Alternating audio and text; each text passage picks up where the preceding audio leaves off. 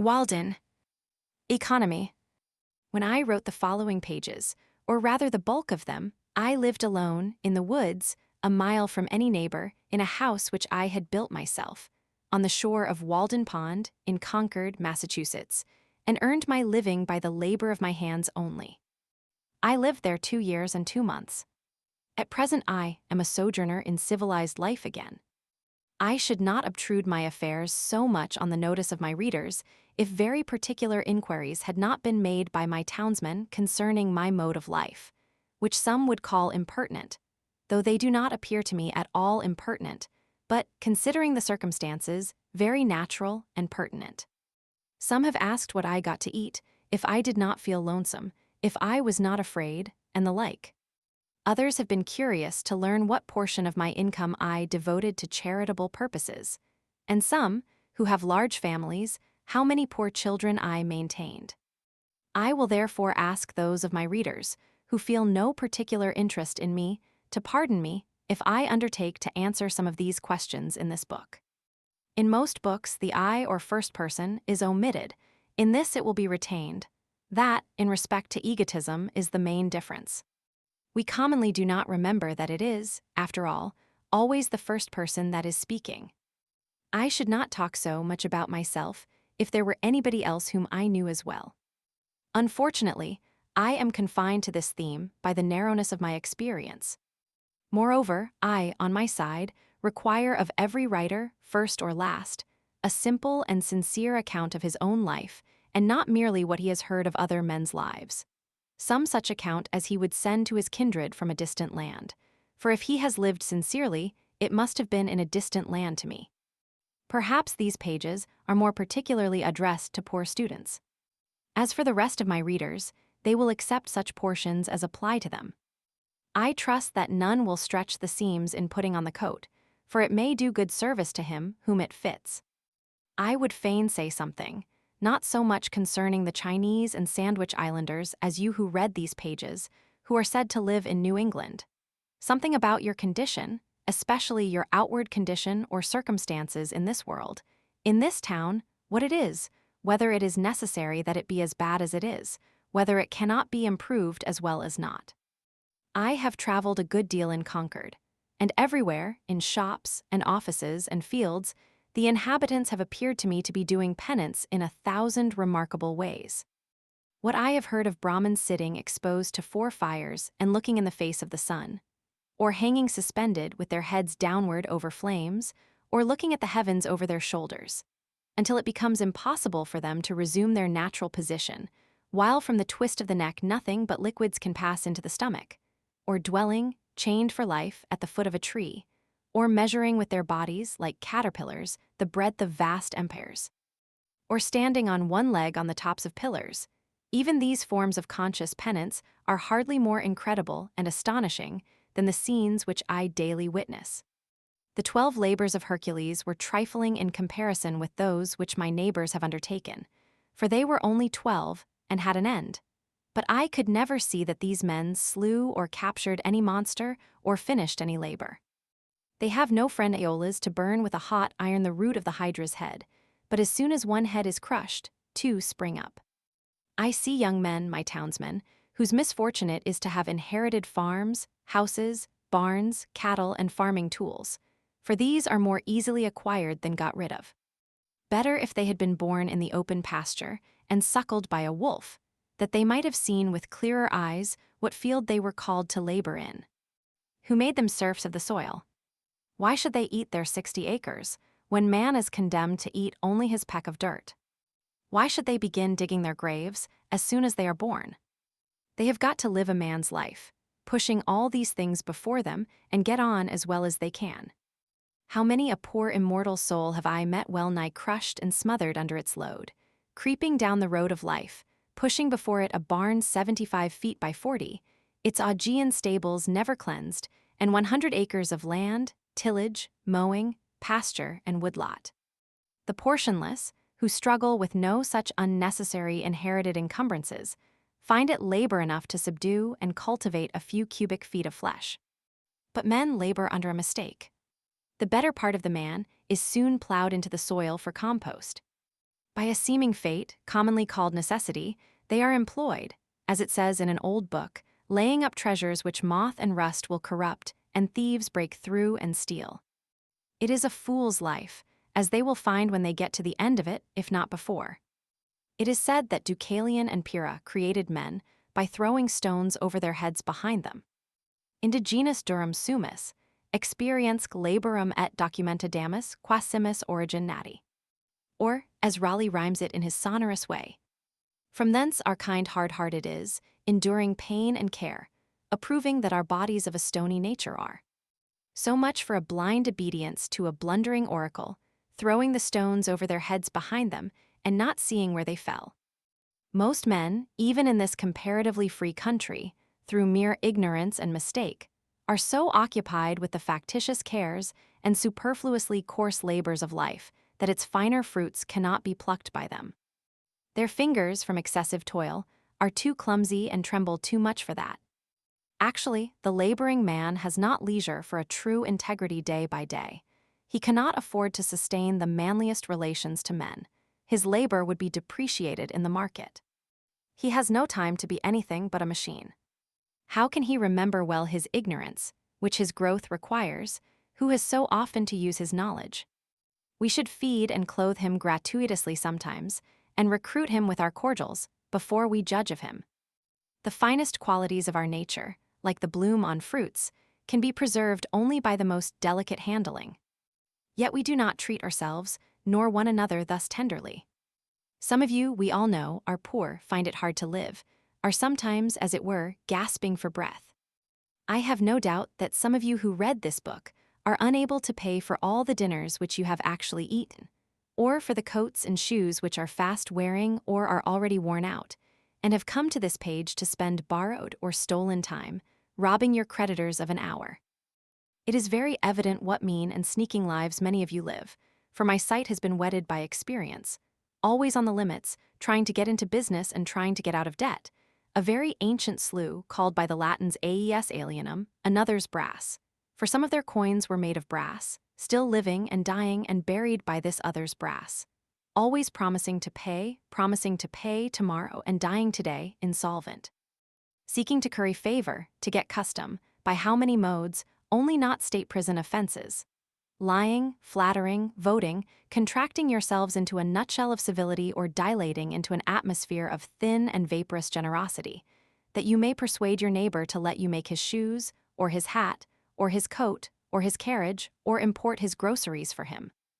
Making yourselves sick, that you may lay up something against a sick day, something to be tucked away in an old chest, or in a stocking behind the plastering, or, more safely, in the brick bank. No matter where, no matter how much or how little. I sometimes wonder that we can be so frivolous, I may almost say, as to attend to the gross but somewhat foreign form of servitude called Negro slavery. There are so many keen and subtle masters that enslave both North and South. It is hard to have a Southern overseer. It is worse to have a Northern one, but worst of all when you are the slave driver of yourself. Talk of a divinity in man. Look at the teamster on the highway, wending to market by day or night. Does any divinity stir within him? His highest duty to fodder and water his horses. What is his destiny to him compared with the shipping interests? Does not he drive for Squire make a stir? How godlike, how immortal is he? See how he cowers and sneaks, how vaguely all the day he fears, not being immortal nor divine, but the slave and prisoner of his own opinion of himself, a fame won by his own deeds. Public opinion is a weak tyrant compared with our own private opinion. What a man thinks of himself, that it is which determines, or rather indicates, his fate. Self-emancipation, even in the West Indian provinces of the fancy and imagination, what Wilberforce is there to bring that about? Think also of the ladies of the land weaving toilet cushions against the last day, not to betray too green an interest in their fates. As if you could kill time without injuring eternity. The mass of men lead lives of quiet desperation. What is called resignation is confirmed desperation. From the desperate city, you go into the desperate country, and have to console yourself with the bravery of minks and muskrats. A stereotyped but unconscious despair is concealed even under what are called the games and amusements of mankind. There is no play in them, for this comes after work. But it is a characteristic of wisdom not to do desperate things. When we consider what, to use the words of the Catechism, is the chief end of man, and what are the true necessaries and means of life, it appears as if men had deliberately chosen the common mode of living because they preferred it to any other. Yet they honestly think there is no choice left. But alert and healthy natures remember that the sun rose clear. It is never too late to give up our prejudices. No way of thinking or doing, however ancient, can be trusted without proof. What everybody echoes or in silence passes by as true today may turn out to be falsehood tomorrow, mere smoke of opinion, which some had trusted for a cloud that would sprinkle fertilizing rain on their fields. What old people say you cannot do, you try, and find that you can. Old deeds for old people, and new deeds for new. Old people did not know enough once, perchance, to fetch fresh fuel to keep the fire a-going. New people put a little dry wood under a pot, and are whirled round the globe with the speed of birds, in a way to kill old people, as the phrase is. Age is no better, hardly so well qualified for an instructor as youth, for it has not profited so much as it has lost. One may almost doubt if the wisest man has learned anything of absolute value by living. Practically, the old have no very important advice to give the young. Their own experience has been so partial, and their lives have been such miserable failures, for private reasons, as they must believe. And it may be that they have some faith left which belies that experience, and they are only less young than they were. I have lived some 30 years on this planet, and I have yet to hear the first syllable of valuable or even earnest advice from my seniors. They have told me nothing, and probably cannot tell me anything to the purpose. Here is life, an experiment to a great extent untried by me, but it does not avail me that they have tried it. If I have any experience which I think valuable, I am sure to reflect that this my mentors said nothing about. One farmer says to me, "You cannot live on vegetable food solely, for it furnishes nothing to make bones with." And so he religiously devotes a part of his day to supplying his system with the raw material of bones. Walking all the while he talks behind his oxen, which, with vegetable-made bones, jerk him and his lumbering plow along in spite of every obstacle. Some things are really necessaries of life in some circles, the most helpless and diseased, which in others are luxuries merely, and in others still are entirely unknown. The whole ground of human life seems to some to have been gone over by their predecessors, both the heights and the valleys, and all things to have been cared for. According to Evelyn, the wise Solomon prescribed ordinances for the very distances of trees, and the Roman praetors have decided how often you may go into your neighbor's land to gather the acorns which fall on it without trespass, and what share belongs to that neighbor. Hippocrates has even left directions how we should cut our nails, that is, even with the ends of the fingers, neither shorter nor longer. Undoubtedly, the very tedium and ennui which presume to have exhausted the variety, and the joys of life are as old as Adam. But man's capacities have never been measured, nor are we to judge of what he can do by any precedents, so little has been tried. Whatever have been thy failures hitherto, be not afflicted, my child, for who shall assign to thee what thou hast left undone? We might try our lives by 1,000 simple tests, as, for instance, that the same sun which ripens my beans illumines at once a system of earths like ours. If I had remembered this, it would have prevented some mistakes. This was not the light in which I hoed them. The stars are the apexes of what wonderful triangles? What distant and different beings in the various mansions of the universe are contemplating the same one at the same moment? Nature and human life are as various as our several constitutions. Who shall say what prospect life offers to another? Could a greater miracle take place than for us to look through each other's eyes for an instant? We should live in all the ages of the world in an hour, aye, in all the worlds of the ages. History, poetry, mythology. I know of no reading of another's experience so startling and informing as this would be. The greater part of what my neighbors call good I believe in my soul to be bad, and if I repent of anything, it is very likely to be my good behavior. What demon possessed me that I behaved so well? You may say the wisest thing you can, old man, you who have lived 70 years, not without honor of a kind. I hear an irresistible voice which invites me away from all that. One generation abandons the enterprises of another like stranded vessels.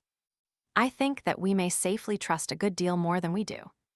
We may waive just so much care of ourselves as we honestly bestow elsewhere. Nature is as well adapted to our weakness as to our strength. The incessant anxiety and strain of some is a well-nigh incurable form of disease.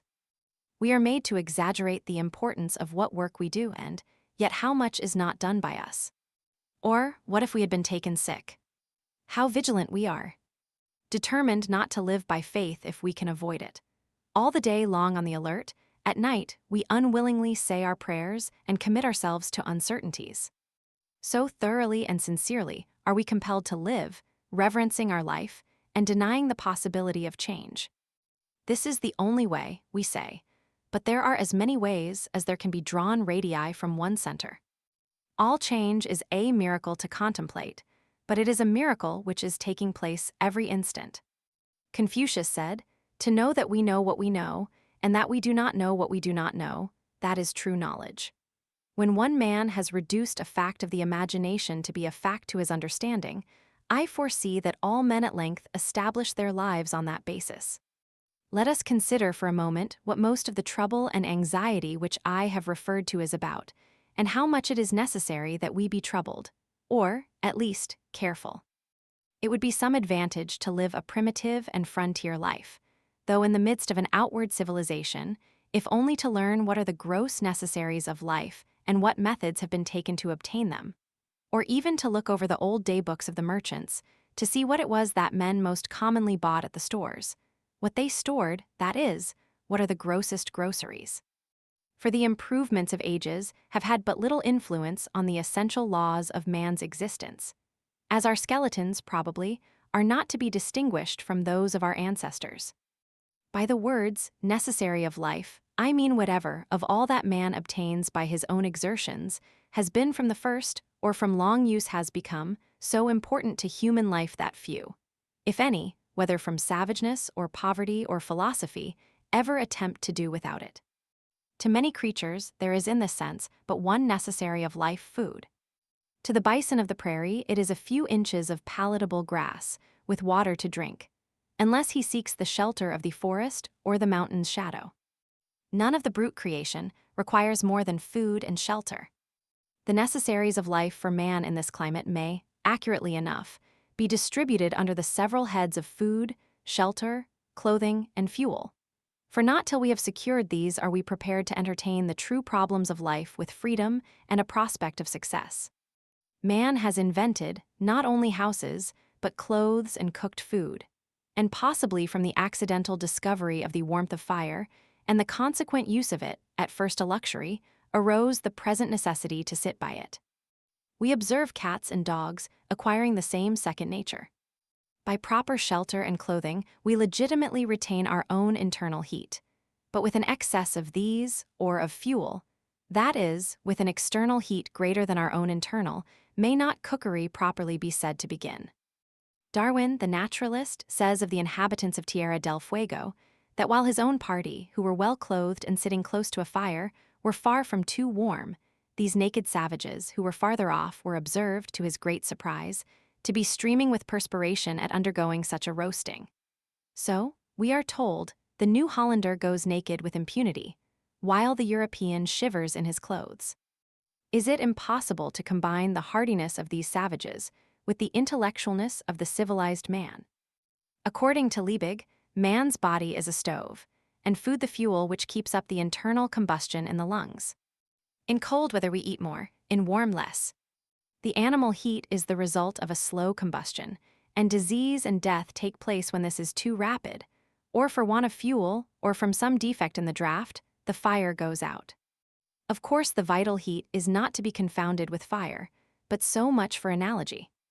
It appears, therefore, from the above list, that the expression animal life is nearly synonymous with the expression animal heat.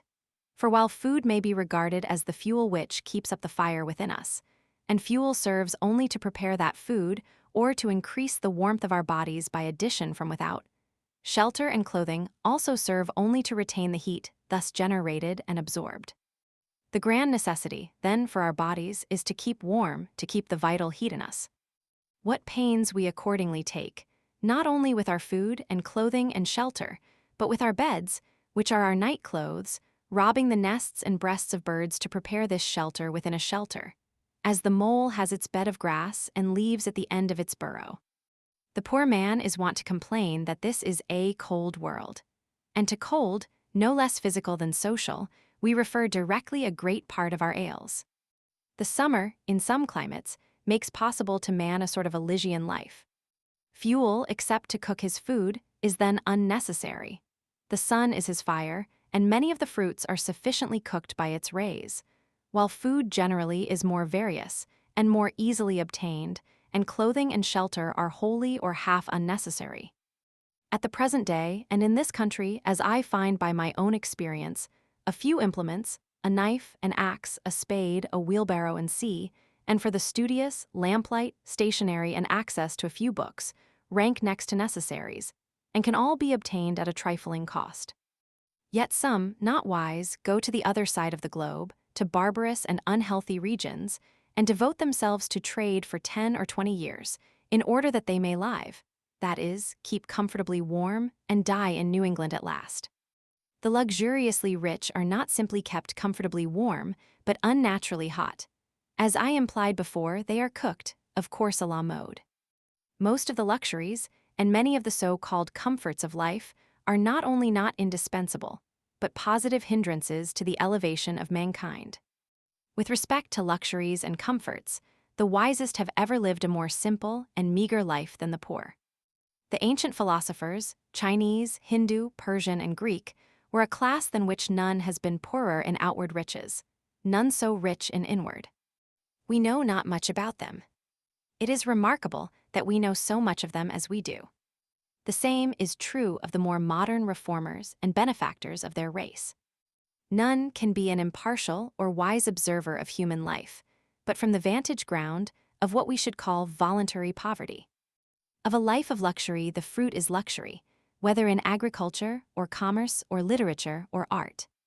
There are nowadays professors of philosophy, but not philosophers. Yet it is admirable to profess, because it was once admirable to live. To be a philosopher is not merely to have subtle thoughts, nor even to found a school, but so to love wisdom as to live according to its dictates, a life of simplicity, independence, magnanimity, and trust. It is to solve some of the problems of life, not only theoretically, but practically. The success of great scholars and thinkers is commonly a courtier-like success, not kingly, not manly. They make shift to live merely by conformity, practically as their fathers did, and are in no sense the progenitors of a nobler race of men.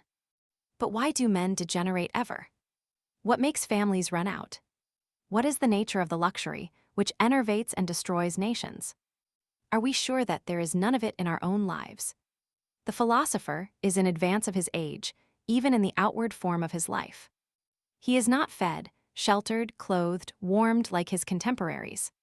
How can a man be a philosopher and not maintain his vital heat by better methods than other men? When a man is warmed by the several modes which I have described, what does he want next? Surely not more warmth of the same kind, as more and richer food, larger and more splendid houses, finer and more abundant clothing, more numerous incessant and hotter fires, and the like. When he has obtained those things which are necessary to life, there is another alternative than to obtain the superfluities, and that is to adventure on life now, his vacation from humbler toil having commenced. The soil, it appears, is suited to the seed, for it has sent its radicle downward, and it may now send its shoot upward also with confidence. Why has man rooted himself thus firmly in the earth, but that he may rise in the same proportion into the heavens above? For the nobler plants are valued for the fruit they bear at last in the air and light, far from the ground, and are not treated like the humbler esculents, which, though they may be biennials, are cultivated only till they have perfected their root, and often cut down at top for this purpose, so that most would not know them in their flowering season. I do not mean to prescribe rules to strong and valiant natures, who will mind their own affairs whether in heaven or hell, and perchance build more magnificently and spend more lavishly than the richest, without ever impoverishing themselves, not knowing how they live, if, indeed, there are any such, as has been dreamed. Nor to those who find their encouragement and inspiration in precisely the present condition of things, and cherish it with the fondness and enthusiasm of lovers. And, to some extent, I reckon myself in this number. I do not speak to those who are well employed, in whatever circumstances, and they know whether they are well employed or not, but mainly to the mass of men who are discontented, and idly complaining of the hardness of their lot or of the times, when they might improve them. There are some who complain most energetically and inconsolably of any, because they are, as they say, doing their duty. I also have in my mind that seemingly wealthy, but most terribly impoverished class of all, who have accumulated dross, but know not how to use it, or get rid of it, and thus have forged their own golden or silver fetters. If I should attempt to tell how I have desired to spend my life in years past, it would probably surprise those of my readers who are somewhat acquainted with its actual history. It would certainly astonish those who know nothing about it. I will only hint at some of the enterprises which I have cherished. In any weather, at any hour of the day or night, I have been anxious to improve the nick of time and notch it on my stick too, to stand on the meeting of two eternities, the past and future, which is precisely the present moment, to toe that line. You will pardon some obscurities, for there are more secrets in my trade than in most men's, and yet not voluntarily kept, but inseparable from its very nature. I would gladly tell all that I know about it, and never paint, no admittance on my gate. I long ago lost a hound, a bay horse, and a turtle dove, and am still on their trail. Many are the travelers I have spoken concerning them, describing their tracks and what calls they answered to. I have met one or two who had heard the hound and the tramp of the horse, and even seen the dove disappear behind a cloud, and they seemed as anxious to recover them as if they had lost them themselves. To anticipate, not the sunrise and the dawn merely, but, if possible, nature herself. How many mornings, summer and winter, before yet any neighbor was stirring about his business, have I been about mine? No doubt, many of my townsmen have met me returning from this enterprise, farmers starting for Boston in the twilight, or woodchoppers going to their work. It is true, I never assisted the sun materially in his rising, but doubt not, it was of the last importance only to be present at it. So many autumn, and winter days spent outside the town, trying to hear what was in the wind, to hear and carry it express. I well nigh sunk all my capital in it, and lost my own breath into the bargain, running in the face of it. If it had concerned either of the political parties, depend upon it, it would have appeared in the Gazette with the earliest intelligence. At other times, watching from the observatory of some cliff or tree to telegraph any new arrival, or waiting at evening on the hilltops for the sky to fall, that I might catch something, though I never caught much, and that, manawise, would dissolve again in the sun. For a long time I was reporter to a journal, of no very wide circulation, whose editor has never yet seen fit to print the bulk of my contributions, and, as is too common with writers, I got only my labor for my pains. However, in this case my pains were their own reward. For many years I was self-appointed inspector of snowstorms and rainstorms, and did my duty faithfully. Surveyor, if not of highways, then of forest paths and all across-lot routes, keeping them open, and ravines bridged and passable at all seasons, where the public heel had testified to their utility. I have looked after the wild stock of the town, which give a faithful herdsman a good deal of trouble by leaping fences, and I have had an eye to the unfrequented nooks and corners of the farm, though I did not always know whether Jonas or Solomon worked in a particular field today. That was none of my business. I have watered the red huckleberry, the sand cherry and the nettle tree, the red pine and the black ash, the white grape and the yellow violet, which might have withered else in dry seasons. In short, I went on thus for a long time, I may say it without boasting, faithfully minding my business, till it became more and more evident that my townsmen would not after all admit me into the list of town officers, nor make my place a sinecure with a moderate allowance. My accounts, which I can swear to have kept faithfully, I have indeed never got audited, still less accepted, still less paid and settled. However, I have not set my heart on that. Not long since, a strolling Indian went to sell baskets at the house of a well-known lawyer in my neighborhood. "Do you wish to buy any baskets?" he asked. "No, we do not want any," was the reply. "What?" exclaimed the Indian as he went out the gate. "Do you mean to starve us?" Having seen his industrious white neighbors so well off, that the lawyer had only to weave arguments, and by some magic wealth and standing followed, he had said to himself, "I will go into business, I will weave baskets, it is a thing which I can do." Thinking that, when he had made the baskets, he would have done his part, and then it would be the white man's to buy them. He had not discovered that it was necessary for him to make it worth the other's while to buy them, or at least make him think that it was so, or to make something else which it would be worth his while to buy. I too had woven a kind of basket of a delicate texture, but I had not made it worth anyone's while to buy them. Yet not the less, in my case, did I think it worth my while to weave them, and instead of studying how to make it worth men's while to buy my baskets, I studied rather how to avoid the necessity of selling them. The life which men praise and regard as successful is but one kind. Why should we exaggerate any one kind at the expense of the others? Finding that my fellow citizens were not likely to offer me any room in the courthouse, or any curacy or living anywhere else, but I must shift for myself, I turned my face more exclusively than ever to the woods, where I was better known. I determined to go into business at once, and not wait to acquire the usual capital, using such slender means as I had already got. My purpose in going to Walden Pond was not to live cheaply nor to live dearly there, but to transact some private business with the fewest obstacles.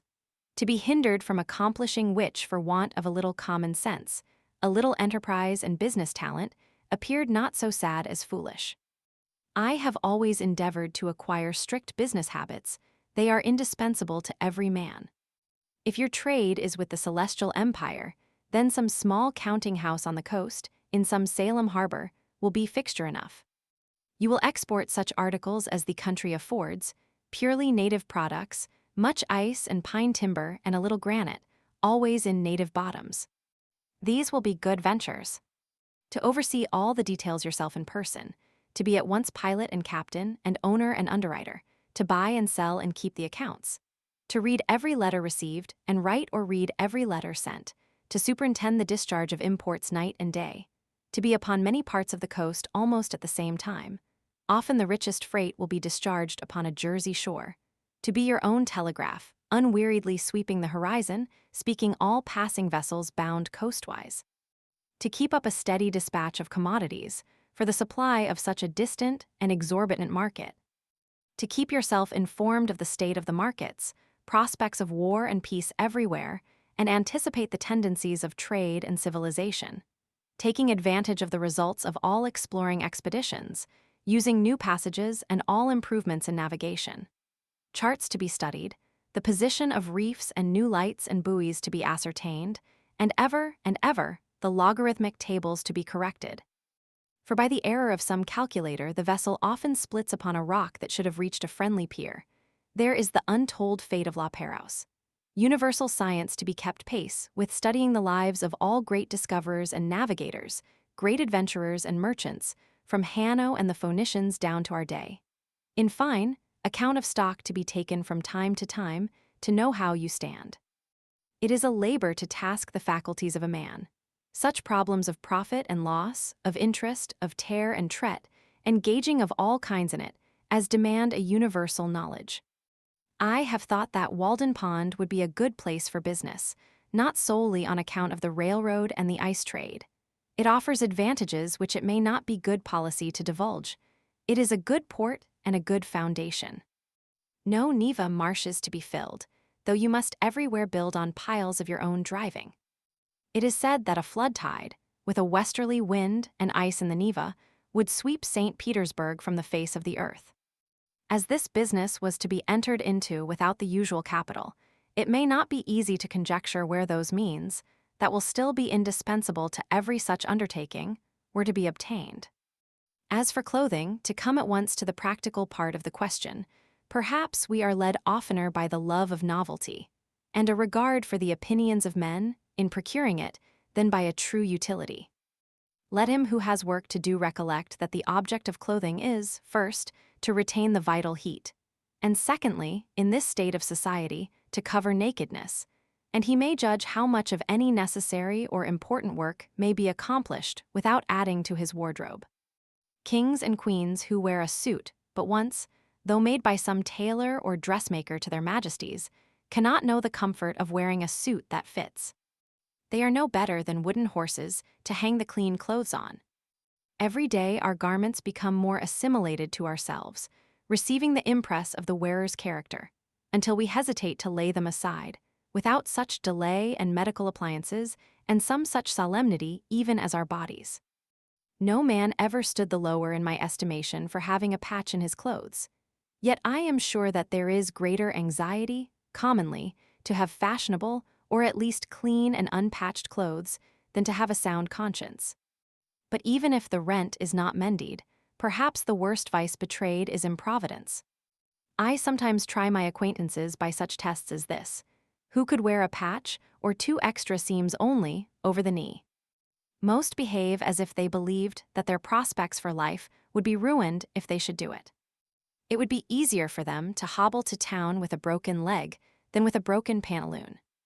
Often, if an accident happens to a gentleman's legs, they can be mended, but if a similar accident happens to the legs of his pantaloons, there is no help for it, for he considers not what is truly respectable, but what is respected.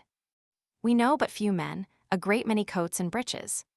Dress a scarecrow in your last shift, you standing shiftless by, who would not soonest salute the scarecrow. Passing a cornfield the other day, close by a hat and coat on a stake, I recognized the owner of the farm. He was only a little more weatherbeat than when I saw him last.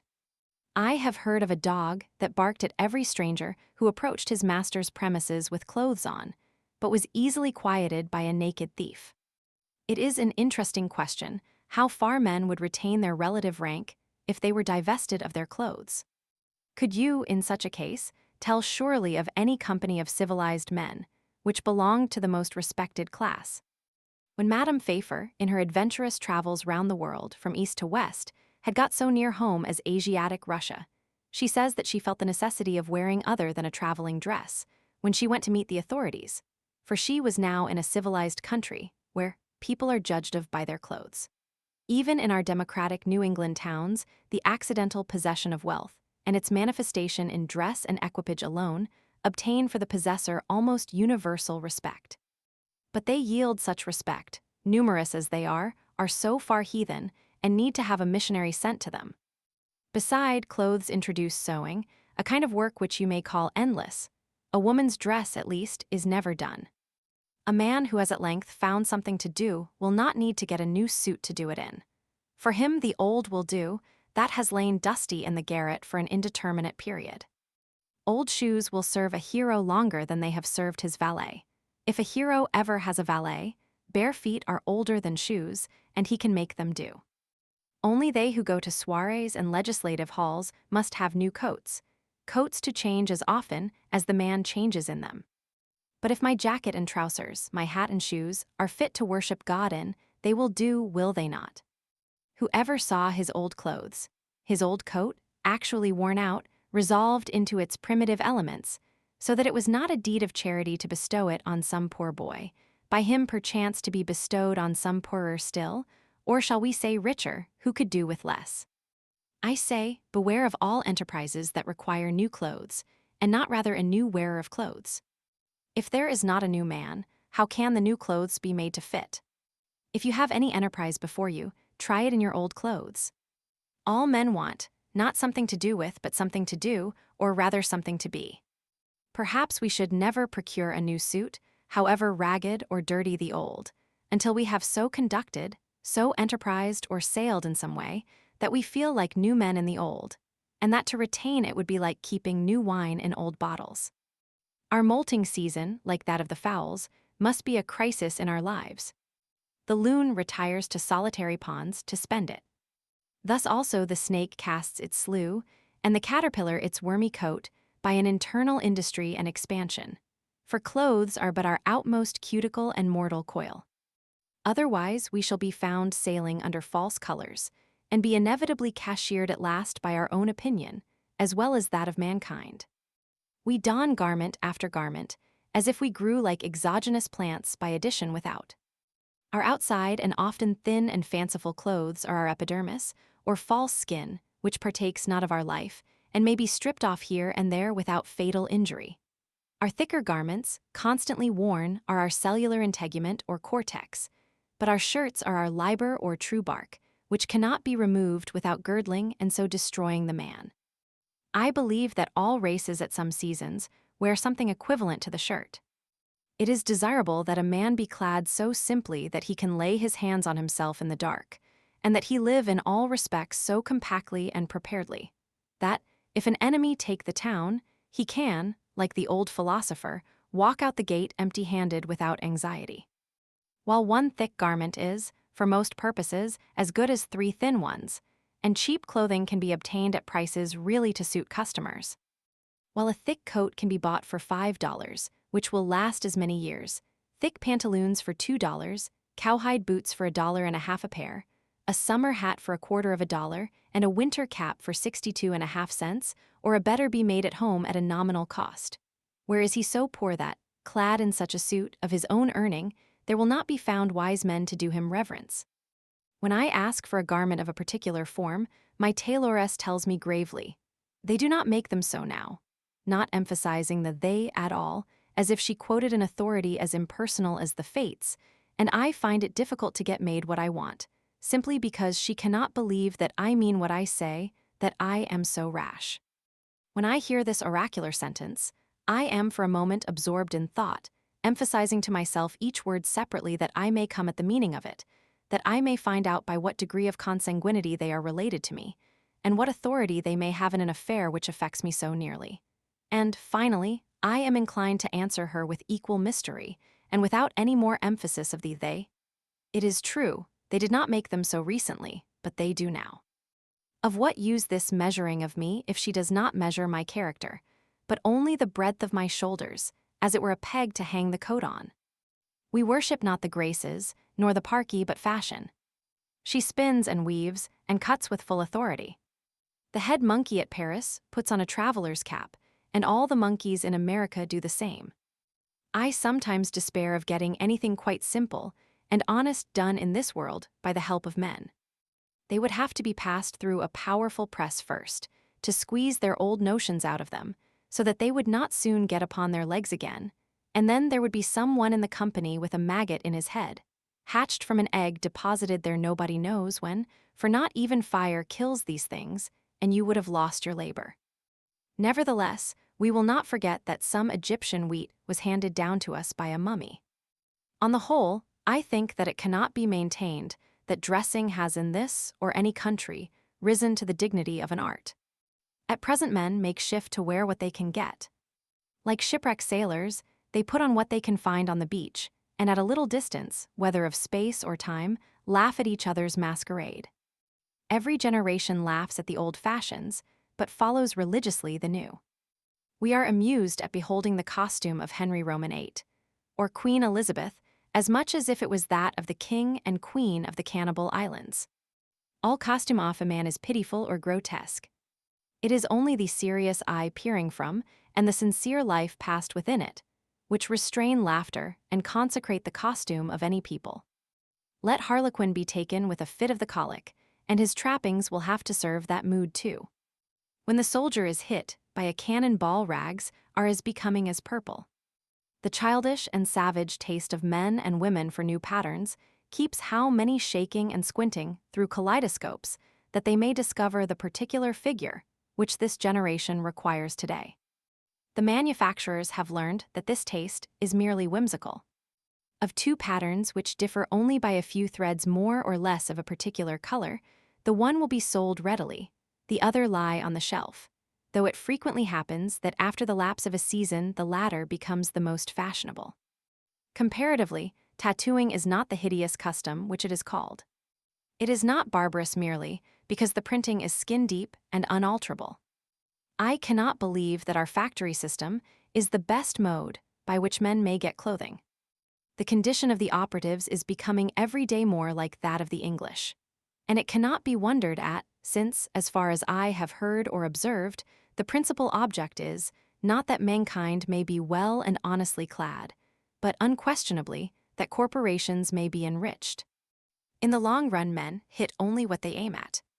Therefore, though they should fail immediately, they had better aim at something high. As for a shelter, I will not deny that this is now a necessary of life, though there are instances of men having done without it for long periods in colder countries than this. Samuel Lang says that the Laplander in his skin dress, and in a skin bag which he puts over his head and shoulders, will sleep night after night on the snow in a degree of cold which would extinguish the life of one exposed to it in any woolen clothing. He had seen them asleep thus. Yet he adds, they are not hardier than other people. But probably, man did not live long on the earth without discovering the convenience which there is in a house, the domestic comforts, which phrase may have originally signified the satisfactions of the house more than of the family, though these must be extremely partial and occasional in those climates where the house is associated in our thoughts with winter or the rainy season chiefly, and 2/3 of the year, except for a parasol, is unnecessary. In our climate, in the summer, it was formerly almost solely a covering at night. In the Indian gazettes, a wigwam was the symbol of a day's march, and a row of them cut or painted on the bark of a tree signified that so many times they had camped.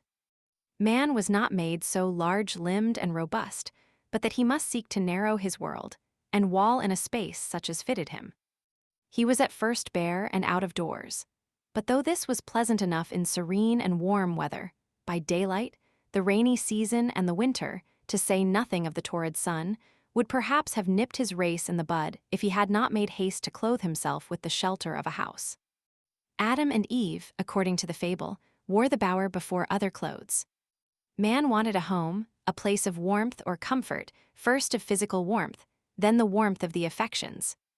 We may imagine a time when, in the infancy of the human race, some enterprising mortal crept into a hollow in a rock for shelter. Every child begins the world again, to some extent, and loves to stay outdoors, even in wet and cold.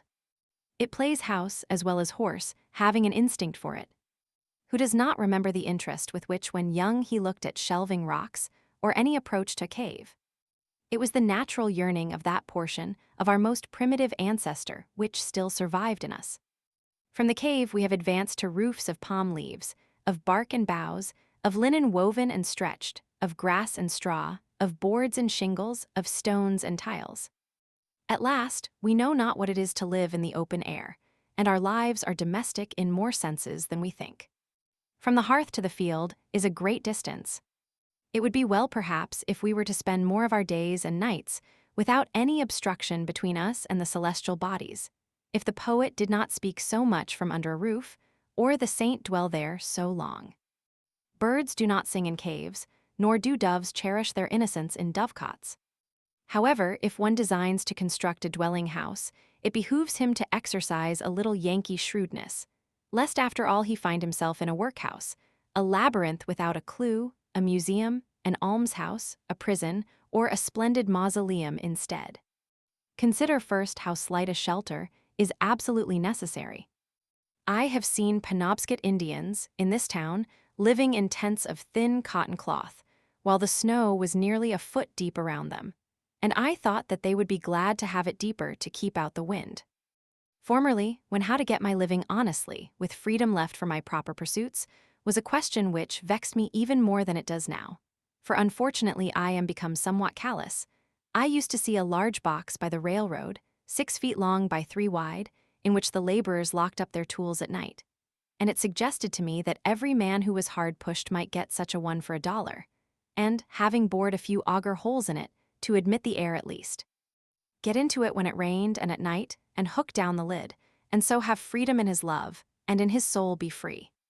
This did not appear the worst, nor by any means a despicable alternative. You could sit up as late as you pleased, and whenever you got up, go abroad without any landlord or houselord dogging you for rent. Many a man is harassed to death to pay the rent of a larger and more luxurious box who would not have frozen to death in such a box as this. I am far from jesting. Economy is a subject which admits of being treated with levity, but it cannot so be disposed of. A comfortable house for a rude and hardy race that lived mostly out of doors was once made here almost entirely of such materials as nature furnished ready to their hands. Gookin, who was superintendent of the Indians subject to the Massachusetts colony, writing in 1674, says, "The best of their houses are covered very neatly, tight and warm, with barks of trees, slipped from their bodies at those seasons when the sap is up, and made into great flakes, with pressure of weighty timber, when they are green. The meaner sort are covered with mats which they make of a kind of bulrush, and are also indifferently tight and warm, but not so good as the former. Some I have seen, 60 or 100 feet long and 30 feet broad. I have often lodged in their wigwams, and found them as warm as the best English houses." He adds that they were commonly carpeted and lined within with well-wrought embroidered mats, and were furnished with various utensils. The Indians had advanced so far as to regulate the effect of the wind by a mat suspended over the hole in the roof and moved by a string. Such a lodge was in the first instance constructed in a day or two at most, and taken down and put up in a few hours, and every family owned one or its apartment in one. In the savage state, every family owns a shelter as good as the best, and sufficient for its coarser and simpler wants. But I think that I speak within bounds when I say that, though the birds of the air have their nests, and the foxes their holes, and the savages their wigwams, in modern civilized society, not more than one-half the families own a shelter. In the large towns and cities, where civilization especially prevails, the number of those who own a shelter is a very small fraction of the whole. The rest pay an annual tax for this outside garment of all, become indispensable summer and winter, which would buy a village of Indian wigwams, but now helps to keep them poor as long as they live. I do not mean to insist here on the disadvantage of hiring compared with owning, but it is evident that the savage owns his shelter because it costs so little, while the civilized man hires his commonly because he cannot afford to own it. Nor can he, in the long run, any better afford to hire. But answers one, by merely paying this tax, the poor civilized man secures an abode which is a palace compared with the savages. An annual rent of from $25 to $100, these are the country rates, entitles him to the benefit of the improvements of centuries, spacious apartments, clean paint and paper, Rumford fireplace, back plastering, Venetian blinds, copper pump, spring lock, a commodious cellar, and many other things. But how happens it that he who is said to enjoy these things is so commonly a poor civilized man, while the savage, who has them not, is rich as a savage? If it is asserted that civilization is a real advance in the condition of man, and I think that it is, though only the wise improve their advantages, it must be shown that it has produced better dwellings without making them more costly. And the cost of a thing is the amount of what I will call life which is required to be exchanged for it, immediately or in the long run. An average house in this neighborhood costs perhaps $800, and to lay up this sum will take from 10 to 15 years of the laborer's life, even if he is not encumbered with a family.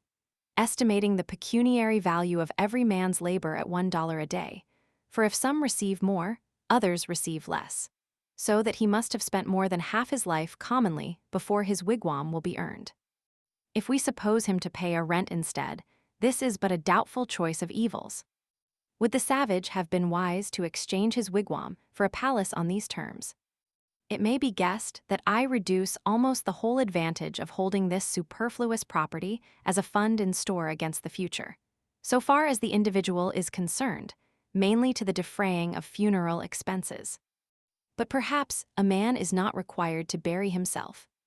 Nevertheless, this points to an important distinction between the civilized man and the savage, and, no doubt, they have designs on us for our benefit, in making the life of a civilized people an institution in which the life of the individual is to a great extent absorbed, in order to preserve and perfect that of the race. But I wish to show at what a sacrifice this advantage is at present obtained, and to suggest that we may possibly so live as to secure all the advantage without suffering any of the disadvantage. What mean ye by saying that the poor ye have always with you, or that the fathers have eaten sour grapes, and the children's teeth are set on edge. As I live, saith the Lord God, ye shall not have occasion any more to use this proverb in Israel. Behold, all souls are mine, as the soul of the Father, so also the soul of the Son is mine. The soul that sinneth, it shall die.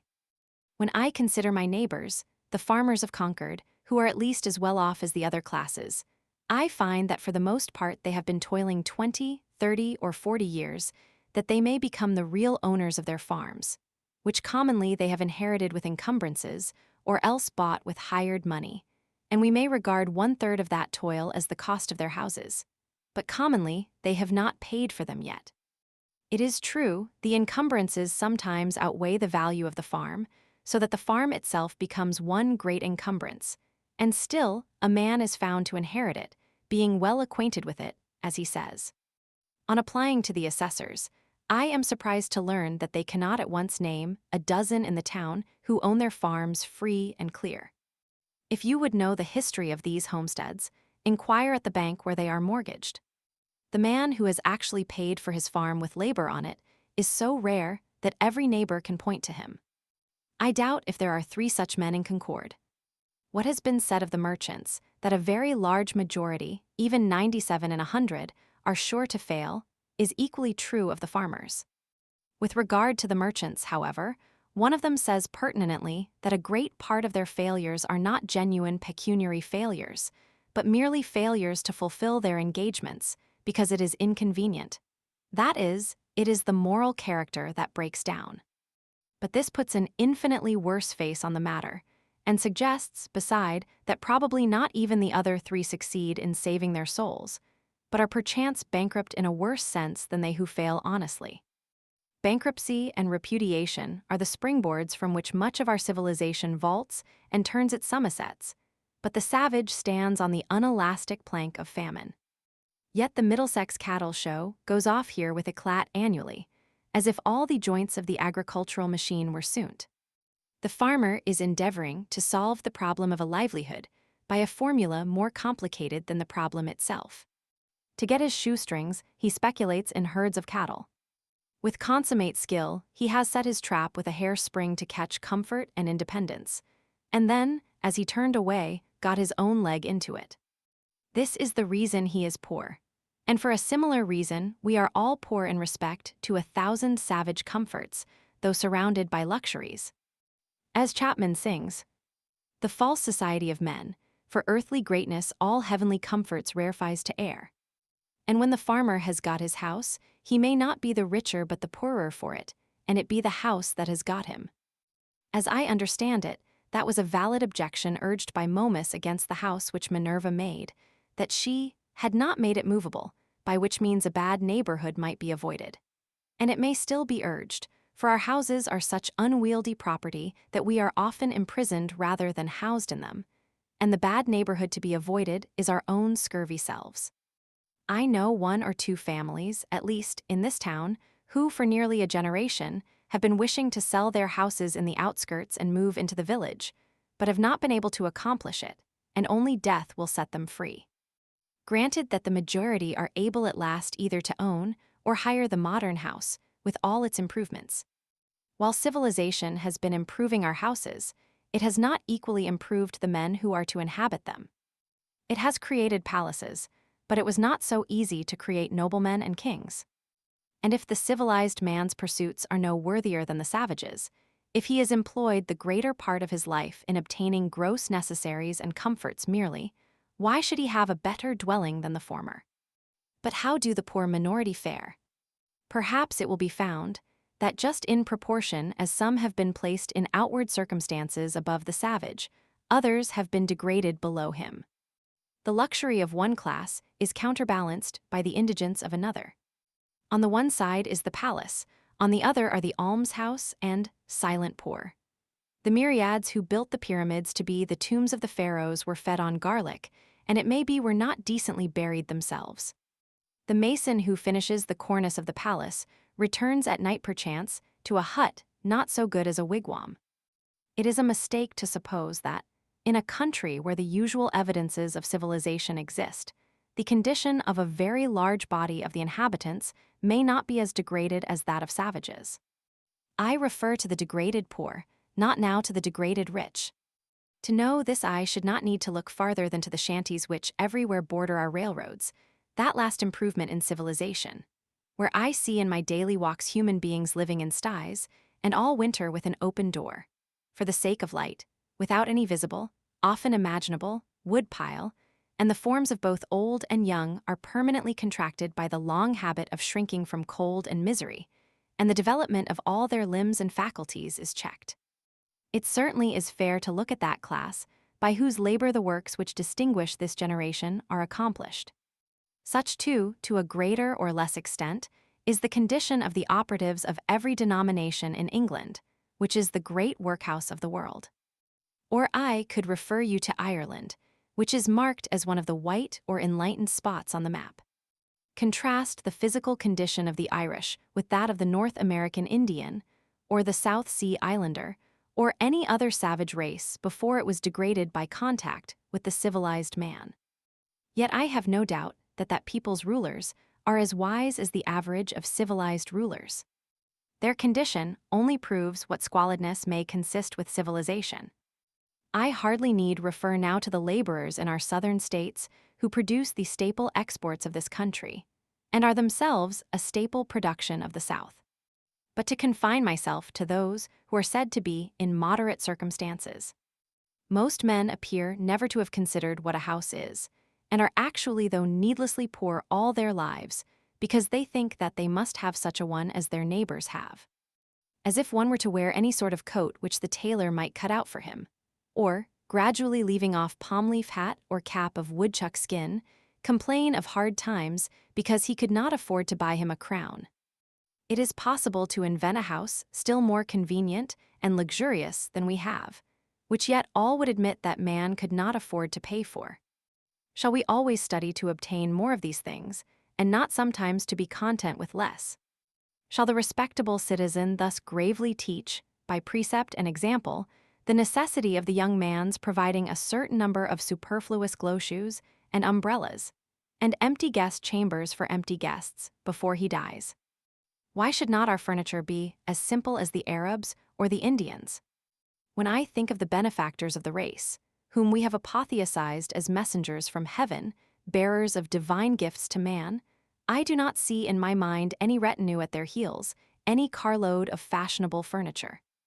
Or what if I were to allow, would it not be a singular allowance, that our furniture should be more complex than the Arab's, in proportion as we are morally and intellectually his superiors? At present, our houses are cluttered and defiled with it, and a good housewife would sweep out the greater part into the dust hole, and not leave her morning's work undone. Morning work. By the blushes of Aurora and the music of Memnon, what should be man's morning work in this world? I had 3 pieces of limestone on my desk, but I was terrified to find that they required to be dusted daily, when the furniture of my mind was all undusted still, and I threw them out the window in disgust. How then could I have a furnished house? I would rather sit in the open air, for no dust gathers on the grass, unless where man has broken ground. It is the luxurious and dissipated who set the fashions which the herd so diligently follow. The traveler who stops at the best houses, so called, soon discovers this, for the publicans presume him to be a Sardanapalus, and if he resigned himself to their tender mercies, he would soon be completely emasculated. I think that in the railroad car we are inclined to spend more on luxury than on safety and convenience, and it threatens without attaining these to become no better than a modern drawing-room, with its divans and ottomans and sunshades, and 100 other oriental things, which we are taking west with us, invented for the ladies of the harem and the effeminate natives of the celestial empire, which Jonathan should be ashamed to know the names of. I would rather sit on a pumpkin and have it all to myself than be crowded on a velvet cushion. I would rather ride on earth in an ox cart with a free circulation than go to heaven in the fancy car of an excursion train and breathe the malaria all the way. The very simplicity and nakedness of man's life in the primitive ages imply this advantage at least, that they left him still but a sojourner in nature. When he was refreshed with food and sleep, he contemplated his journey again. He dwelt, as it were, in a tent in this world, and was either threading the valleys, or crossing the plains, or climbing the mountain tops. But lo, men have become the tools of their tools. The man who independently plucked the fruits when he was hungry is become a farmer, and he who stood under a tree for shelter, a housekeeper. We now no longer camp as for a night, but have settled down on earth and forgotten heaven. We have adopted Christianity merely as an improved method of agriculture. We have built for this world a family mansion, and for the next a family tomb. The best works of art are the expression of man's struggle to free himself from this condition, but the effect of our art is merely to make this low state comfortable, and that higher state to be forgotten. There is actually no place in this village for a work of fine art, if any had come down to us, to stand, for our lives, our houses and streets, furnish no proper pedestal for it.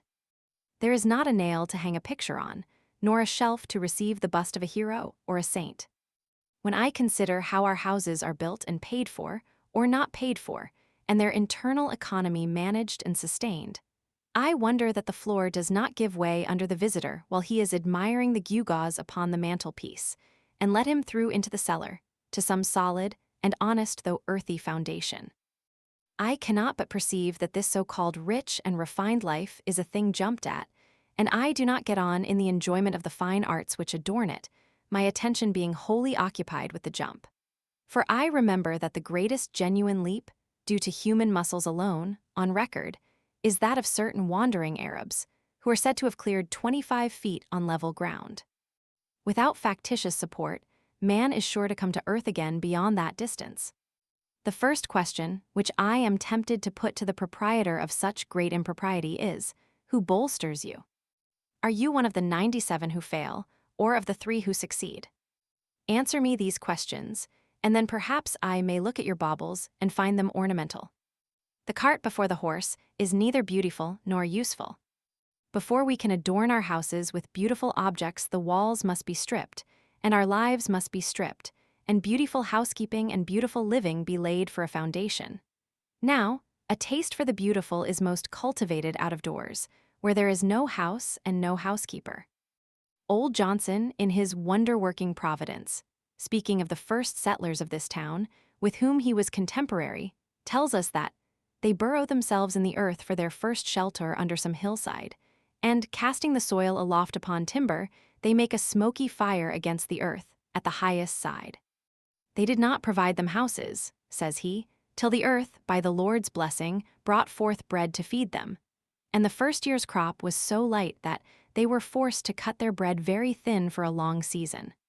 The secretary of the province of New Netherland, writing in Dutch in 1650 for the information of those who wished to take up land there, states more particularly that those in New Netherland, and especially in New England, who have no means to build farmhouses at first according to their wishes, dig a square pit in the ground, cellar fashion, 6 or 7 feet deep, as long and as broad as they think proper, case the earth inside with wood all round the wall, and line the wood with the bark of trees or something else to prevent the caving in of the earth, floor this cellar with plank, and wainscot it overhead for a ceiling, raise a roof of spars clear up, and cover the spars with bark or green sods, so that they can live dry and warm in these houses with their entire families for 2, 3, and 4 years, it being understood that partitions are run through those cellars which are adapted to the size of the family. The wealthy and principal men in New England, in the beginning of the colonies, commenced their first dwelling houses in this fashion for 2 reasons. Firstly, in order not to waste time in building, and not to want food the next season. Secondly, in order not to discourage poor laboring people whom they brought over in numbers from fatherland. In the course of 3 or 4 years, when the country became adapted to agriculture, they built themselves handsome houses, spending on them several thousands. In this course, which our ancestors took there, was a show of prudence at least, as if their principle were to satisfy the more pressing wants first. But are the more pressing wants satisfied now? When I think of acquiring for myself one of our luxurious dwellings, I am deterred, for, so to speak, the country is not yet adapted to human culture, and we are still forced to cut our spiritual bread far thinner than our forefathers did their wheat. Not that all architectural ornament is to be neglected even in the rudest periods. But let our houses first be lined with beauty, where they come in contact with our lives, like the tenement of the shellfish, and not overlaid with it. But alas, I have been inside one or two of them, and know what they are lined with. Though we are not so degenerate but that we might possibly live in a cave or a wigwam or wear skins today, it certainly is better to accept the advantages, though so dearly bought, which the invention and industry of mankind offer.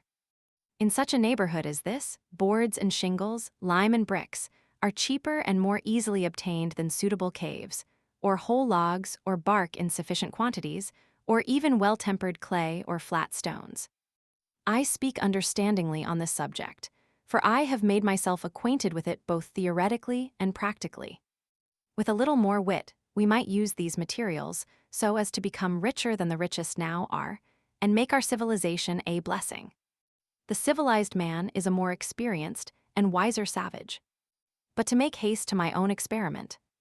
Near the end of March, 1845, I borrowed an axe and went down to the woods by Walden Pond, nearest to where I intended to build my house, and began to cut down some tall, arrowy white pines, still in their youth, for timber. It is difficult to begin without borrowing, but perhaps it is the most generous course thus to permit your fellow men to have an interest in your enterprise. The owner of the axe, as he released his hold on it, said that it was the apple of his eye, but I returned it sharper than I received it. It was a pleasant hillside where I worked, covered with pine woods, through which I looked out on the pond, and a small open field in the woods where pines and hickories were springing up. The ice in the pond was not yet dissolved, though there were some open spaces, and it was all dark-colored and saturated with water.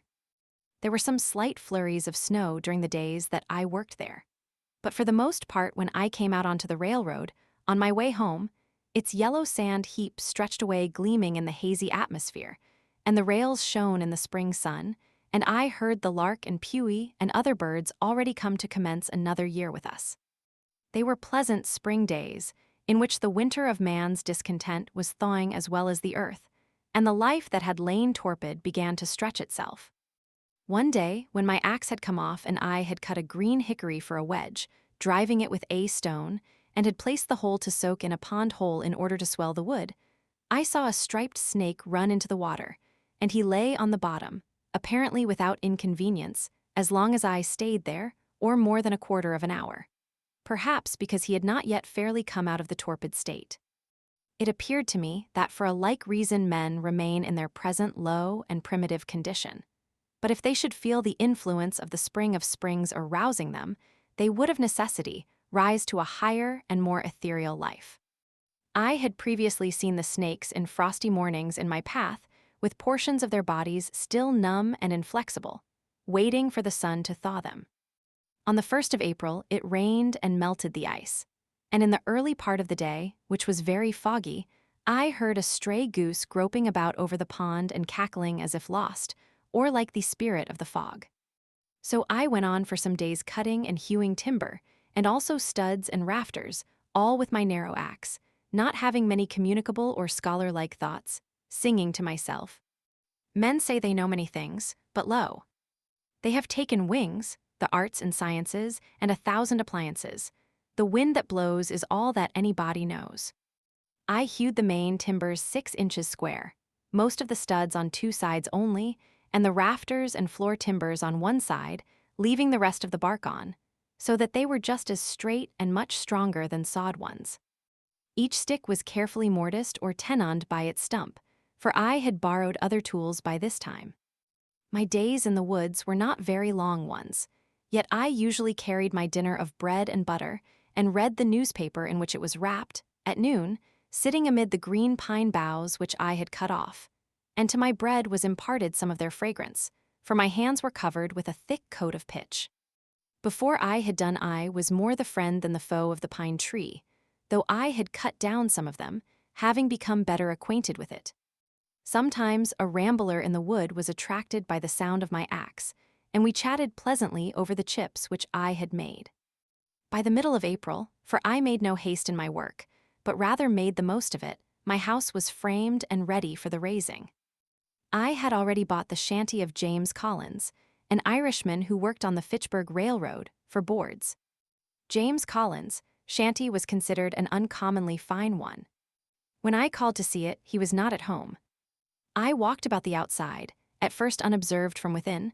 The window was so deep and high. It was of small dimensions, with a peaked cottage roof, and not much else to be seen, the dirt being raised 5 feet all around as if it were a compost heap. The roof was the soundest part, though a good deal warped and made brittle by the sun. Doorsill there was none, but a perennial passage for the hens under the doorboard. Mrs. C. came to the door and asked me to view it from the inside. The hens were driven in by my approach. It was dark and had a dirt floor for the most part, dank, clammy, and aguish, only here a board and there a board which would not bear removal. She lighted a lamp to show me the inside of the roof and the walls, and also that the board floor extended under the bed, warning me not to step into the cellar, a sort of dust hole 2 feet deep. In her own words, they were good boards overhead, good boards all around, and a good window. Of 2 whole squares originally, only the cat had passed out that way lately. There was a stove, a bed, and a place to sit, an infant in the house where it was born, a silk parasol, gilt-framed looking-glass, and a patent new coffee mill nailed to an oak sapling, all told. The bargain was soon concluded, for James had in the meanwhile returned. I to pay $4.25 tonight, he to vacate at 5 tomorrow morning, selling to nobody else meanwhile. I to take possession at 6. It were well, he said, to be there early, and anticipate certain indistinct, but wholly unjust claims on the score of ground rent and fuel. This, he assured me, was the only encumbrance. At 6 I passed him and his family on the road. One large bundle held their all, bed, coffee mill, looking-glass, hens, all but the cat. She took to the woods and became a wild cat, and, as I learned afterward, trod in a trap set for woodchucks, and so became a dead cat at last. I took down this dwelling the same morning, drawing the nails, and removed it to the pond side by small cartloads, spreading the boards on the grass there to bleach and warp back again in the sun. One early thrush gave me a note or two as I drove along the woodland path. I was informed treacherously by a young Patrick that neighbor Seeley, an Irishman in the intervals of the carting, transferred the still tolerable, straight and drivable nails, staples, and spikes to his pocket, and then stood when I came back to pass the time of day, and look freshly up, unconcerned with spring thoughts at the devastation there being a dearth of work, as he said. He was there to represent spectatordom, and help make this seemingly insignificant event one with the removal of the gods of Troy. I dug my cellar in the side of a hill sloping to the south, where a woodchuck had formerly dug his burrow, down through sumac and blackberry roots, and the lowest stain of vegetation, 6 feet square by 7 deep, to a fine sand where potatoes would not freeze in any winter. The sides were left shelving and not stoned, but the sun having never shone on them, the sand still keeps its place. It was but 2 hours' work. I took particular pleasure in this breaking of ground, for in almost all latitudes men dig into the earth for an equable temperature. Under the most splendid house in the city is still to be found the cellar where they store their roots as of old, and long after the superstructure has disappeared posterity remark its dent in the earth. The house is still but a sort of porch at the entrance of a burrow. At length, in the beginning of May, with the help of some of my acquaintances, rather to improve so good an occasion for neighborliness than from any necessity, I set up the frame of my house. No man was ever more honored in the character of his raisers than I. They are destined, I trust, to assist at the raising of loftier structures one day. I began to occupy my house on the 4th of July, as soon as it was boarded and roofed, for the boards were carefully feather-edged and lapped, so that it was perfectly impervious to rain. But before boarding, I laid the foundation of a chimney at one end, bringing 2 cartloads of stones up the hill from the pond in my arms. I built the chimney after my hoeing in the fall, before a fire became necessary for warmth, doing my cooking in the mean while out of doors on the ground early in the morning, which mode I still think is in some respects more convenient and agreeable than the usual one. When it stormed before my bread was baked, I fixed a few boards over the fire and sat under them to watch my loaf and pass some pleasant hours in that way. In those days, when my hands were much employed, I read but little, but the least scraps of paper which lay on the ground, my holder or tablecloth, afforded me as much entertainment, in fact answered the same purpose as the Iliad.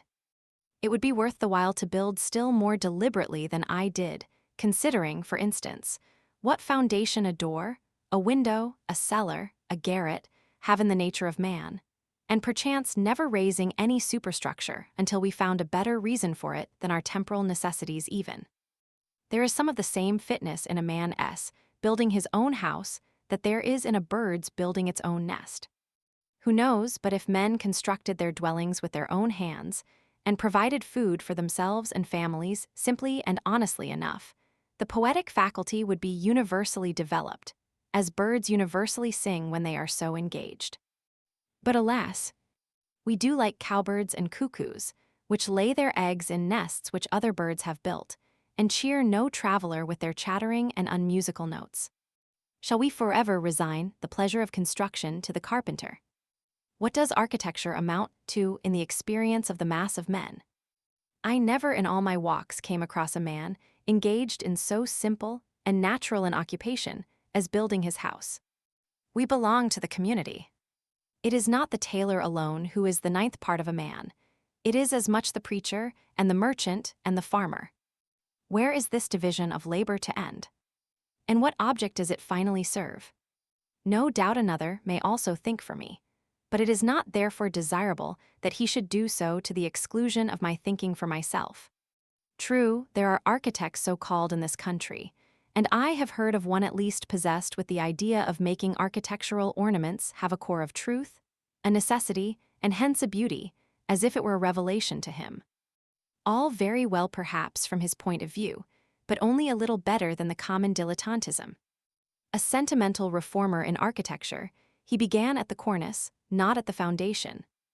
It was only how to put a core of truth within the ornaments, that every sugar plum in fact might have an almond or caraway seed in it, though I hold that almonds are most wholesome without the sugar, and not how the inhabitant, the indweller, might build truly within and without, and let the ornaments take care of themselves. What reasonable man ever supposed that ornaments were something outward, and in the skin merely? That the tortoise got his spotted shell, or the shellfish its mother-o'-pearl tints, by such a contract as the inhabitants of Broadway their Trinity Church. But a man has no more to do with the style of architecture of his house than a tortoise with that of its shell. Nor need the soldier be so idle as to try to paint the precise color of his virtue on his standard. The enemy will find it out. He may turn pale when the trial comes. This man seemed to me to lean over the cornice, and timidly whisper his half-truth to the rude occupants who really knew it better than he. What of architectural beauty I now see, I know has gradually grown from within outward, out of the necessities and character of the indweller, who is the only builder, out of some unconscious truthfulness and nobleness without ever a thought for the appearance, and whatever additional beauty of this kind is destined to be produced will be preceded by a like unconscious beauty of life. The most interesting dwellings in this country, as the painter knows, are the most unpretending, humble log huts and cottages of the poor commonly.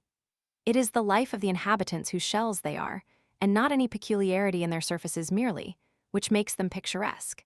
And equally interesting will be the citizen's suburban box, when his life shall be as simple and as agreeable to the imagination, and there is as little straining after effect in the style of his dwelling.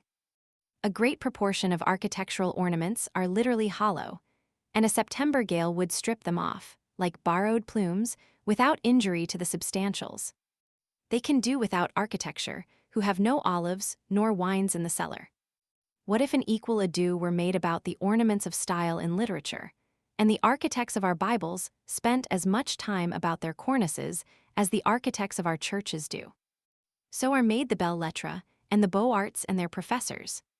Much it concerns a man, forsooth, how a few sticks are slanted over him or under him, and what colors are daubed upon his box.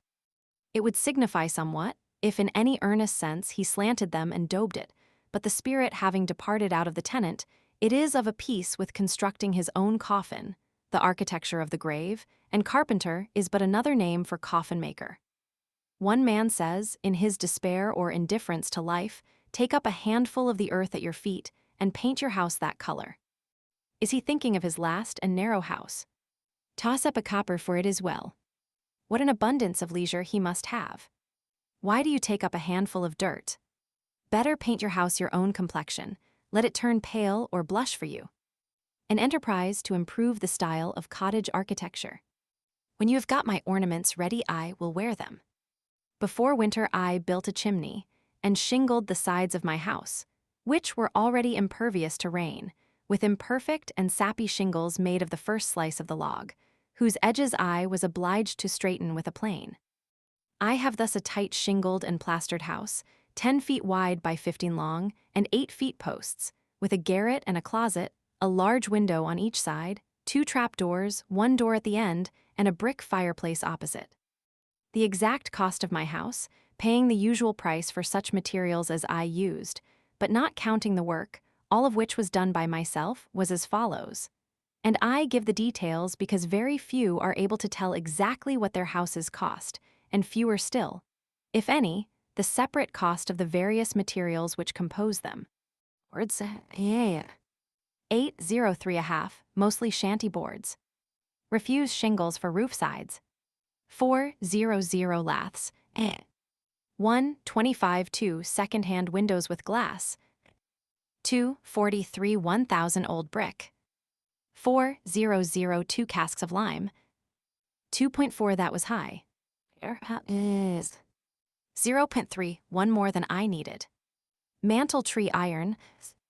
15 nails. 390 hinges and screws. 14 latch. 10 chalk. 1 transportation. 1.4 I carried a good part on my back. In all, 28.12.5. These are all the materials excepting the timber, stones, and sand, which I claimed by squatter's right. I have also a small woodshed adjoining, made chiefly of the stuff which was left after building the house. I intend to build me a house which will surpass any on the main street in Concord in grandeur and luxury, as soon as it pleases me as much, and will cost me no more than my present one. I thus found that the student who wishes for a shelter can obtain one for a lifetime at an expense not greater than the rent which he now pays annually. If I seem to boast more than is becoming, my excuse is that I brag for humanity rather than for myself, and my shortcomings and inconsistencies do not affect the truth of my statement. Notwithstanding much cant and hypocrisy, chaff which I find it difficult to separate from my wheat, but for which I am as sorry as any man, I will breathe freely and stretch myself in this respect. It is such a relief to both the moral and physical system, and I am resolved that I will not through humility become the devil's attorney. I will endeavor to speak a good word for the truth. At Cambridge College, the mere rent of a student's room, which is only a little larger than my own, is $30 each year, though the corporation had the advantage of building 32 side by side and under one roof, and the occupant suffers the inconvenience of many and noisy neighbors, and perhaps a residence in the 4th story. I cannot but think that if we had more true wisdom in these respects, not only less education would be needed, because, forsooth, more would already have been acquired, but the pecuniary expense of getting an education would in a great measure vanish. Those conveniences which the student requires at Cambridge or elsewhere cost him or somebody else 10 times as great a sacrifice of life as they would with proper management on both sides. Those things for which the most money is demanded are never the things which the student most wants. Tuition, for instance, is an important item in the term bill, while for the far more valuable education which he gets by associating with the most cultivated of his contemporaries, no charge is made. The mode of founding a college is, commonly, to get up a subscription of dollars and cents, and then following blindly the principles of a division of labor to its extreme, a principle which should never be followed but with circumspection, to call in a contractor who makes this a subject of speculation, and he employs Irishmen or other operatives actually to lay the foundations, while the students that are to be are said to be fitting themselves for it. And for these oversights, successive generations have to pay. I think that it would be better than this, for the students, or those who desire to be benefited by it, even to lay the foundation themselves. The student who secures his coveted leisure and retirement by systematically shirking any labor necessary to man obtains, but an ignoble and unprofitable leisure, defrauding himself of the experience which alone can make leisure fruitful. But, says one, you do not mean that the students should go to work with their hands instead of their heads. I do not mean that exactly, but I mean something which he might think a good deal like that. I mean that they should not play life or study it merely, while the community supports them at this expensive game, but earnestly live it from beginning to end. How could youths better learn to live than by at once trying the experiment of living?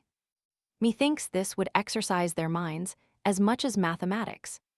If I wished a boy to know something about the arts and sciences, for instance, I would not pursue the common course, which is merely to send him into the neighborhood of some professor, where anything is professed and practiced but the art of life, to survey the world through a telescope or a microscope and never with his natural eye, to study chemistry and not learn how his bread is made, or mechanics and not learn how it is earned, to discover new satellites to Neptune and not detect the motes in his eyes, or to what vagabond he is a satellite himself, or to be devoured by the monsters that swarm all around him while contemplating the monsters in a drop of vinegar.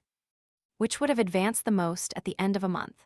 The boy who had made his own jackknife from the ore which he had dug and smelted, reading as much as would be necessary for this, or the boy who had attended the lectures on metallurgy at the Institute in the meanwhile and had received a Rogers penknife from his father?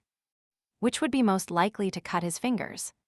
To my astonishment, I was informed on leaving college that I had studied navigation. Why, if I had taken one turn down the harbor, I should have known more about it. Even the poor student studies and is taught only political economy, while that economy of living which is synonymous with philosophy is not even sincerely professed in our colleges. The consequence is that while he is reading Adam Smith, Ricardo, and Say, he runs his father in debt irretrievably. As with our colleges, so with 100 modern improvements, there is an illusion about them. There is not always a positive advance. The devil goes on exacting compound interest to the last for his early share and numerous succeeding investments in them. Our inventions are wont to be pretty toys, which distract our attention from serious things. They are but improved means to an unimproved end, an end which it was already but too easy to arrive at, as railroads lead to Boston or New York. We are in great haste to construct a magnetic telegraph from Maine to Texas, but Maine and Texas, it may be, have nothing important to communicate. Either is in such a predicament as the man who was earnest to be introduced to a distinguished deaf woman, but when he was presented, and one end of her ear trumpet was put into his hand, had nothing to say. As if the main object were to talk fast and not to talk sensibly. We are eager to tunnel under the Atlantic and bring the old world some weeks nearer to the new. But perchance the first news that will leak through into the broad, flapping American ear will be that the Princess Adelaide has the whooping cough. After all, the man whose horse trots a mile in a minute does not carry the most important messages. He is not an evangelist, nor does he come round eating locusts and wild honey. I doubt if flying childers ever carried a peck of corn to mill. One says to me, I wonder that you do not lay up money, you love to travel, you might take the cars and go to Fitchburg today and see the country. But I am wiser than that. I have learned that the swiftest traveler is he that goes afoot. I say to my friend, suppose we try who will get there first. The distance is 30 miles, the fare 90 cents. That is almost a day's wages. I remember when wages were 60 cents a day for laborers on this very road. Well, I start now on foot and get there before night. I have traveled at that rate by the week together. You will in the meanwhile have earned your fare and arrive there sometime tomorrow or possibly this evening, if you are lucky enough to get a job in season. Instead of going to Fitchburg, you will be working here the greater part of the day. And so, if the railroad reached round the world, I think that I should keep ahead of you. And as for seeing the country and getting experience of that kind, I should have to cut your acquaintance altogether. Such is the universal law, which no man can ever outwit, and with regard to the railroad, even we may say it is as broad as it is long. To make a railroad round the world available to all mankind is equivalent to grading the whole surface of the planet. Men have an indistinct notion that if they keep up this activity of joint stocks and spades long enough, all will at length ride somewhere, in next to no time, and for nothing. But though a crowd rushes to the depot, and the conductor shouts all aboard, when the smoke is blown away and the vapor condensed, it will be perceived that a few are riding, but the rest are run over, and it will be called, and will be, a melancholy accident. No doubt they can ride at last who shall have earned their fare, that is, if they survive so long, but they will probably have lost their elasticity and desire to travel by that time.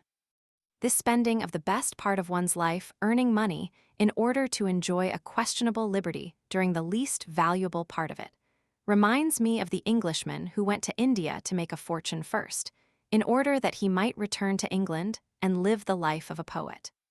He should have gone up garret at once.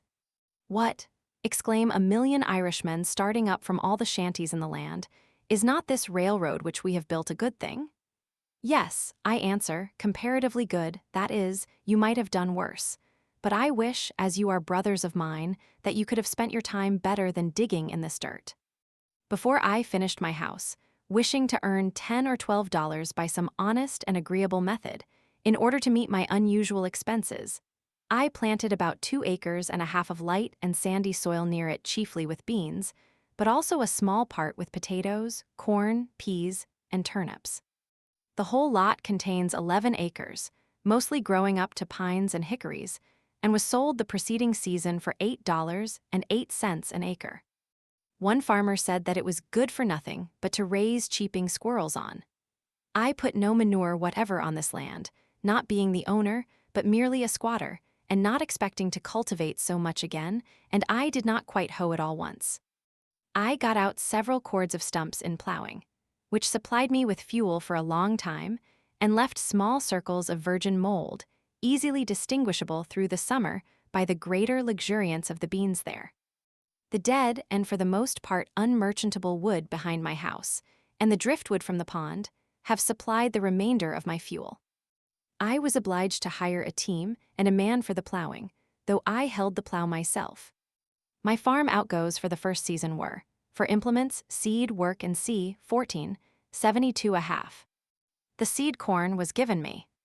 This never costs anything to speak of, unless you plant more than enough.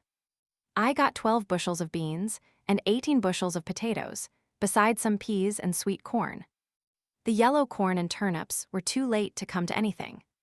My whole income from the farm was $23.44 deducting the outgoes, $14.72 a half. There are left $8.71 a half. Beside produce consumed, and on hand at the time, this estimate was made of the value of $4.50. The amount on hand much more than balancing a little grass which I did not raise. All things considered, that is, considering the importance of a man's soul, and of today, notwithstanding the short time occupied by my experiment, nay, partly even because of its transient character, I believe that that was doing better than any farmer in Concord did that year. The next year I did better still, for I spaded up all the land which I required, about 1/3 of an acre, and I learned from the experience of both years, not being in the least awed by many celebrated works on husbandry, Arthur Young among the rest, that if one would live simply and eat only the crop which he raised, and raise no more than he ate, and not exchange it for an insufficient quantity of more luxurious and expensive things, he would need to cultivate only a few rods of ground. And that it would be cheaper to spade up that than to use oxen to plow it, and to select a fresh spot from time to time than to manure the old, and he could do all his necessary farm work as it were with his left hand at odd hours in the summer. And thus he would not be tied to an ox or horse or cow or pig, as at present. I desire to speak impartially on this point, and as one not interested in the success or failure of the present economical and social arrangements. I was more independent than any farmer in Concord, for I was not anchored to a house or farm, but could follow the bent of my genius, which is a very crooked one, every moment. Beside being better off than they already. If my house had been burned or my crops had failed, I should have been nearly as well off as before. I am wont to think that men are not so much the keepers of herds as herds are the keepers of men. The former are so much the freer. Men and oxen exchange work. But if we consider necessary work only, the oxen will be seen to have greatly the advantage, their farm is so much the larger. Man does some of his part of the exchange work in his 6 weeks of haying, and it is no boy's play. Certainly no nation that lived simply in all respects, that is, no nation of philosophers, would commit so great a blunder as to use the labor of animals. True, there never was and is not likely soon to be a nation of philosophers, nor am I certain it is desirable that there should be.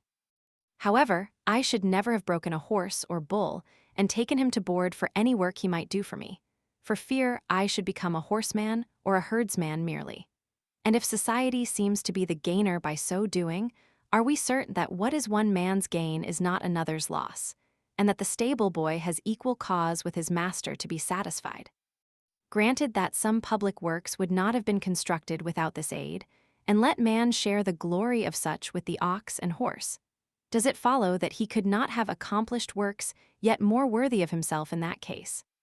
When men begin to do, not merely unnecessary or artistic, but luxurious and idle work, with their assistance, it is inevitable that a few do all the exchange work with the oxen, or, in other words, become the slaves of the strongest. Man thus not only works for the animal within him, but, for a symbol of this, he works for the animal without him. Though we have many substantial houses of brick or stone, the prosperity of the farmer is still measured by the degree to which the barn overshadows the house. This town is said to have the largest houses for oxen, cows, and horses hereabouts, and it is not behindhand in its public buildings. But there are very few halls for free worship or free speech in this county. It should not be by their architecture, but why not even by their power of abstract thought, that nations should seek to commemorate themselves. How much more admirable the Bhagavad Gita than all the ruins of the East. Towers and temples are the luxury of princes. A simple and independent mind does not toil at the bidding of any prince. Genius is not a retainer to any emperor, nor is its material silver or gold or marble, except to a trifling extent. To what end, pray, is so much stone hammered? In Arcadia, when I was there, I did not see any hammering stone. Nations are possessed with an insane ambition to perpetuate the memory of themselves by the amount of hammered stone they leave. What if equal pains were taken to smooth and polish their manners? One piece of good sense would be more memorable than a monument as high as the moon. I love better to see stones in place. The grandeur of Thebes was a vulgar grandeur. More sensible is a rod of stone wall that bounds an honest man's field than 100-gated Thebes that has wandered farther from the true end of life. The religion and civilization which are barbaric and heathenish build splendid temples, but what you might call Christianity does not. Most of the stone a nation hammers goes toward its tomb only. It buries itself alive. As for the pyramids, there is nothing to wonder at in them so much as the fact that so many men could be found degraded enough to spend their lives constructing a tomb for some ambitious booby, whom it would have been wiser and manlier to have drowned in the Nile, and then given his body to the dogs. I might possibly invent some excuse for them and him, but I have no time for it. As for the religion and love of art of the builders, it is much the same all the world over, whether the building be an Egyptian temple or the United States Bank. It costs more than it comes to. The mainspring is vanity, assisted by the love of garlic and bread and butter. Mr. Balcom, a promising young architect, designs it on the back of his Vitruvius with hard pencil and ruler, and the job is let out to Dobson and Sons, stonecutters. When the 30 centuries begin to look down on it, mankind begin to look up at it. As for your high towers and monuments, there was a crazy fellow once in this town who undertook to dig through to China, and he got so far that, as he said, he heard the Chinese pots and kettles rattle. But I think that I shall not go out of my way to admire the hole which he made. Many are concerned about the monuments of the West and the East, to know who built them. For my part, I should like to know who in those days did not build them, who were above such trifling. But to proceed with my statistics. By surveying, carpentry, and day labor of various other kinds in the village in the meanwhile, for I have as many trades as fingers, I had earned $13.34. The expense of food for 8 months, namely, from July 4th to March 1st, the time when these estimates were made, though I lived there more than 2 years, not counting potatoes, a little green corn, and some peas, which I had raised, nor considering the value of what was on hand at the last date, was rice, 1.73 a half molasses, 1.73 cheapest form of the saccharin. Rye meal, 1.04 3/4 Indian meal, 0.99 3/4 cheaper than rye. Pork is 0.22. All experiments which failed flour, 0.88 costs more than Indian meal, both money and trouble.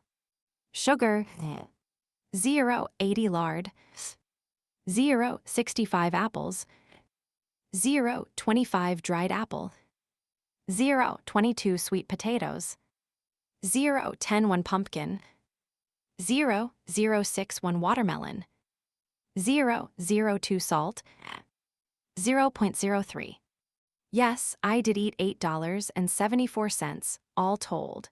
But I should not thus unblushingly publish my guilt, if I did not know that most of my readers were equally guilty with myself, and that their deeds would look no better in print. The next year I sometimes caught a mess of fish for my dinner, and once I went so far as to slaughter a woodchuck which ravaged my bean field, effect his transmigration, as a Tartar would say, and devour him, partly for experiment's sake. But though it afforded me a momentary enjoyment, notwithstanding a musky flavor, I saw that the longest use would not make that a good practice, however it might seem to have your woodchucks ready dressed by the village butcher. Clothing and some incidental expenses within the same dates, though little can be inferred from this item, amounted to 8.40 3/4 oil and some household utensils. 2. So that all the pecuniary outgoes, excepting for washing and mending, which for the most part were done out of the house, and their bills have not yet been received, and these are all and more than all the ways by which money necessarily goes out in this part of the world, were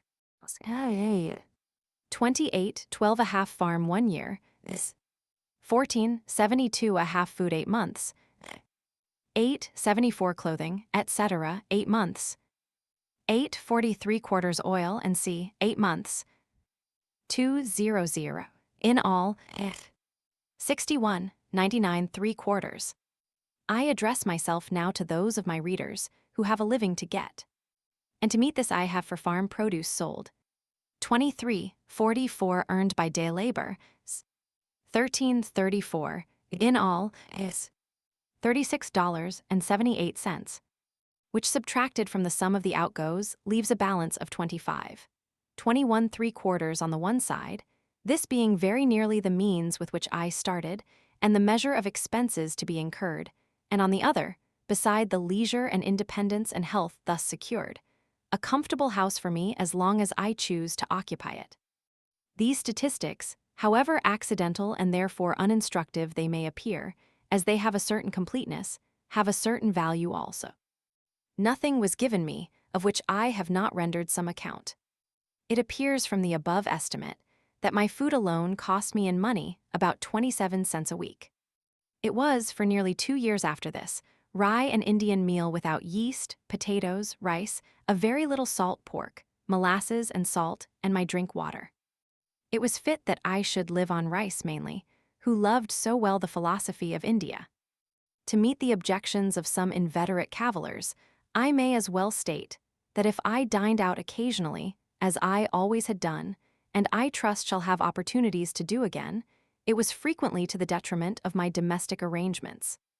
But the dining out, being, as I have stated, a constant element, does not in the least affect a comparative statement like this. I learned from my 2 years' experience that it would cost incredibly little trouble to obtain one's necessary food, even in this latitude, that a man may use as simple a diet as the animals, and yet retain health and strength. I have made a satisfactory dinner, satisfactory on several accounts, simply off a dish of purslane portulaca oleracea, which I gathered in my cornfield, boiled and salted. I give thee Latin on account of the savoriness of the trivial name. And pray what more can a reasonable man desire, in peaceful times, in ordinary noons, than a sufficient number of ears of green sweet corn boiled, with the addition of salt? Even the little variety which I used was a yielding to the demands of appetite, and not of health. Yet men have come to such a pass that they frequently starve, not for want of necessaries, but for want of luxuries. And I know a good woman who thinks that her son lost his life because he took to drinking water only. The reader will perceive that I am treating the subject rather from an economic than a dietetic point of view, and he will not venture to put my abstemiousness to the test unless he has a well-stocked larder. Bread I at first made of pure Indian meal and salt, genuine hoe cakes, which I baked before my fire out of doors on a shingle or the end of a stick of timber sawed off in building my house. But it was wont to get smoked and to have a piney flavor. I tried flour also, but have at last found a mixture of rye and Indian meal most convenient and agreeable. In cold weather, it was no little amusement to bake several small loaves of this in succession, tending and turning them as carefully as an Egyptian his hatching eggs.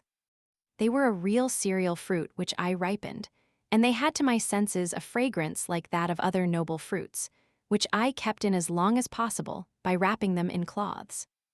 I made a study of the ancient and indispensable art of bread making, consulting such authorities as offered, going back to the primitive days and first invention of the unleavened kind, when from the wildness of nuts and meats men first reached the mildness and refinement of this diet, and traveling gradually down in my studies through that accidental souring of the dough which, it is supposed, taught the leavening process, and through the various fermentations thereafter, till I came to good, sweet, wholesome bread. The staff of life. Leaven, which some deem the soul of bread, the spiritus which fills its cellular tissue, which is religiously preserved like the vestal fire. Some precious bottleful, I suppose, first brought over in the Mayflower, did the business for America, and its influence is still rising, swelling, spreading in cerealian billows over the land. This seed I regularly and faithfully procured from the village, till at length one morning I forgot the rules and scalded my yeast. By which accident I discovered that even this was not indispensable, for my discoveries were not by the synthetic but analytic process, and I have gladly omitted it since, though most housewives earnestly assured me that safe and wholesome bread without yeast might not be, and elderly people prophesied a speedy decay of the vital forces. Yet I find it not to be an essential ingredient, and after going without it for a year, am still in the land of the living. And I am glad to escape the trivialness of carrying a bottleful in my pocket, which would sometimes pop and discharge its contents to my discomfiture. It is simpler and more respectable to omit it. Man is an animal who more than any other can adapt himself to all climates and circumstances. Neither did I put any sal soda, or other acid or alkali, into my bread. It would seem that I made it according to the recipe, which Marcus Porcius Cato gave about 2 centuries before Christ. Panem dipstitium sic facido. Manus mortarium bene levato. Farinam in mortarium indido, equipolatum adito, subagidoque pulcher. Ubi bene subageris defingido coquitoque sub testu, which I take to mean, make kneaded bread thus. Wash your hands in trough well. Put the meal into the trough, add water gradually, and knead it thoroughly. When you have kneaded it well, mold it and bake it under a cover, that is, in a baking kettle. Not a word about leaven. But I did not always use this staff of life. At one time, owing to the emptiness of my purse, I saw none of it for more than a month. Every New Englander might easily raise all his own breadstuffs in this land of rye and Indian corn, and not depend on distant and fluctuating markets for them. Yet so far are we from simplicity and independence that, in Concord, fresh and sweet meal is rarely sold in the shops, and hominy and corn in a still coarser form are hardly used by any. For the most part the farmer gives to his cattle and hogs the grain of his own producing, and buys flour, which is at least no more wholesome, at a greater cost, at the store. I saw that I could easily raise my bushel or two of rye and Indian corn, for the former will grow on the poorest land, and the latter does not require the best, and grind them in a handmill, and so do without rice and pork. And if I must have some concentrated sweet, I found by experiment that I could make a very good molasses either of pumpkins or beets, and I knew that I needed only to set out a few maples to obtain it more easily still. And while these were growing, I could use various substitutes beside those which I have named. For, as the forefathers sang, we can make liquor to sweeten our lips of pumpkins and parsnips and walnut tree chips. Finally, as for salt, that grossest of groceries, to obtain this might be a fit occasion for a visit to the seashore.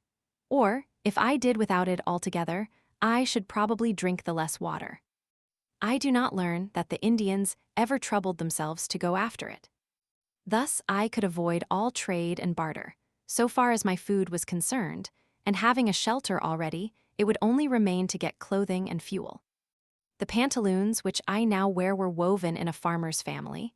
Thank heaven there is so much virtue still in man, for I think the fall from the farmer to the operative as great and memorable as that from the man to the farmer, and in a new country, fuel is an encumbrance.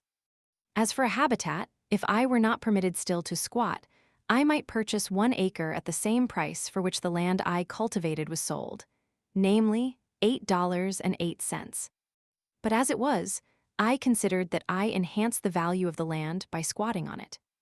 There is a certain class of unbelievers who sometimes ask me such questions as if I think that I can live on vegetable food alone, and to strike at the root of the matter at once.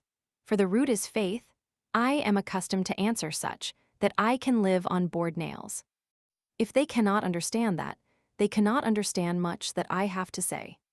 For my part, I am glad to hear of experiments of this kind being tried, as that a young man tried for a fortnight to live on hard, raw corn on the ear, using his teeth for all mortar. The squirrel tribe tried the same and succeeded. The human race is interested in these experiments, though a few old women who are incapacitated for them, or who own their thirds in mills, may be alarmed. My furniture, part of which I made myself, and the rest cost me nothing of which I have not rendered an account, consisted of a bed, a table, a desk, 3 chairs, a looking-glass 3 inches in diameter, a pair of tongs and andirons, a kettle, a skillet and a frying pan, a dipper, a washbowl, 2 knives and forks, 3 plates, 1 cup, 1 spoon, a jug for oil, a jug for molasses, and a Japan lamp. None is so poor that he need sit on a pumpkin. That is shiftlessness. There is a plenty of such chairs, as I like best in the village garrets, to be had for taking them away. Furniture. Thank God, I can sit, and I can stand without the aid of a furniture warehouse. What man but a philosopher would not be ashamed to see his furniture packed in a cart, and going up country exposed to the light of heaven and the eyes of men? A beggarly account of empty boxes. That is Spaulding's furniture. I could never tell from inspecting such a load whether it belonged to a so-called rich man or a poor one. The owner always seemed poverty-stricken. Indeed, the more you have of such things, the poorer you are.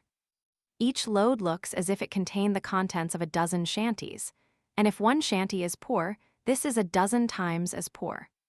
Pray, for what do we move ever but to get rid of our furniture, our exuviae, at last to go from this world to another newly furnished, and leave this to be burned? It is the same as if all these traps were buckled to a man's belt, and he could not move over the rough country where our lines are cast without dragging his trap. He was a lucky fox that left his tail in the trap.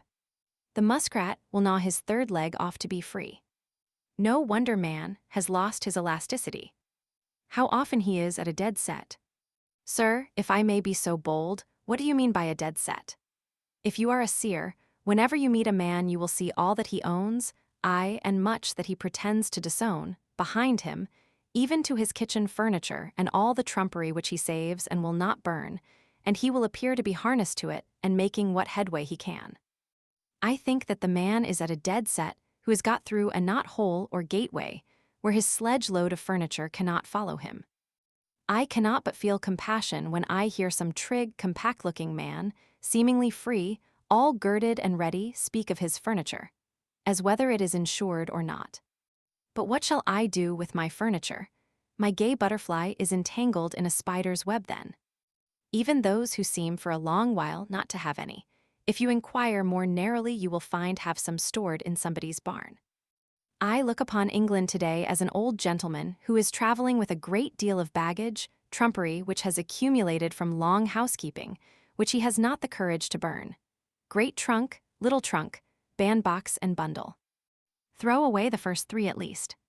It would surpass the powers of a well man nowadays to take up his bed and walk, and I should certainly advise a sick one to lay down his bed and run.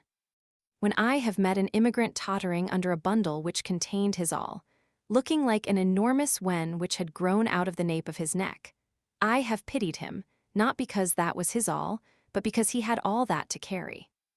If I have got to drag my trap, I will take care that it be a light one and do not nip me in a vital part. But perchance it would be wisest never to put one's paw into it. I would observe, by the way, that it costs me nothing for curtains, for I have no gazers to shut out but the sun and moon, and I am willing that they should look in. The moon will not sour milk, nor taint meat of mine, nor will the sun injure my furniture or fade my carpet, and if he is sometimes too warm a friend, I find it still better economy to retreat behind some curtain which nature has provided, than to add a single item to the details of housekeeping. A lady once offered me a mat, but as I had no room to spare within the house, nor time to spare within or without to shake it, I declined it, preferring to wipe my feet on the sod before my door. It is best to avoid the beginnings of evil. Not long since I was present at the auction of a deacon's effects, for his life had not been ineffectual. The evil that men do lives after them. As usual, a great proportion was trumpery, which had begun to accumulate in his father's day. Among the rest was a dried tapeworm. And now, after lying half a century in his garret and other dust holes, these things were not burned. Instead of a bonfire or purifying destruction of them, there was an auction or increasing of them. The neighbors eagerly collected to view them, bought them all, and carefully transported them to their garrets and dust holes, to lie there till their estates are settled, when they will start again. When a man dies, he kicks the dust. The customs of some savage nations might, perchance, be profitably imitated by us, for they at least go through the semblance of casting their slough annually. They have the idea of the thing, whether they have the reality or not.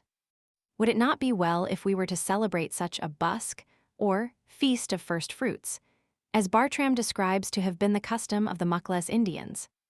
When a town celebrates the busk, says he, having previously provided themselves with new clothes, new pots, pans, and other household utensils and furniture, they collect all their worn-out clothes and other despicable things, sweep and cleanse their houses, squares, and the whole town of their filth, which with all the remaining grain and other old provisions they cast together into one common heap, and consume it with fire. After having taken medicine, and fasted for 3 days, all the fire in the town is extinguished. During this fast, they abstain from the gratification of every appetite and passion whatever. A general amnesty is proclaimed. All malefactors may return to their town. On the 4th morning, the high priest, by rubbing dry wood together, produces new fire in the public square, from whence every habitation in the town is supplied with the new and pure flame.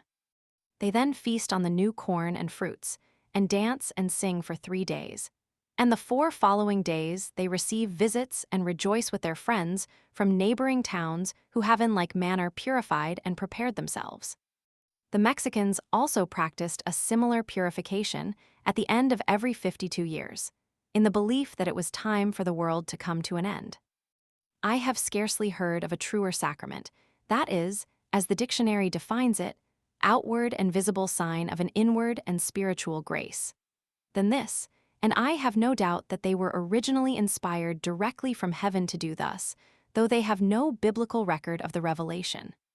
For more than 5 years I maintained myself thus solely by the labor of my hands, and I found that by working about 6 weeks in a year, I could meet all the expenses of living. The whole of my winters, as well as most of my summers, I had free and clear for study. I have thoroughly tried school-keeping, and found that my expenses were in proportion, or rather out of proportion, to my income, For I was obliged to dress and train, not to say, think, and believe, accordingly, and I lost my time into the bargain. As I did not teach for the good of my fellowmen, but simply for a livelihood, this was a failure. I have tried trade, but I found that it would take 10 years to get underway in that, and that then I should probably be on my way to the devil. I was actually afraid that I might by that time be doing what is called a good business. When formerly I was looking about to see what I could do for a living, some sad experience in conforming to the wishes of friends being fresh in my mind to tax my ingenuity, I thought often and seriously of picking huckleberries. That surely I could do, and its small profits might suffice. For my greatest skill has been to want but little. So little capital it required, so little distraction from my wanted moods, I foolishly thought. While my acquaintances went unhesitatingly into trade or the professions, I contemplated this occupation as most like theirs, ranging the hills all summer to pick the berries which came in my way, and thereafter carelessly dispose of them, so to keep the flocks of Admetus. I also dreamed that I might gather the wild herbs, or carry evergreens to such villagers as loved to be reminded of the woods, even to the city, by haycart loads. But I have since learned that trade curses everything it handles, and though you trade in messages from heaven, the whole curse of trade attaches to the business. As I preferred some things to others, and especially valued my freedom, as I could fare hard and yet succeed well, I did not wish to spend my time in earning rich carpets or other fine furniture, or delicate cookery, or a house in the Grecian or the Gothic style just yet. If there are any to whom it is no interruption to acquire these things, and who know how to use them when acquired, I relinquish to them the pursuit. Some are industrious, and appear to love labor for its own sake, or perhaps because it keeps them out of worse mischief. To such I have at present nothing to say. Those who would not know what to do with more leisure than they now enjoy, I might advise to work twice as hard as they do, work till they pay for themselves, and get their free papers. For myself, I found that the occupation of a day laborer was the most independent of any, especially as it required only 30 or 40 days in a year to support one. The laborer's day ends with the going down of the sun, and he is then free to devote himself to his chosen pursuit, independent of his labor. But his employer, who speculates from month to month, has no respite from one end of the year to the other. In short, I am convinced, both by faith and experience, that to maintain oneself on this earth is not a hardship but a pastime, if we will live simply and wisely, as the pursuits of the simpler nations are still the sports of the more artificial. It is not necessary that a man should earn his living by the sweat of his brow, unless he sweats easier than I do. One young man of my acquaintance, who has inherited some acres, told me that he thought he should live as I did if he had the means. I would not have anyone adopt my mode of living on any account, for, beside that before he has fairly learned it, I may have found out another for myself. I desire that there may be as many different persons in the world as possible, but I would have each one be very careful to find out and pursue his own way, and not his father's or his mother's or his neighbor's instead. The youth may build or plant or sail, only let him not be hindered from doing that which he tells me he would like to do. It is by a mathematical point only that we are wise, as the sailor or the fugitive slave keeps the pole star in his eye, but that is sufficient guidance for all our life. We may not arrive at our port within a calculable period, but we would preserve the true course. Undoubtedly, in this case, what is true for one is truer still for 1,000, as a large house is not proportionally more expensive than a small one, since one roof may cover, one cellar underlie, and one wall separate several apartments. But for my part, I preferred the solitary dwelling. Moreover, it will commonly be cheaper to build the whole yourself than to convince another of the advantage of the common wall. And when you have done this, the common partition, to be much cheaper, must be a thin one, and that other may prove a bad neighbor, and also not keep his side in repair. The only cooperation which is commonly possible is exceedingly partial and superficial. And what little true cooperation there is as if it were not, being a harmony inaudible to men. If a man has faith, he will cooperate with equal faith everywhere. If he has not faith, he will continue to live like the rest of the world, whatever company he is joined to. To cooperate, in the highest as well as the lowest sense, means to get our living together. I heard it proposed lately that two young men should travel together over the world, the one without money, earning his means as he went, before the mast and behind the plow, the other carrying a bill of exchange in his pocket. It was easy to see that they could not long be companions or cooperate, since one would not operate at all. They would part at the first interesting crisis in their adventures. Above all, as I have implied, the man who goes alone can start today. But he who travels with another must wait till that other is ready, and it may be a long time before they get off. But all this is very selfish, I have heard some of my townsmen say. I confess that I have hitherto indulged very little in philanthropic enterprises. I have made some sacrifices to a sense of duty, and among others have sacrificed this pleasure also. There are those who have used all their arts to persuade me to undertake the support of some poor family in the town, and if I had nothing to do, for the devil finds employment for the idle, I might try my hand at some such pastime as that. However, when I have thought to indulge myself in this respect, and lay their heaven under an obligation, by maintaining certain poor persons in all respects as comfortably as I maintain myself, and have even ventured so far as to make them the offer, they have one and all unhesitatingly preferred to remain poor. While my townsmen and women are devoted in so many ways to the good of their fellows, I trust that one at least may be spared to other and less humane pursuits. You must have a genius for charity as well as for anything else. As for doing good, that is one of the professions which are full. Moreover, I have tried it fairly, and, strange as it may seem, am satisfied that it does not agree with my constitution. Probably I should not consciously and deliberately forsake my particular calling to do the good which society demands of me, to save the universe from annihilation. And I believe that a like but infinitely greater steadfastness elsewhere is all that now preserves it. But I would not stand between any man and his genius, and to him who does this work, which I decline with his whole heart and soul and life, I would say, persevere, even if the world call it doing evil, as it is most likely they will. I am far from supposing that my case is a peculiar one. No doubt many of my readers would make a similar defense. At doing something, I will not engage that my neighbors shall pronounce it good. I do not hesitate to say that I should be a capital fellow to hire, but what that is, it is for my employer to find out. What good I do, in the common sense of that word, must be aside from my main path, and for the most part wholly unintended. Men say, practically, begin where you are and such as you are, without aiming mainly to become of more worth, and with kindness aforethought go about doing good. If I were to preach at all in this strain, I should say rather, set about being good. As if the sun should stop when he had kindled his fires up to the splendor of a moon or a star of the 6th magnitude, and go about like a Robin Goodfellow, peeping in at every cottage window, inspiring lunatics and tainting meats, and making darkness visible, instead of steadily increasing his genial heat and beneficence, till he is of such brightness that no mortal can look him in the face. And then, and in the meanwhile too, going about the world in his own orbit, doing it good, or rather, as a truer philosophy has discovered, the world going about him getting good.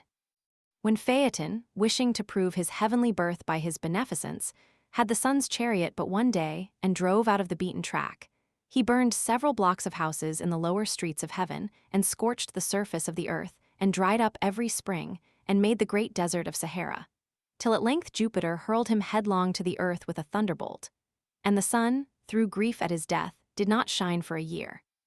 There is no odor so bad as that which arises from goodness tainted. It is human, it is divine carrion.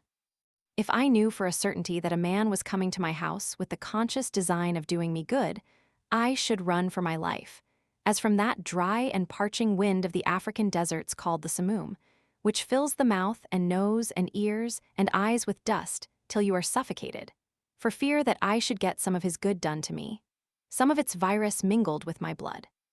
No, in this case I would rather suffer evil the natural way.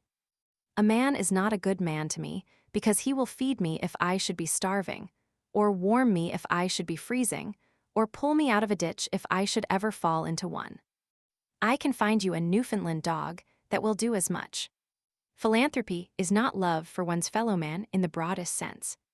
Howard was no doubt an exceedingly kind and worthy man in his way, and has his reward.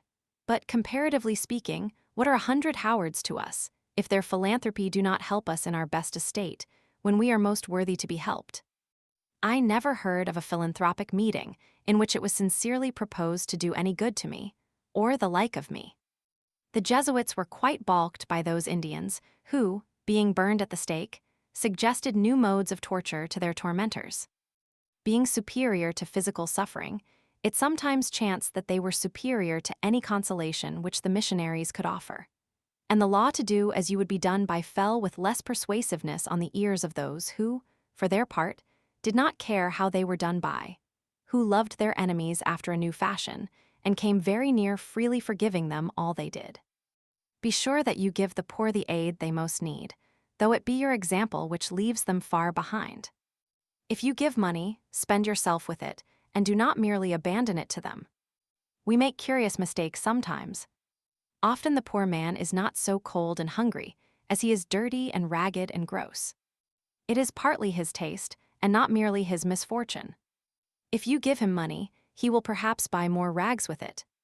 I was wont to pity the clumsy Irish laborers who cut ice on the pond, in such mean and ragged clothes, while I shivered in my more tidy and somewhat more fashionable garments, till one bitter cold day, one who had slipped into the water came to my house to warm him, and I saw him strip off 3 pairs of pants and 2 pairs of stockings ere he got down to the skin, though they were dirty and ragged enough, it is true, and that he could afford to refuse the extra garments which I offered him.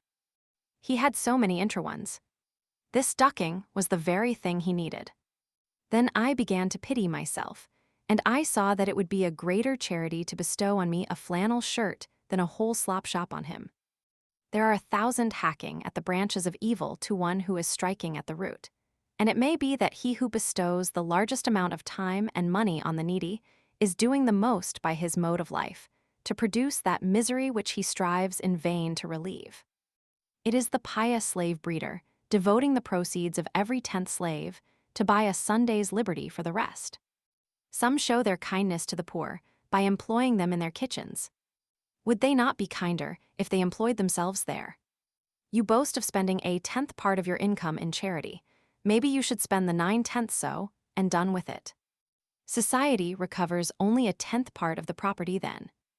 Is this owing to the generosity of him in whose possession it is found, or to the remissness of the officers of justice? Philanthropy is almost the only virtue which is sufficiently appreciated by mankind. Nay, it is greatly overrated, and it is our selfishness which overrates it. A robust poor man, one sunny day here in Concord, praised a fellow townsman to me, because, as he said, he was kind to the poor, meaning himself. The kind uncles and aunts of the race are more esteemed than its true spiritual fathers and mothers. I once heard a reverend lecturer on England, a man of learning and intelligence, after enumerating her scientific, literary, and political worthies, Shakespeare, Bacon, Cromwell, Milton, Newton, and others, speak next of her Christian heroes, whom, as if his profession required it of him, he elevated to a place far above all the rest, as the greatest of the great. They were Penn, Howard, and Mrs. Fry. Everyone must feel the falsehood and cant of this. The last were not England's best men and women, only, perhaps, her best philanthropists.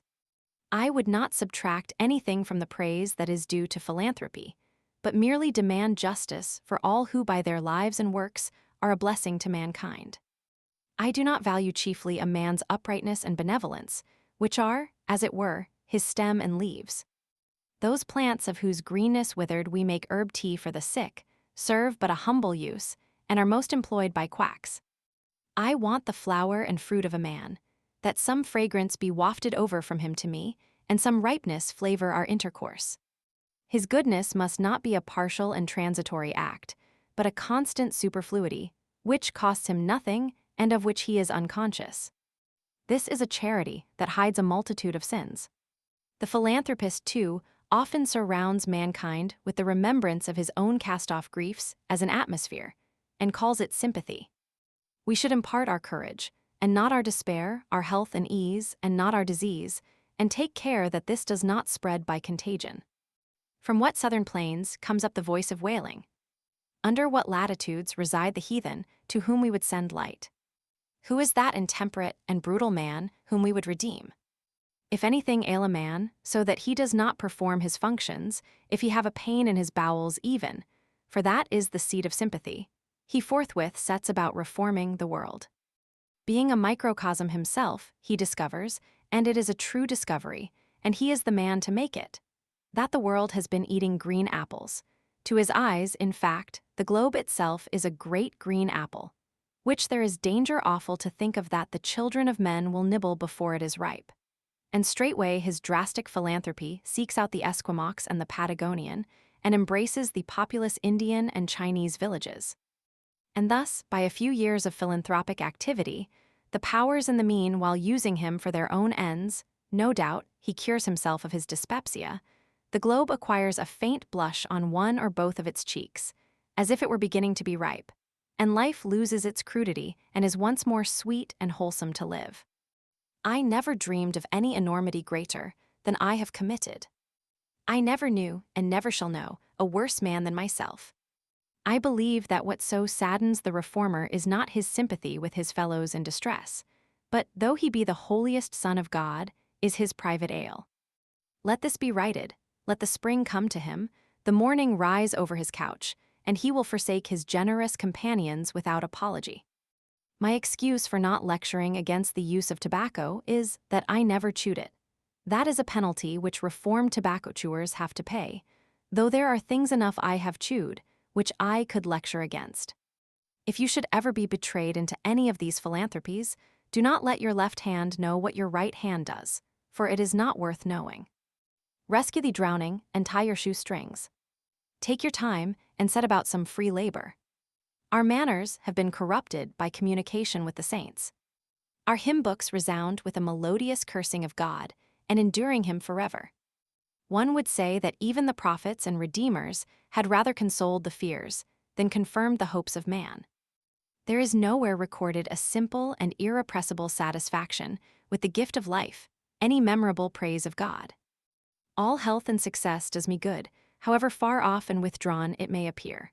All disease and failure helps to make me sad and does me evil, however much sympathy it may have with me or I with it. If, then, we would indeed restore mankind by truly Indian, botanic, magnetic, or natural means, let us first be as simple and well as nature ourselves, dispel the clouds which hang over our own brows, and take up a little life into our pores. Do not stay to be an overseer of the poor, but endeavor to become one of the worthies of the world.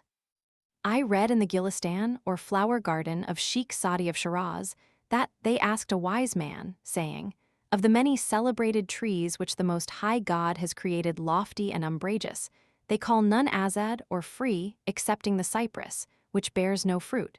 What mystery is there in this? He replied, each has its appropriate produce and appointed season, during the continuance of which it is fresh and blooming, and during their absence dry and withered. To neither of which states is the cypress exposed, being always flourishing, and of this nature are the azads or religious independence. Fix not thy heart on that which is transitory, for the Dela or Tigris will continue to flow through Baghdad after the race of caliphs is extinct. If thy hand has plenty, be liberal as the date tree. But if it affords nothing to give away, be an azad or free man like the cypress. Complemental verses. The pretensions of poverty.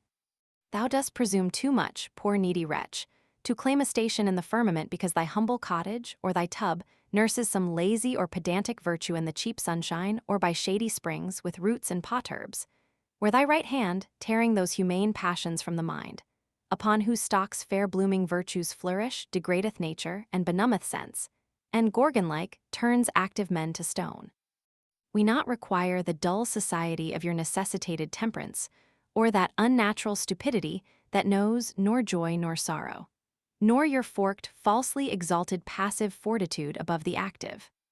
This low abject brood that fix their seats in mediocrity become your servile minds, but we advance such virtues only as admit excess, brave, bounteous acts, regal magnificence, all-seeing prudence, magnanimity that knows no bound, and that heroic virtue for which antiquity hath left no name, but patterns only, such as Hercules, Achilles, Theseus.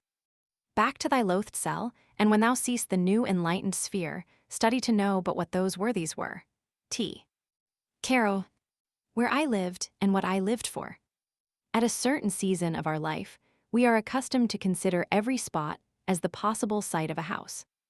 I have thus surveyed the country on every side within a dozen miles of where I live. In imagination, I have bought all the farms in succession, for all were to be bought, and I knew their price. I walked over each farmer's premises, tasted his wild apples, discoursed on husbandry with him, took his farm at his price, at any price, mortgaging it to him in my mind. Even put a higher price on it. Took everything but a deed of it. Took his word for his deed, for I dearly loved to talk, cultivated it, and him too to some extent, I trust, and withdrew when I had enjoyed it long enough, leaving him to carry it on. This experience entitled me to be regarded as a sort of real estate broker by my friends. Wherever I sat, there I might live, and the landscape radiated from me accordingly. What is a house but a seed's a seat? Better if a country seat. I discovered many a site for a house not likely to be soon improved, which some might have thought too far from the village, but to my eyes the village was too far from it. Well, there I might live, I said, and there I did live for an hour, a summer and a winter life. Saw how I could let the years run off, buffet the winter through, and see the spring come in. The future inhabitants of this region, wherever they may place their houses, may be sure that they have been anticipated. An afternoon sufficed to lay out the land into orchard, woodlot, and pasture, and to decide what fine oaks or pines should be left to stand before the door, and whence each blasted tree could be seen to the best advantage. And then I let it lie, fallow perchance, for a man is rich in proportion to the number of things which he can afford to let alone. My imagination carried me so far that I even had the refusal of several farms. The refusal was all I wanted, but I never got my fingers burned by actual possession. The nearest that I came to actual possession was when I bought the Hollowell place, and had begun to sort my seeds, and collected materials with which to make a wheelbarrow to carry it on or off with. But before the owner gave me a deed of it, his wife, every man has such a wife, changed her mind and wished to keep it, and he offered me $10 to release him. Now, to speak the truth, I had but 10 cents in the world, and it surpassed my arithmetic to tell if I was that man who had 10 cents, or who had a farm, or $10, or all together. However, I let him keep the $10 and the farm too, for I had carried it far enough. Or rather, to be generous, I sold him the farm for just what I gave for it, and, as he was not a rich man, made him a present of $10, and still had my 10 cents and seeds and materials for a wheelbarrow left. I found thus that I had been a rich man without any damage to my poverty. But I retained the landscape, and I have since annually carried off what it yielded without a wheelbarrow. With respect to landscapes, I am monarch of all I survey, my right there is none to dispute.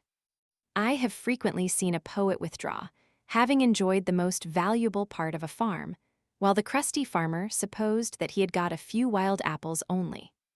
Why, the owner does not know it for many years when a poet has put his farm in rhyme. The most admirable kind of invisible fence has fairly impounded it, milked it, skimmed it, and got all the cream, and left the farmer only the skimmed milk.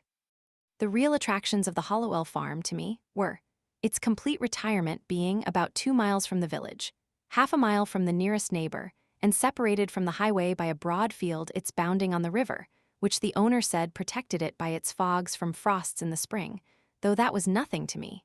The gray color and ruinous state of the house and barn, and the dilapidated fences, which put such an interval between me and the last occupant.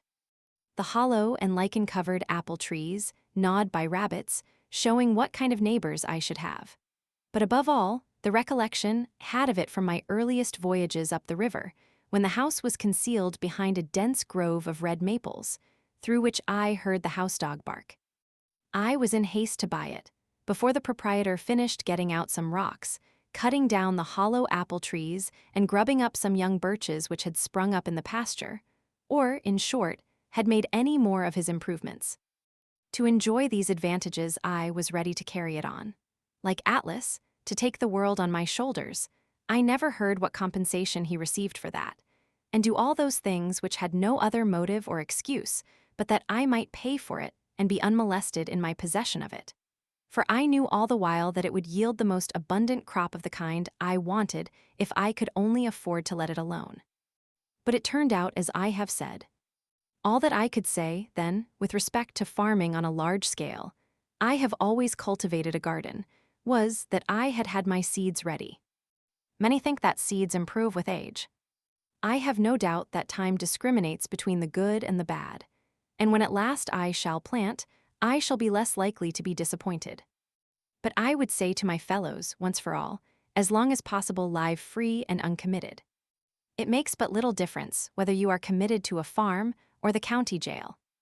Old Cotto, whose De Re Rustica is my cultivator, says, and the only translation I have seen makes sheer nonsense of the passage, when you think of getting a farm, turn it thus in your mind, not to buy greedily, nor spare your pains to look at it, and do not think it enough to go round it once. The oftener you go there, the more it will please you, if it is good. I think I shall not buy greedily, but go round and round it as long as I live, and be buried in it first, that it may please me the more at last. The present was my next experiment of this kind, which I purpose to describe more at length, for convenience, putting the experience of 2 years into one. As I have said, I do not propose to write an ode to dejection, but to brag as lustily as Chanticleer in the morning, standing on his roost, if only to wake my neighbors up. When first I took up my abode in the woods, that is, began to spend my nights as well as days there, which by accident was on Independence Day, or the 4th of July, 1845, my house was not finished for winter, but was merely a defense against the rain, without plastering or chimney, the walls being of rough, weather-stained boards, with wide chinks, which made it cool at night. The upright white hewn studs and freshly planed door and window casings gave it a clean and airy look, especially in the morning, when its timbers were saturated with dew, so that I fancied that by noon some sweet gum would exude from them. To my imagination, it retained throughout the day more or less of this auroral character, reminding me of a certain house on a mountain which I had visited the year before. This was an airy and unplastered cabin, fit to entertain a traveling god, and where a goddess might trail her garments. The winds which passed over my dwelling were such as sweep over the ridges of mountains, bearing the broken strains, or celestial parts only, of terrestrial music. The morning wind forever blows, the poem of creation is uninterrupted, but few are the ears that hear it. Olympus is but the outside of the earth everywhere. The only house I had been the owner of before, if I except a boat, was a tent, which I used occasionally when making excursions in the summer, and this is still rolled up in my garret. But the boat, after passing from hand to hand, has gone down the stream of time. With this more substantial shelter about me, I had made some progress toward settling in the world. This frame, so slightly clad, was a sort of crystallization around me, and reacted on the builder. It was suggestive somewhat, as a picture in outlines. I did not need to go outdoors to take the air, for the atmosphere within had lost none of its freshness. It was not so much within doors as behind a door where I sat, even in the rainiest weather. The Haravansa says, "An abode without birds is like a meat without seasoning." Such was not my abode, for I found myself suddenly neighbor to the birds, not by having imprisoned one, but having caged myself near them. I was not only nearer to some of those which commonly frequent the garden and the orchard, but to those wilder and more thrilling songsters of the forest which never, or rarely, serenade a villager: the wood thrush, the veery, the scarlet tanager, the field sparrow, the whippoorwill, and many others. I was seated by the shore of a small pond, about 1.5 miles south of the village of Concord and somewhat higher than it, in the midst of an extensive wood between that town and Lincoln, and about 2 miles south of that our only field known to fame, Concord Battle Ground. But I was so low in the woods that the opposite shore, 1/2 mile off, like the rest, covered with wood, was my most distant horizon. For the first week, whenever I looked out on the pond, it impressed me like a tarn high up on the side of a mountain, its bottom far above the surface of other lakes, and, as the sun arose, I saw it throwing off its nightly clothing of mist, and here and there, by degrees, its soft ripples or its smooth reflecting surface was revealed, while the mists, like ghosts, were stealthily withdrawing in every direction into the woods, as at the breaking up of some nocturnal conventicle. The very dew seemed to hang upon the trees later into the day than usual, as on the sides of mountains. This small lake was of most value as a neighbor in the intervals of a gentle rain storm in August, when, both air and water being perfectly still, but the sky overcast, mid-afternoon had all the serenity of evening, and the wood thrush sang around and was heard from shore to shore. A lake like this is never smoother than at such a time, and the clear portion of the air above it being shallow and darkened by clouds, the water, full of light and reflections, becomes a lower heaven itself so much the more important. From a hilltop nearby, where the wood had been recently cut off, there was a pleasing vista southward across the pond, through a wide indentation in the hills which form the shore there, where their opposite sides sloping toward each other suggested a stream flowing out in that direction through a wooded valley, but stream there was none. That way I looked between and over the near green hills to some distant and higher ones in the horizon, tinged with blue. Indeed, by standing on tiptoe I could catch a glimpse of some of the peaks of the still bluer and more distant mountain ranges in the northwest, those true blue coins from heaven's own mint, and also of some portion of the village. But in other directions, even from this point, I could not see over or beyond the woods which surrounded me. It is well to have some water in your neighborhood, to give buoyancy to and float the earth. One value even of the smallest well is that when you look into it, you see that earth is not continent but insular. This is as important as that it keeps butter cool. When I looked across the pond from this peak toward the Sudbury Meadows, which in time of flood I distinguished elevated perhaps by a mirage in their seething valley, like a coin in a basin, all the earth beyond the pond appeared like a thin crust insulated and floated even by this small sheet of interverting water, and I was reminded that this on which I dwelt was but dry land. Though the view from my door was still more contracted, I did not feel crowded or confined in the least. There was pasture enough for my imagination. The low shrub oak plateau to which the opposite shore arose stretched away toward the prairies of the west and the steppes of Tartary, affording ample room for all the roving families of men.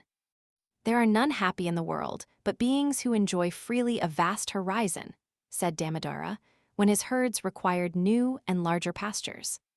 Both place and time were changed, and I dwelt nearer to those parts of the universe and to those eras in history which had most attracted me. Where I lived was as far off as many a region viewed nightly by astronomers. We are wont to imagine rare and delectable places in some remote and more celestial corner of the system, behind the constellation of Cassiopeia's chair, far from noise and disturbance. I discovered that my house actually had its site in such a withdrawn, but forever new and unprofaned, part of the universe. If it were worth the while to settle in those parts near to the Pleiades or the Hyades, to Aldebaran or Altair, then I was really there, or at an equal remoteness from the life which I had left behind, dwindled and twinkling with as fine a ray to my nearest neighbor, and to be seen only in moonless nights by him. Such was that part of creation where I had squatted. There was a shepherd that did live, and held his thoughts as high as were the mounts whereon his flocks did hourly feed him by. What should we think of the shepherd's life, if his flocks always wandered to higher pastures than his thoughts? Every morning was a cheerful invitation to make my life of equal simplicity, and I may say innocence, with nature herself. I have been as sincere a worshipper of Aurora as the Greeks. I got up early and bathed in the pond. That was a religious exercise, and one of the best things which I did. They say that characters were engraven on the bathing tub of King Chingthang to this effect: renew thyself completely each day, do it again, and forever again. I can understand that. Morning brings back the heroic ages. I was as much affected by the faint hum of a mosquito making its invisible and unimaginable tour through my apartment at earliest dawn, when I was sitting with door and windows open, as I could be by any trumpet that ever sang of fame. It was Homer's Requiem, itself an Iliad and Odyssey in the air, singing its own wrath and wanderings. There was something cosmical about it, a standing advertisement, till forbidden, of the everlasting vigor and fertility of the world. The morning, which is the most memorable season of the day, is the awakening hour.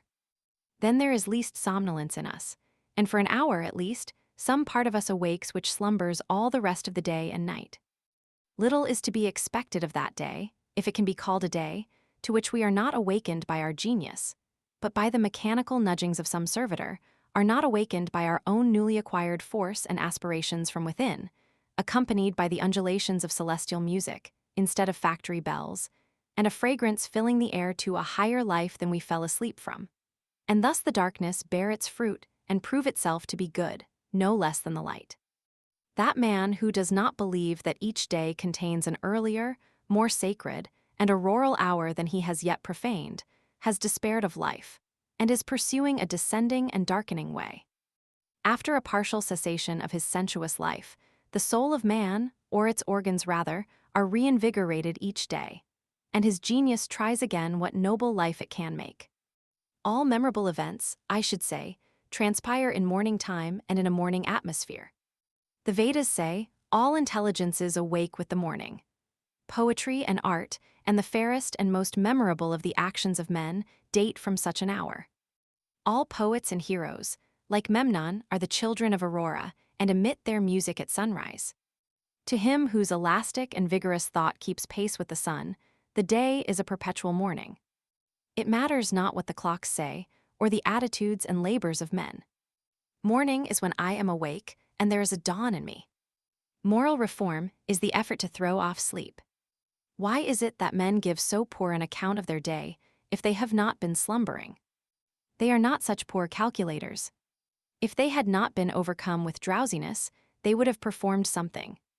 The millions are awake enough for physical labor, but only 1 in a million is awake enough for effective intellectual exertion, only 1 in 100 millions to a poetic or divine life.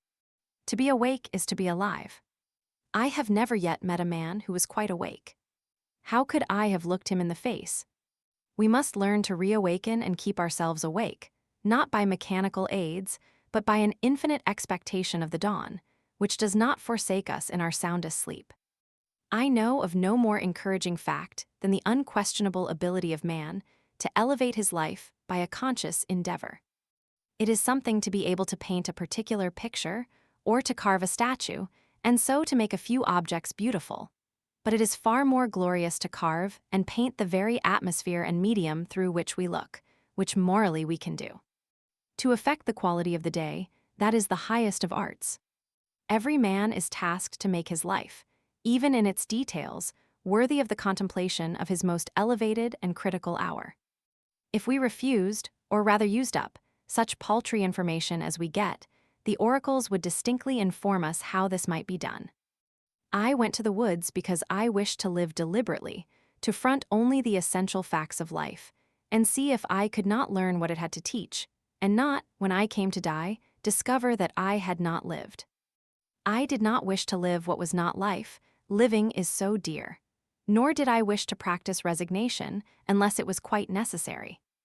I wanted to live deep and suck out all the marrow of life, to live so sturdily and Spartan-like as to put to rout all that was not life, to cut a broad swath and shave close, to drive life into a corner and reduce it to its lowest terms, and if it proved to be mean, why then to get the whole and genuine meanness of it, and publish its meanness to the world.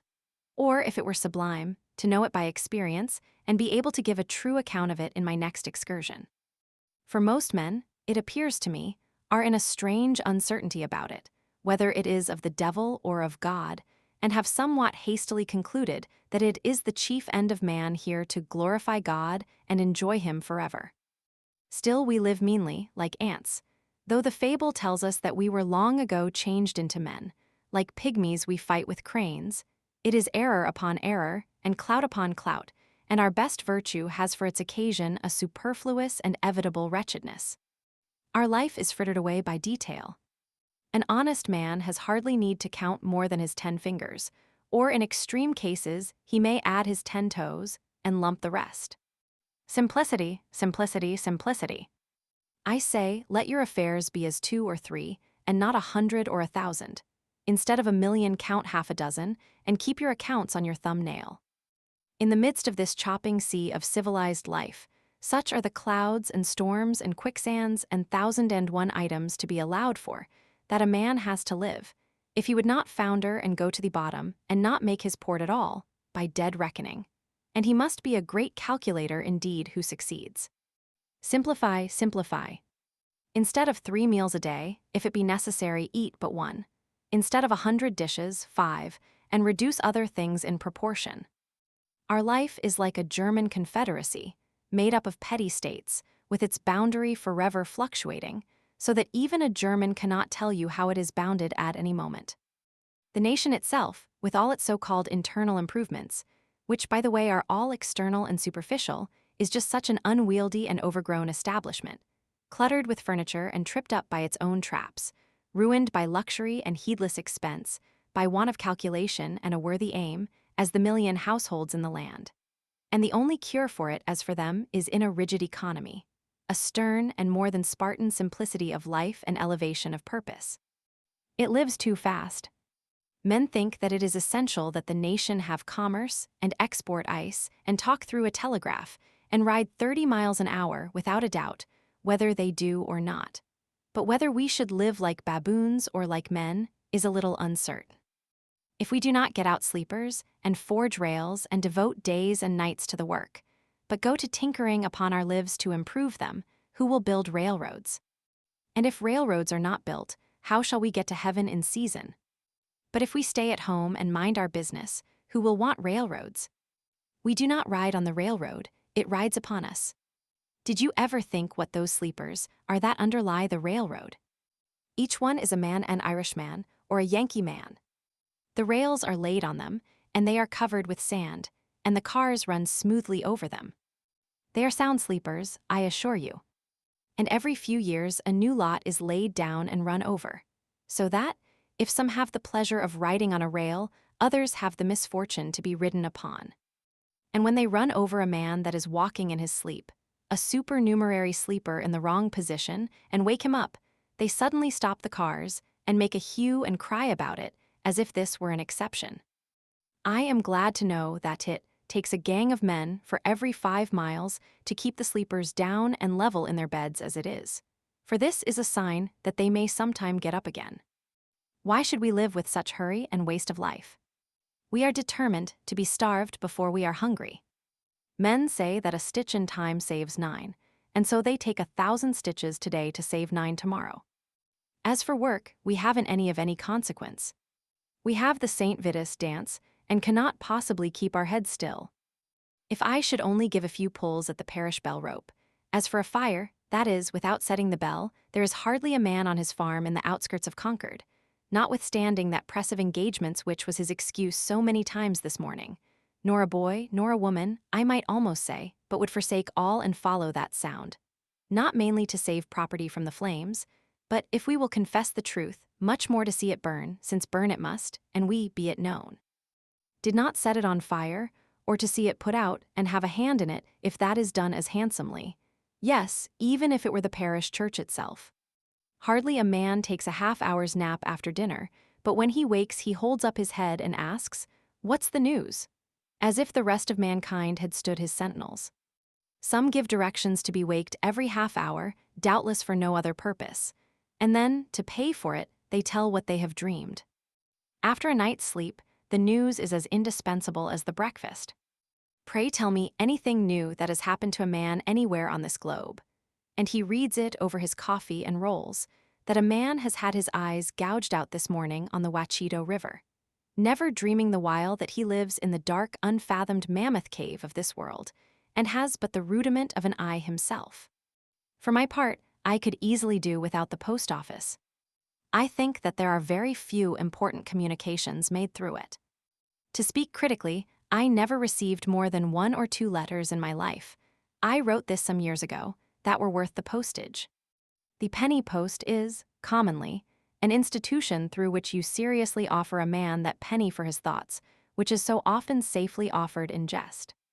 And I am sure that I never read any memorable news in a newspaper.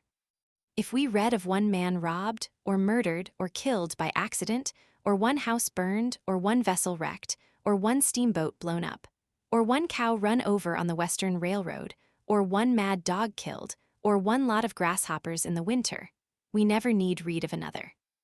One is enough. If you are acquainted with the principle, what do you care for a myriad instances and applications? To a philosopher all news, as it is called, is gossip, and they who edit and read it are old women over their tea. Yet not a few are greedy after this gossip. There was such a rush, as I hear, the other day at one of the offices to learn the foreign news by the last arrival, that several large squares of plate glass belonging to the establishment were broken by the pressure. News which I seriously think a ready wit might write a 12-month or 12 years beforehand with sufficient accuracy. As for Spain, for instance, if you know how to throw in Don Carlos and the Infanta, and Don Pedro and Seville and Granada, from time to time in the right proportions, they may have changed the names a little since I saw the papers, and serve up a bullfight when other entertainments fail, it will be true to the letter, and give us as good an idea of the exact state or ruin of things in Spain as the most succinct and lucid reports under this head in the newspapers. And as for England, almost the last significant scrap of news from that quarter was the Revolution of 1649. And if you have learned the history of her crops for an average year, you never need attend to that thing again, unless your speculations are of a merely pecuniary character. If one may judge who rarely looks into the newspapers, nothing new does ever happen in foreign parts, a French Revolution not excepted. What news? How much more important to know what that is which was never old. Kiu Hiu, great dignitary of the state of Wei, sent a man to Count Siu to know his news. Count Siu caused the messenger to be seated near him and questioned him in these terms: "What is your master doing?" The messenger answered with respect, "My master desires to diminish the number of his faults, but he cannot come to the end of them." The messenger being gone, the philosopher remarked, "What a worthy messenger!" What a worthy messenger, the preacher, instead of vexing the ears of drowsy farmers on their day of rest at the end of the week. For Sunday is the fit conclusion of an ill-spent week, and not the fresh and brave beginning of a new one. With this one other draggle-tail of a sermon, should shout with thundering voice, "Pause! Avast! Why so seeming fast, but deadly slow?" Shams and delusions are esteemed for soundest truths, while reality is fabulous.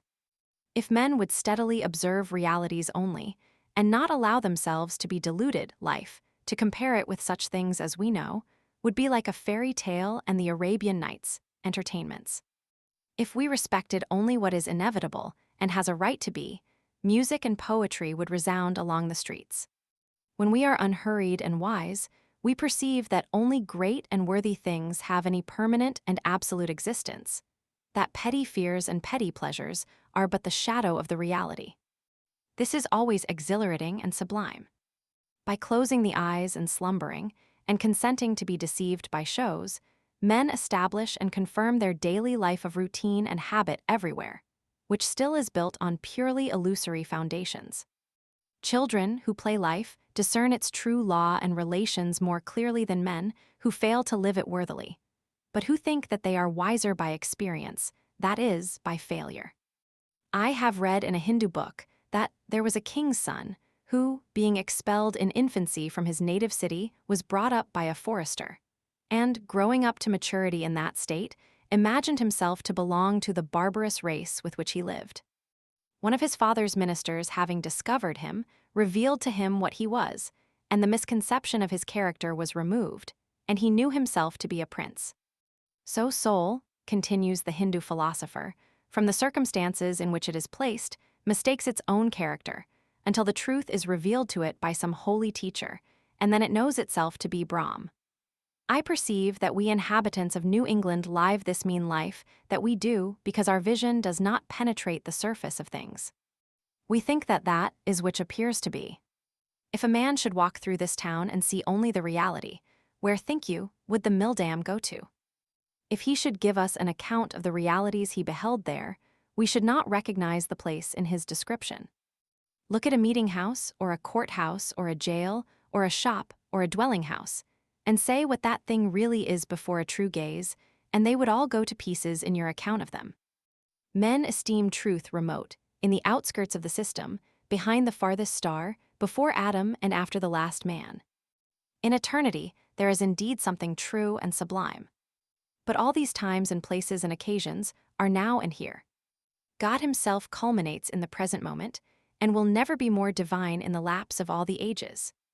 And we are enabled to apprehend at all what is sublime, and noble only by the perpetual instilling and drenching of the reality that surrounds us. The universe constantly and obediently answers to our conceptions. Whether we travel fast or slow, the track is laid for us. Let us spend our lives in conceiving then. The poet or the artist never yet had so fair and noble a design, but some of his posterity at least could accomplish it. Let us spend one day as deliberately as nature, and not be thrown off the track by every nutshell and mosquito's wing that falls on the rails. Let us rise early and fast, or break fast, gently and without perturbation. Let company come and let company go, let the bells ring and the children cry, determined to make a day of it. Why should we knock under and go with the stream? Let us not be upset and overwhelmed in that terrible rapid and whirlpool called a dinner, situated in the meridian shallows. Weather this danger and you are safe, for the rest of the way is downhill. With unrelaxed nerves, with morning vigor sail by it, looking another way, tied to the mast like Ulysses. If the engine whistles, let it whistle till it is hoarse for its pains. If the bell rings, why should we run? We will consider what kind of music they are like. Let us settle ourselves, and work and wedge our feet downward through the mud and slush of opinion, and prejudice and tradition and delusion and appearance, that alluvion which covers the globe, through Paris and London, through New York and Boston and Concord, through church and state, through poetry and philosophy and religion, till we come to a hard bottom and rocks in place, which we can call reality, and say this is and no mistake. And then begin, having a point Dupuy, below freshet and frost and fire, a place where you might found a wall or a state, or set a lamp-post safely, or perhaps a gauge, not an ilometer, but a realometer, that future ages might know how deep a freshet of shams and appearances had gathered from time to time. If you stand right fronting and face to a fact, you will see the sun glimmer on both its surfaces, as if it were a scimitar, and feel its sweet edge dividing you through the heart and marrow, and so you will happily conclude your mortal career. Be it life or death, we crave only reality. If we are really dying, let us hear the rattle in our throats and feel cold in the extremities. If we are alive, let us go about our business. Time is but the stream I go a-fishing in. I drink at it, but while I drink I see the sandy bottom and detect how shallow it is. Its thin current slides away, but eternity remains. I would drink deeper, fish in the sky, whose bottom is pebbly with stars. I cannot count one. I know not the first letter of the alphabet. I have always been regretting that I was not as wise as the day I was born. The intellect is a cleaver. It discerns and rifts its way into the secret of things. I do not wish to be any more busy with my hands than is necessary. My head is hands and feet. I feel all my best faculties concentrated in it. My instinct tells me that my head is an organ for burrowing, as some creatures use their snout and forepaws, and with it I would mine and burrow my way through these hills. I think that the richest vein is somewhere hereabouts, so by the divining rod and thin rising vapors I judge, and here I will begin to mine. Reading. With a little more deliberation in the choice of their pursuits, all men would perhaps become essentially students and observers, for certainly their nature and destiny are interesting to all alike. In accumulating property for ourselves or our posterity, in founding a family or a state, or acquiring fame even, we are mortal. But in dealing with truth we are immortal, and need fear no change nor accident. The oldest Egyptian or Hindu philosopher raised a corner of the veil from the statue of the divinity.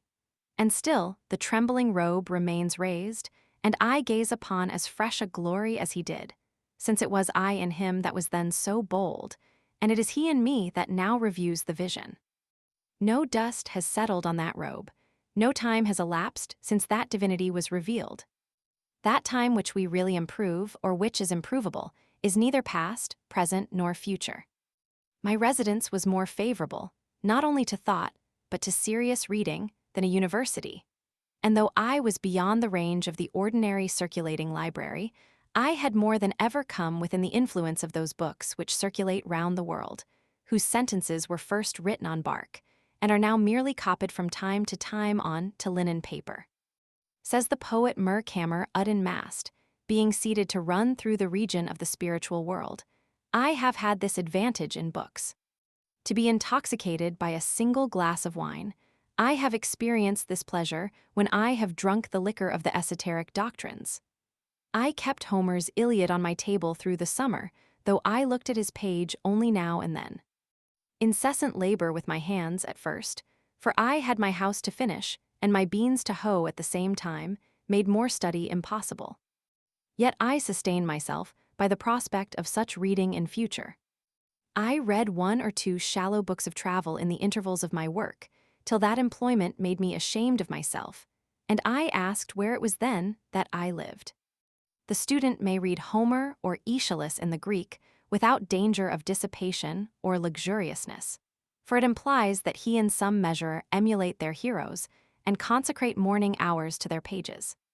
The heroic books, even if printed in the character of our mother tongue, will always be in a language dead to degenerate times, and we must laboriously seek the meaning of each word and line, conjecturing a larger sense than common use permits out of what wisdom and valor and generosity we have. The modern cheap and fertile press, with all its translations, has done little to bring us nearer to the heroic writers of antiquity.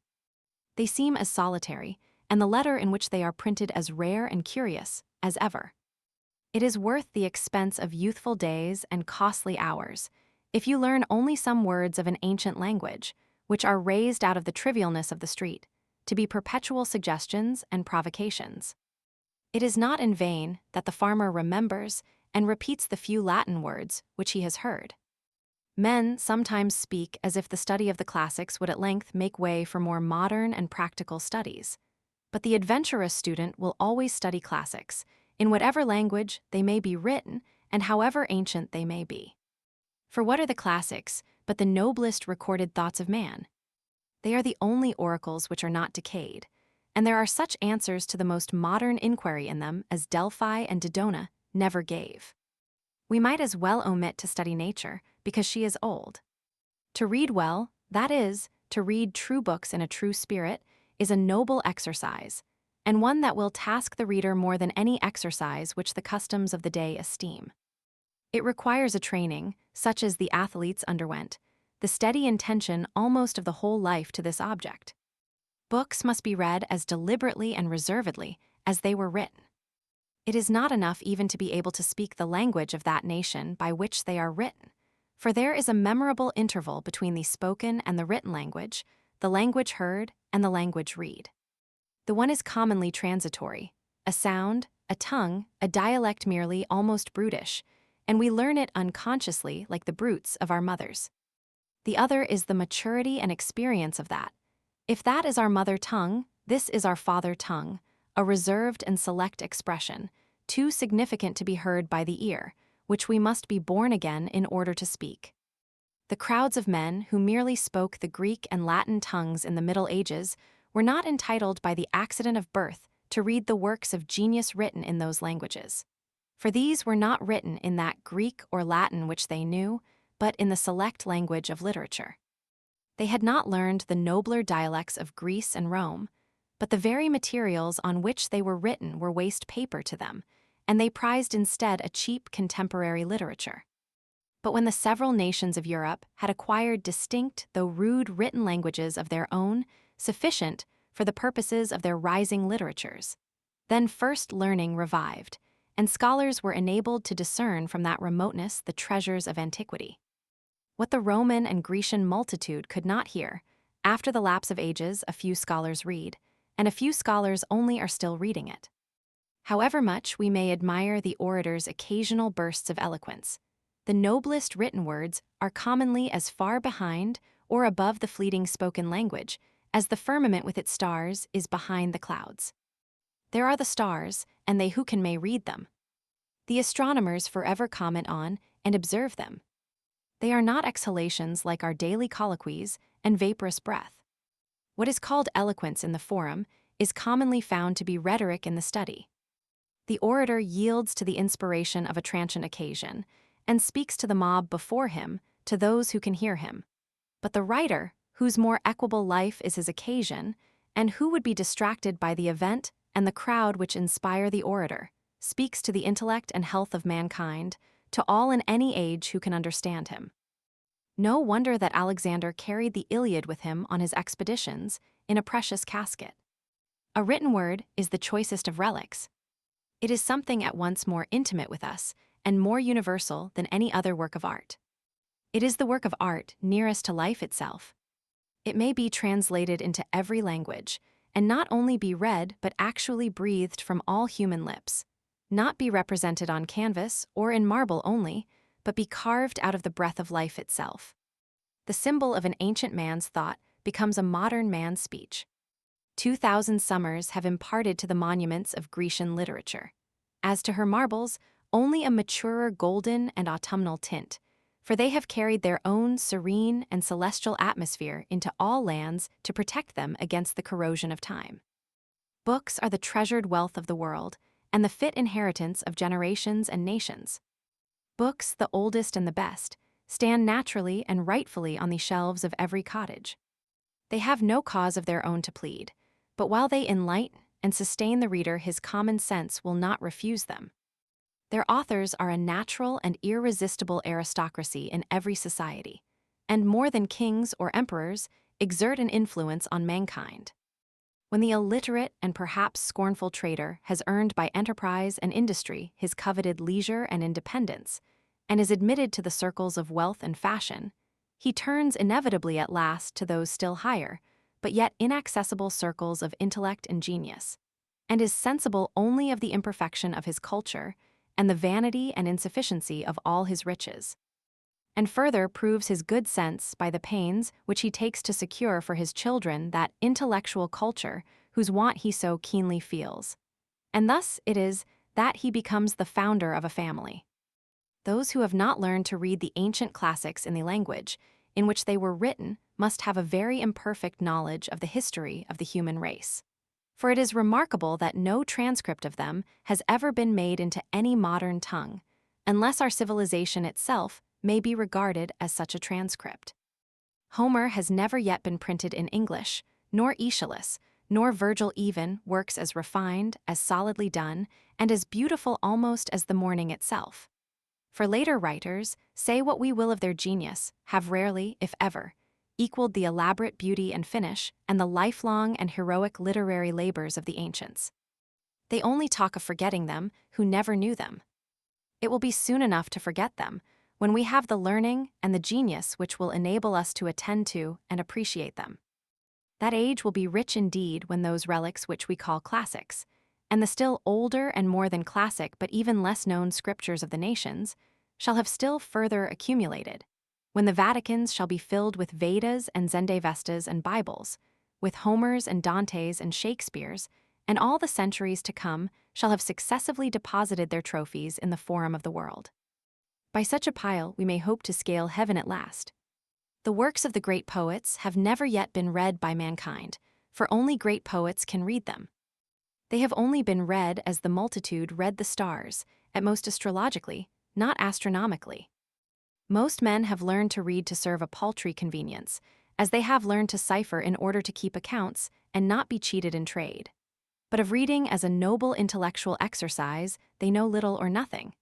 Yet this only is reading, in a high sense, not that which lulls us as a luxury and suffers the nobler faculties to sleep the while, but what we have to stand on tiptoe to read and devote our most alert and wakeful hours to. I think that having learned our letters, we should read the best that is in literature, and not be forever repeating our abs and words of one syllable in the 4th or 5th classes, sitting on the lowest and foremost form all our lives. Most men are satisfied if they read or hear read, and perchance have been convicted by the wisdom of one good book, the Bible, and for the rest of their lives vegetate and dissipate their faculties in what is called easy reading. There is a work in several volumes in our circulating library, entitled Little Reading, which I thought referred to a town of that name which I had not been to. There are those who, like cormorants and ostriches, can digest all sorts of this, even after the fullest dinner of meats and vegetables, for they suffer nothing to be wasted. If others are the machines to provide this provender, they are the machines to read it. They read the 9,000th tale about Zebulun and Sophronia, and how they loved as none had ever loved before, and neither did the course of their true love run smooth. At any rate, how it did run and stumble, and get up again and go on. How some poor unfortunate got up onto a steeple, who had better never have gone up as far as the belfry. And then, having needlessly got him up there, the happy novelist rings the bell for all the world to come together and hear, oh dear. How he did get down again. For my part, I think that they had better metamorphose all such aspiring heroes of universal noveldom into man-weathercocks, as they used to put heroes among the constellations, and let them swing round there till they are rusty, and not come down at all to bother honest men with their pranks. The next time the novelist rings the bell, I will not stir though the meeting-house burn down. The Skip of the Tiptoe Hop, a romance of the Middle Ages by the celebrated author of Tittle Tall Tan, to appear in monthly parts, A Great Rush, don't all come together. All this they read with saucer eyes and erect and primitive curiosity, and with unwearied gizzard, whose corrugations even yet need no sharpening, just as some little 4-year-old bencher his 2-cent gilt-covered edition of Cinderella, without any improvement, that I can see in the pronunciation or accent or emphasis or any more skill in extracting or inserting the moral. The result is dullness of sight, a stagnation of the vital circulations, and a general deliquium and sloughing off of all the intellectual faculties. This sort of gingerbread is baked daily, and more sedulously than pure wheat or rye and Indian in almost every oven, and finds a surer market. The best books are not read even by those who are called good readers. What does our conquered culture amount to? There is in this town, with a very few exceptions, no taste for the best or for very good books even in English literature, whose words all can read and spell. Even the college-bred and so-called liberally educated men here and elsewhere have really little or no acquaintance with the English classics. And as for the recorded wisdom of mankind, the ancient classics and Bibles, which are accessible to all who will know of them, there are the feeblest efforts anywhere made to become acquainted with them. I know a woodchopper of middle age who takes a French paper, not for news as he says, for he is above that, but to keep himself in practice, he being a Canadian by birth. And when I ask him what he considers the best thing he can do in this world, he says, beside this, to keep up and add to his English. This is about as much as the college-bred generally do or aspire to do, and they take an English paper for the purpose. One who has just come from reading, perhaps, one of the best English books will find how many with whom he can converse about it. Or suppose he comes from reading a Greek or Latin classic in the original, whose praises are familiar even to the so-called illiterate. He will find nobody at all to speak to, but must keep silence about it. Indeed, there is hardly the professor in our colleges who, if he has mastered the difficulties of the language, has proportionally mastered the difficulties of the wit and poetry of a Greek poet, and has any sympathy to impart to the alert and heroic reader. And as for the sacred scriptures, or Bibles of mankind, who in this town can tell me even their titles? Most men do not know that any nation, but the Hebrews have had a scripture. A man, any man, will go considerably out of his way to pick up a silver dollar. But here are golden words, which the wisest men of antiquity have uttered, and whose worth the wise of every succeeding age have assured us of. And yet we learn to read only as far as easy reading, the primers and class books, and when we leave school, the little reading and story books, which are for boys and beginners. And our reading, our conversation and thinking, are all on a very low level, worthy only of pygmies and mannikins. I aspire to be acquainted with wiser men than this our conquered soil has produced, whose names are hardly known here. Or shall I hear the name of Plato and never read his book? As if Plato were my townsman and I never saw him, my next neighbor and I never heard him speak or attended to the wisdom of his words. But how actually is it? His dialogues, which contain what was immortal in him, lie on the next shelf, and yet I never read them. We are underbred and low-lived and illiterate. And in this respect, I confess, I do not make any very broad distinction between the illiterateness of my townsman who cannot read at all, and the illiterateness of him who has learned to read only what is for children and feeble intellects. We should be as good as the worthies of antiquity, but partly by first knowing how good they were. We are a race of tit men, and soar but little higher in our intellectual flights than the columns of the daily paper. It is not all books that are as dull as their readers. There are probably words addressed to our condition exactly, which, if we could really hear and understand, would be more salutary than the morning or the spring to our lives, and possibly put a new aspect on the face of things for us. How many a man has dated a new era in his life from the reading of a book?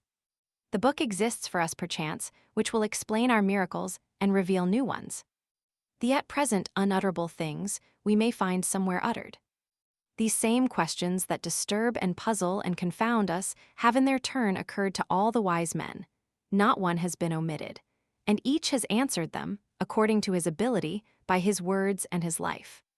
Moreover, with wisdom we shall learn liberality. The solitary hired man on a farm in the outskirts of Concord, who has had his second birth and peculiar religious experience, and is driven as he believes into the silent gravity and exclusiveness by his faith, may think it is not true. But Zoroaster, thousands of years ago, traveled the same road and had the same experience. But he, being wise, knew it to be universal and treated his neighbors accordingly, and is even said to have invented and established worship among men.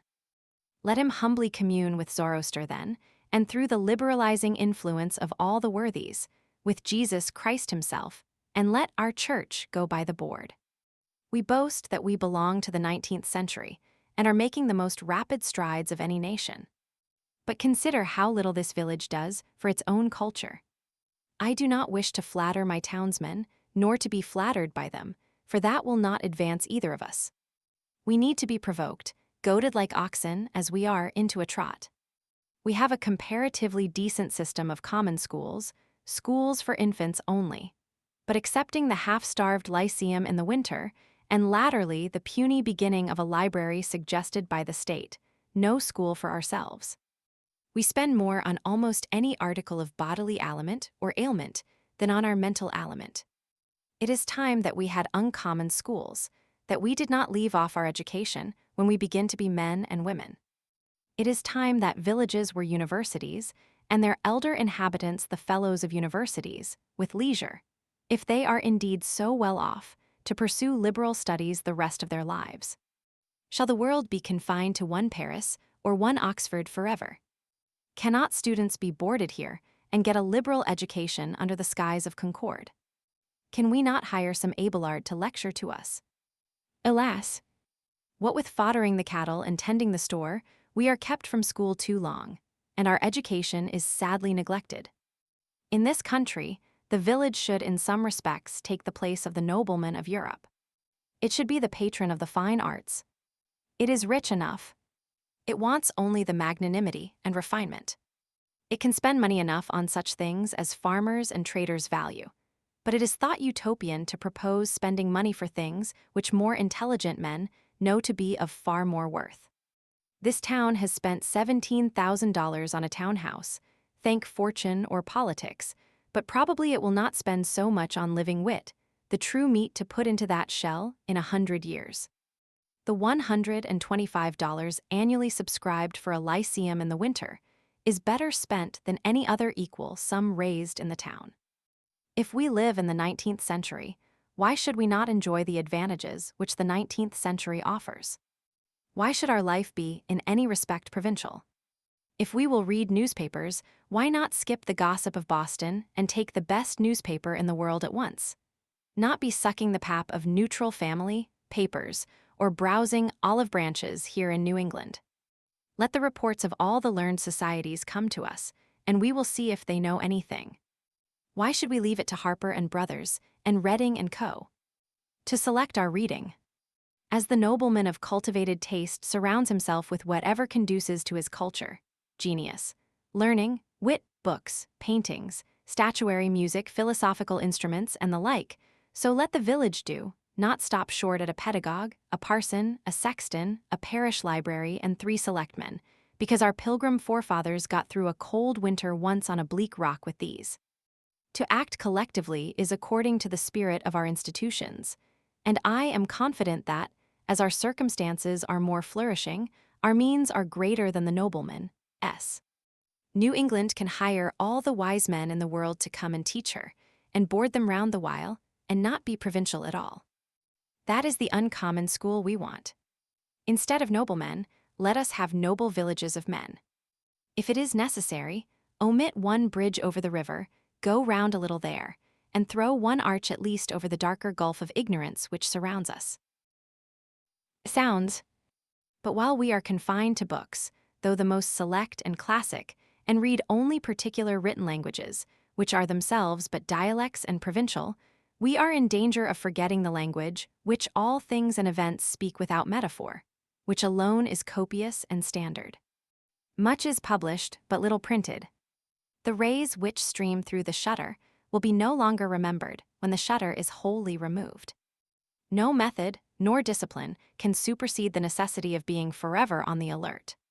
What is a course of history, or philosophy, or poetry, no matter how well selected, or the best society, or the most admirable routine of life, compared with the discipline of looking always at what is to be seen? Will you be a reader, a student merely, or a seer? Read your fate, see what is before you, and walk on into futurity. I did not read books the first summer, I hoed beans. Nay, I often did better than this. There were times when I could not afford to sacrifice the bloom of the present moment to any work, whether of the head or hands. I love a broad margin to my life. Sometimes, in a summer morning, having taken my accustomed bath, I sat in my sunny doorway from sunrise till noon, wrapped in a reverie, amidst the pines and hickories and sumacs, in undisturbed solitude and stillness, while the birds sing around or flitted noiseless through the house, until by the sun falling in at my west window, or the noise of some traveler's wagon on the distant highway, I was reminded of the lapse of time. I grew in those seasons like corn in the night, and they were far better than any work of the hands would have been. They were not time subtracted from my life, but so much over and above my usual allowance. I realized what the Orientals mean by contemplation and the forsaking of works. For the most part, I minded not how the hours went. The day advanced as if to light some work of mine. It was morning, and lo, now it is evening, and nothing memorable is accomplished. Instead of singing like the birds, I silently smiled at my incessant good fortune. As the sparrow had its trill, sitting on the hickory before my door, so had I my chuckle or suppressed warble which he might hear out of my nest. My days were not days of the week, bearing the stamp of any heathen deity, nor were they minced into hours and fretted by the ticking of a clock. For I lived like the Puri Indians, of whom it is said that, for yesterday, today, and tomorrow they have only one word, and they express the variety of meaning by pointing backward for yesterday, forward for tomorrow, and overhead for the passing day. This was sheer idleness to my fellow townsmen, no doubt, but if the birds and flowers had tried me by their standard, I should not have been found wanting. A man must find his occasions in himself, it is true. The natural day is very calm, and will hardly reprove his indolence. I had this advantage, at least, in my mode of life, over those who were obliged to look abroad for amusement, to society and the theater, that my life itself was become my amusement and never ceased to be novel. It was a drama of many scenes, and without an end. If we were always indeed getting our living, and regulating our lives according to the last and best mode we had learned, we should never be troubled with ennui. Follow your genius closely enough, and it will not fail to show you a fresh prospect every hour. Housework was a pleasant pastime. When my floor was dirty, I rose early, and setting all my furniture out of doors on the grass, bed and bedstead making but one budget, dashed water on the floor and sprinkled white sand from the pond on it, and then with a broom scrubbed it clean and white. And by the time the villagers had broken their fast, the morning sun had dried my house sufficiently to allow me to move in again, and my meditations were almost uninterrupted. It was pleasant to see my whole household effects out on the grass, making a little pile like a gypsy's pack, and my three-legged table, from which I did not remove the books and pen and ink, standing amid the pines and hickories. They seemed glad to get out themselves, and as if unwilling to be brought in. I was sometimes tempted to stretch an awning over them and take my seat there. It was worth the while to see the sun shine on these things and hear the free wind blow on them. So much more interesting most familiar objects look out of doors than in the house. A bird sits on the next bough, life everlasting grows under the table, and blackberry vines run round its legs. Pine cones, chestnut burrs, and strawberry leaves are strewn about. It looked as if this was the way these forms came to be transferred to our furniture, to tables, chairs, and bedsteads, because they once stood in their midst. My house was on the side of a hill, immediately on the edge of the larger wood, in the midst of a young forest of pitch pines and hickories, and half a dozen rods from the pond, to which a narrow footpath led down the hill. In my front yard grew the strawberry, blackberry, and life everlasting, johnswort and goldenrod, shrub oaks and sand cherry, blueberry and groundnut. Near the end of May, the sand cherry, Ceresus pumila, adorned the sides of the path with its delicate flowers arranged in umbels cylindrical about its short stems, which last, in the fall, weighed down with good-sized and handsome cherries, fell over in wreaths like rays on every side. I tasted them out of compliment to nature, though they were scarcely palatable. The sumac, rose glabra, grew luxuriantly about the house, pushing up through the embankment which I had made and growing 5 or 6 feet the first season. Its broad pinnate tropical leaf was pleasant though strange to look on. The large buds, suddenly pushing out late in the spring from dry sticks which had seemed to be dead, developed themselves as by magic into graceful green and tender boughs, an inch in diameter. And sometimes, as I sat at my window, so heedlessly did they grow and tax their weak joints, I heard a fresh and tender bough suddenly fall like a fan to the ground, when there was not a breath of air stirring, broken off by its own weight. In August, the large masses of berries, which, when in flower, had attracted many wild bees, gradually assumed their bright velvety crimson hue, and by their weight again bent down and broke the tender limbs.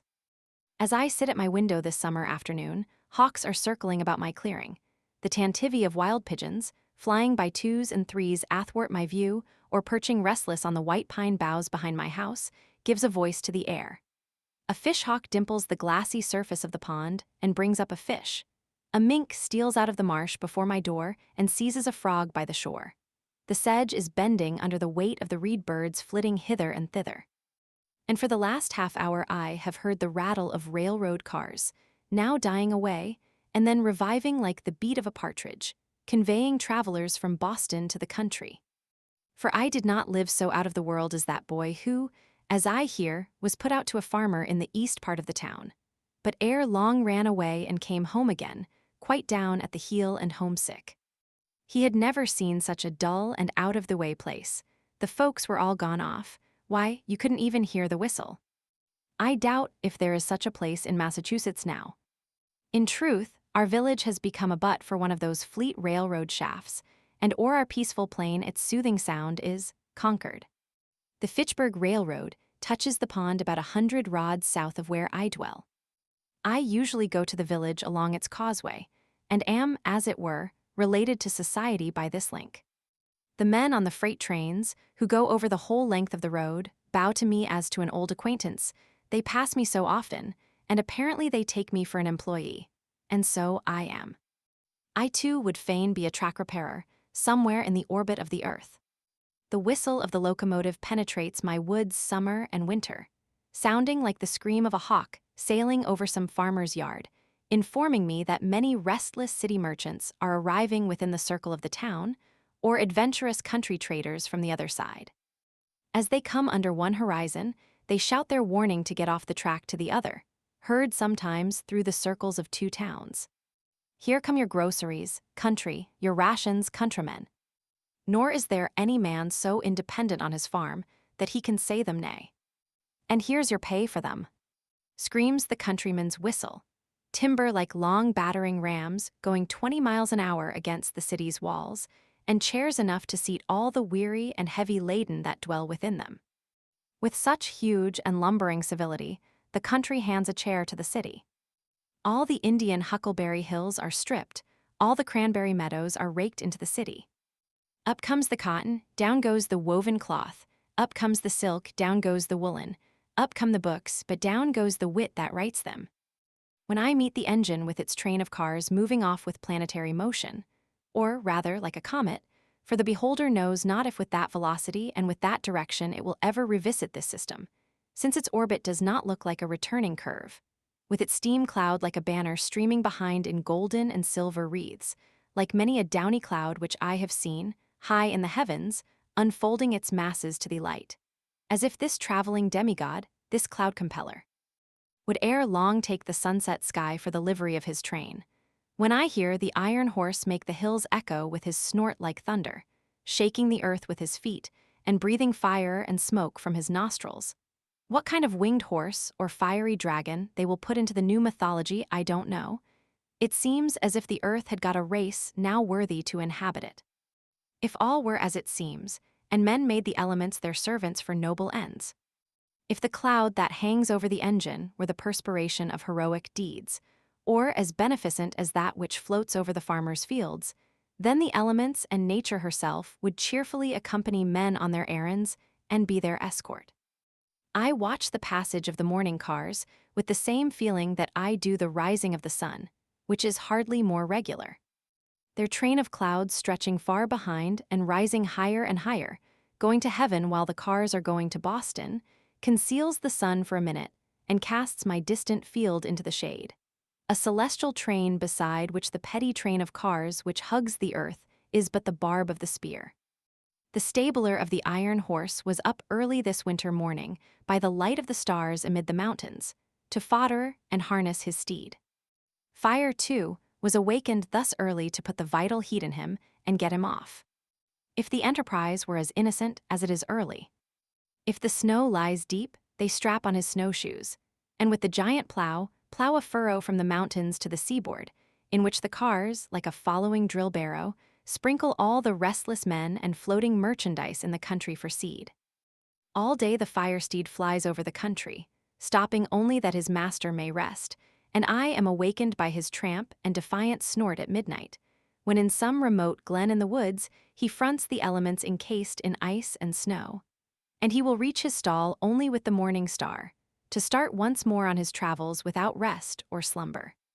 Or perchance, at evening, I hear him in his stable blowing off the superfluous energy of the day, that he may calm his nerves and cool his liver and brain for a few hours of iron slumber. If the enterprise were as heroic and commanding as it is protracted and unwearied. Far through unfrequented woods on the confines of towns, where once only the hunter penetrated by day, in the darkest night dart these bright saloons without the knowledge of their inhabitants, this moment stopping at some brilliant station house in town or city where a social crowd is gathered, the next in the dismal swamp, scaring the owl and fox. The startings and arrivals of the cars are now the epochs in the village day. They go and come with such regularity and precision, and their whistle can be heard so far that the farmers set their clocks by them, and thus one well-conducted institution regulates a whole country. Have not men improved somewhat in punctuality since the railroad was invented? Do they not talk and think faster in the depot than they did in the stage office? There is something electrifying in the atmosphere of the former place.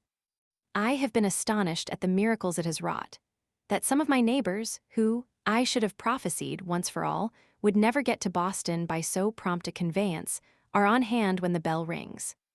To do things, railroad fashion, is now the byword, and it is worth the while to be warned so often and so sincerely by any power to get off its track. There is no stopping to read the riot act, no firing over the heads of the mob, in this case. We have constructed a fate, an atropos, that never turns aside. Let that be the name of your engine. Men are advertised that at a certain hour and minute these bolts will be shot toward particular points of the compass, yet it interferes with no man's business, and the children go to school on the other track. We live the steadier for it. We are all educated thus to be sons of Tell. The air is full of invisible bolts. Every path but your own is the path of fate. Keep on your own track, then. What recommends commerce to me is its enterprise and bravery. It does not clasp its hands and pray to Jupiter. I see these men every day go about their business with more or less courage and content, doing more even than they suspect, and perchance better employed than they could have consciously devised. I am less affected by their heroism, who stood up for half an hour in the front line at Buena Vista, than by the steady and cheerful valor of the men who inhabit the snowplow for their winter quarters, who have not merely the 3 o'clock in the morning courage, which Bonaparte thought was the rarest, but whose courage does not go to rest so early, who go to sleep only when the storm sleeps or the sinews of their iron steed are frozen.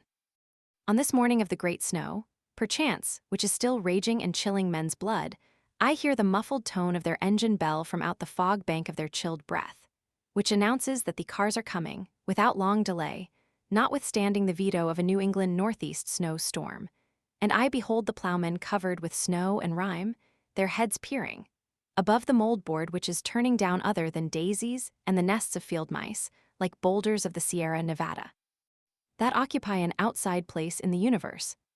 Commerce is unexpectedly confident and serene, alert, adventurous, and unwearied. It is very natural in its methods withal, far more so than many fantastic enterprises and sentimental experiments, and hence its singular success. I am refreshed and expanded when the freight train rattles past me, and I smell the stores which go dispensing their odors all the way from Long Wharf to Lake Champlain, reminding me of foreign parts, of coral reefs and Indian oceans and tropical climes, and the extent of the globe. I feel more like a citizen of the world at the sight of the palm leaf, which will cover so many flaxen New England heads the next summer, the manila hemp and coconut husks, the old junk, gunny bags, scrap iron, and rusty nails. This carload of torn sails is more legible and interesting now than if they should be wrought into paper and printed books. Who can write so graphically the history of the storms they have weathered as these rents have done? They are proof sheets which need no correction. Here goes lumber from the Maine woods, which did not go out to sea in the last freshet, risen $4 on the 1,000 because of what did go out or was split up. Pine, spruce, cedar, first, second, third, and fourth qualities, so lately all of one quality, to wave over the bear and moose and caribou. Next rolls Tomeston lime, a prime lot which will get far among the hills before it gets slacked. These rags and bales of all hues and qualities, the lowest condition to which cotton and linen descend, the final result of dress, of patterns which are now no longer cried up, unless it be in Milwaukee, as those splendid articles English, French, or American prints, ginghams, muslins, and gathered from all quarters both of fashion and poverty, going to become paper of one color or a few shades only, on which forsooth will be written tales of real life, high and low, and founded on fact. This closed car smells of salt fish, the strong New England and commercial scent, reminding me of the Grand Banks and the fisheries.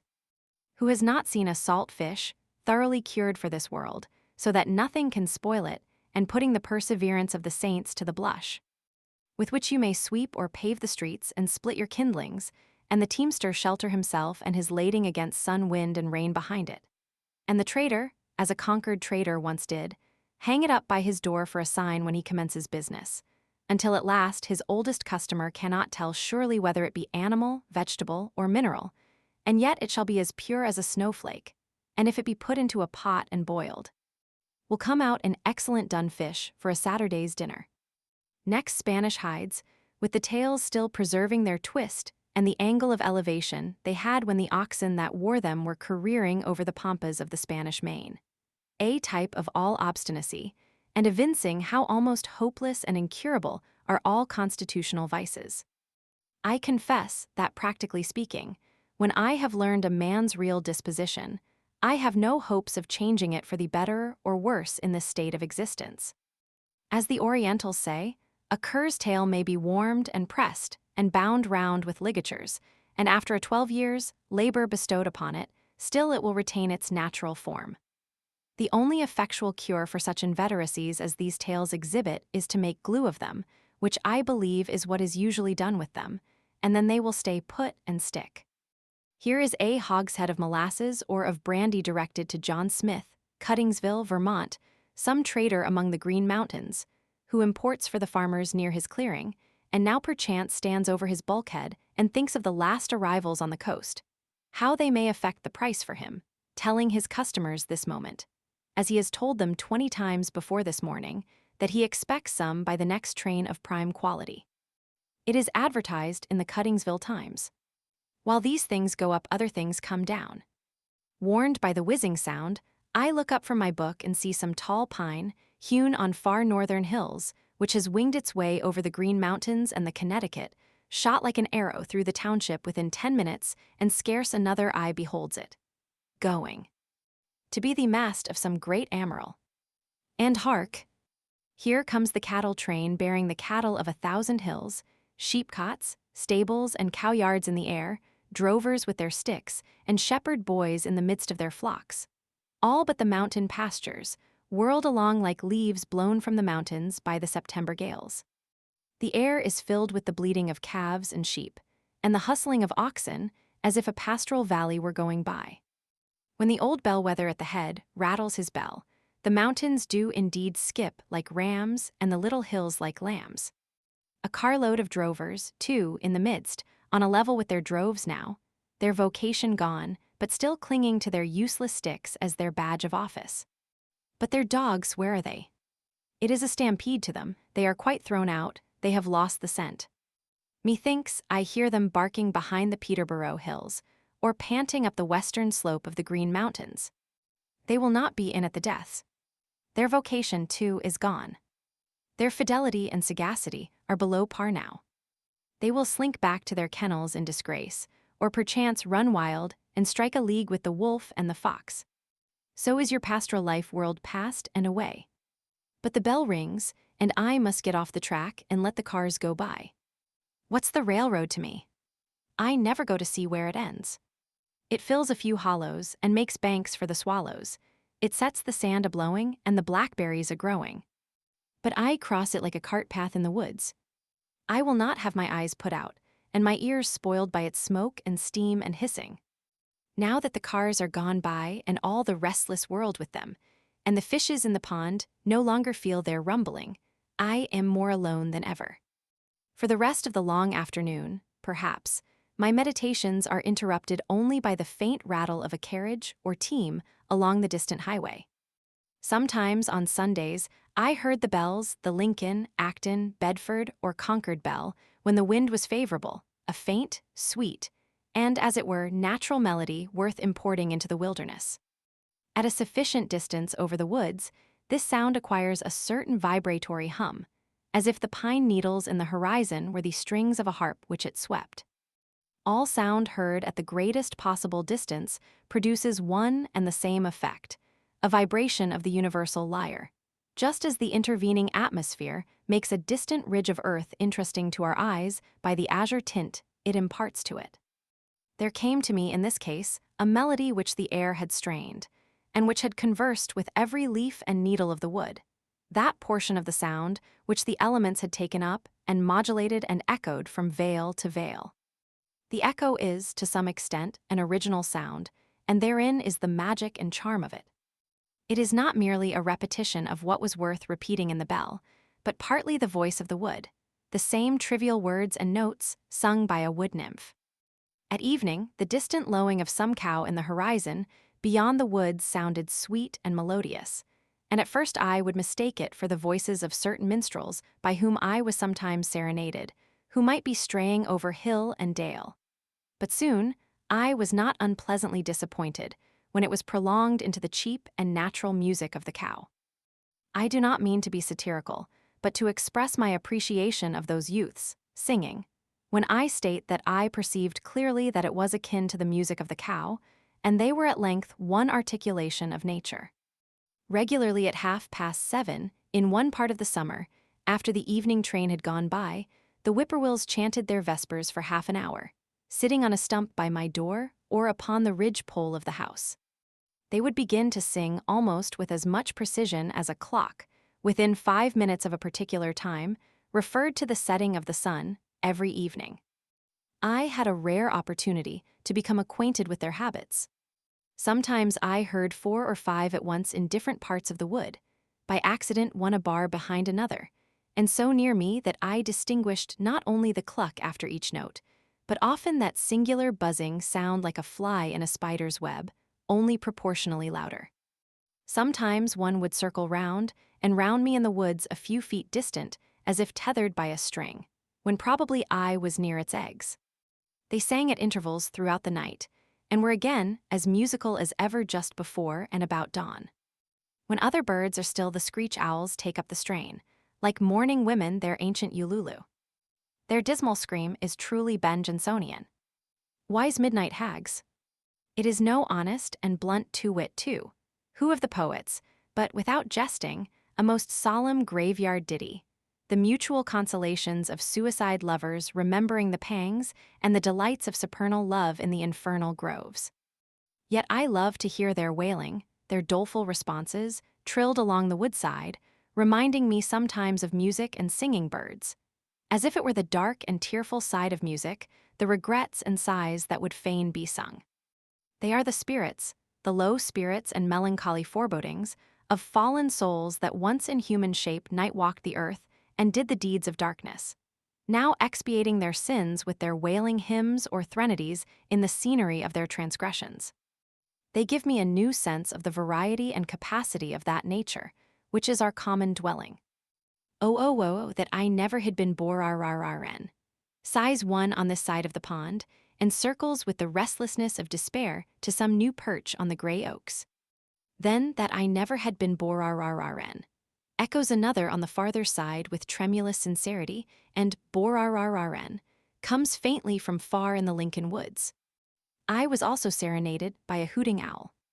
Near at hand you could fancy it the most melancholy sound in nature, as if she meant by this to stereotype and make permanent in her choir the dying moans of a human being, some poor weak relic of mortality who has left hope behind, and howls like an animal, yet with human sobs, on entering the dark valley. Made more awful by a certain gurgling melodiousness, I find myself beginning with the letters GL when I try to imitate it, expressive of a mind which has reached the gelatinous, mildewy stage in the mortification of all healthy and courageous thought. It reminded me of ghouls and idiots and insane howlings. But now one answers from far woods in a strain made really melodious by distance. Hoo, horror hoo. And indeed, for the most part, it suggested only pleasing associations, whether heard by day or night, summer or winter. I rejoice that there are owls. Let them do the idiotic and maniacal hooting for men. It is a sound admirably suited to swamps and twilight woods which no day illustrates, suggesting a vast and undeveloped nature which men have not recognized.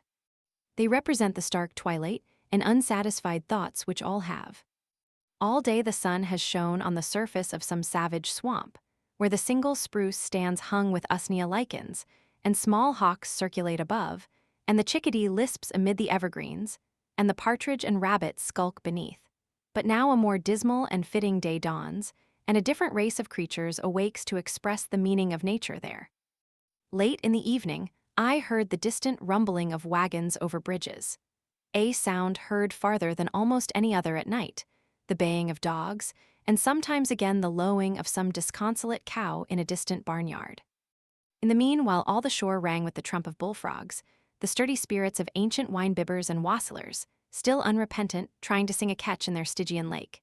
If the Walden nymphs will pardon the comparison, for though there are almost no weeds, there are frogs there, who would fain keep up the hilarious rules of their old festal tables, though their voices have waxed hoarse and solemnly grave, mocking at mirth, and the wine has lost its flavor, and become only liquor to distend their paunches.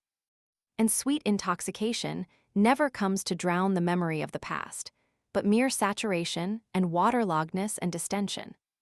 The most aldermanic, with his chin upon a heart-leaf, which serves for a napkin to his drooling chaps, under this northern shore quaffs a deep draught of the once scorned water, and passes round the cup with the ejaculation trrrrrunk, trrrrrunk, trrrrrunk.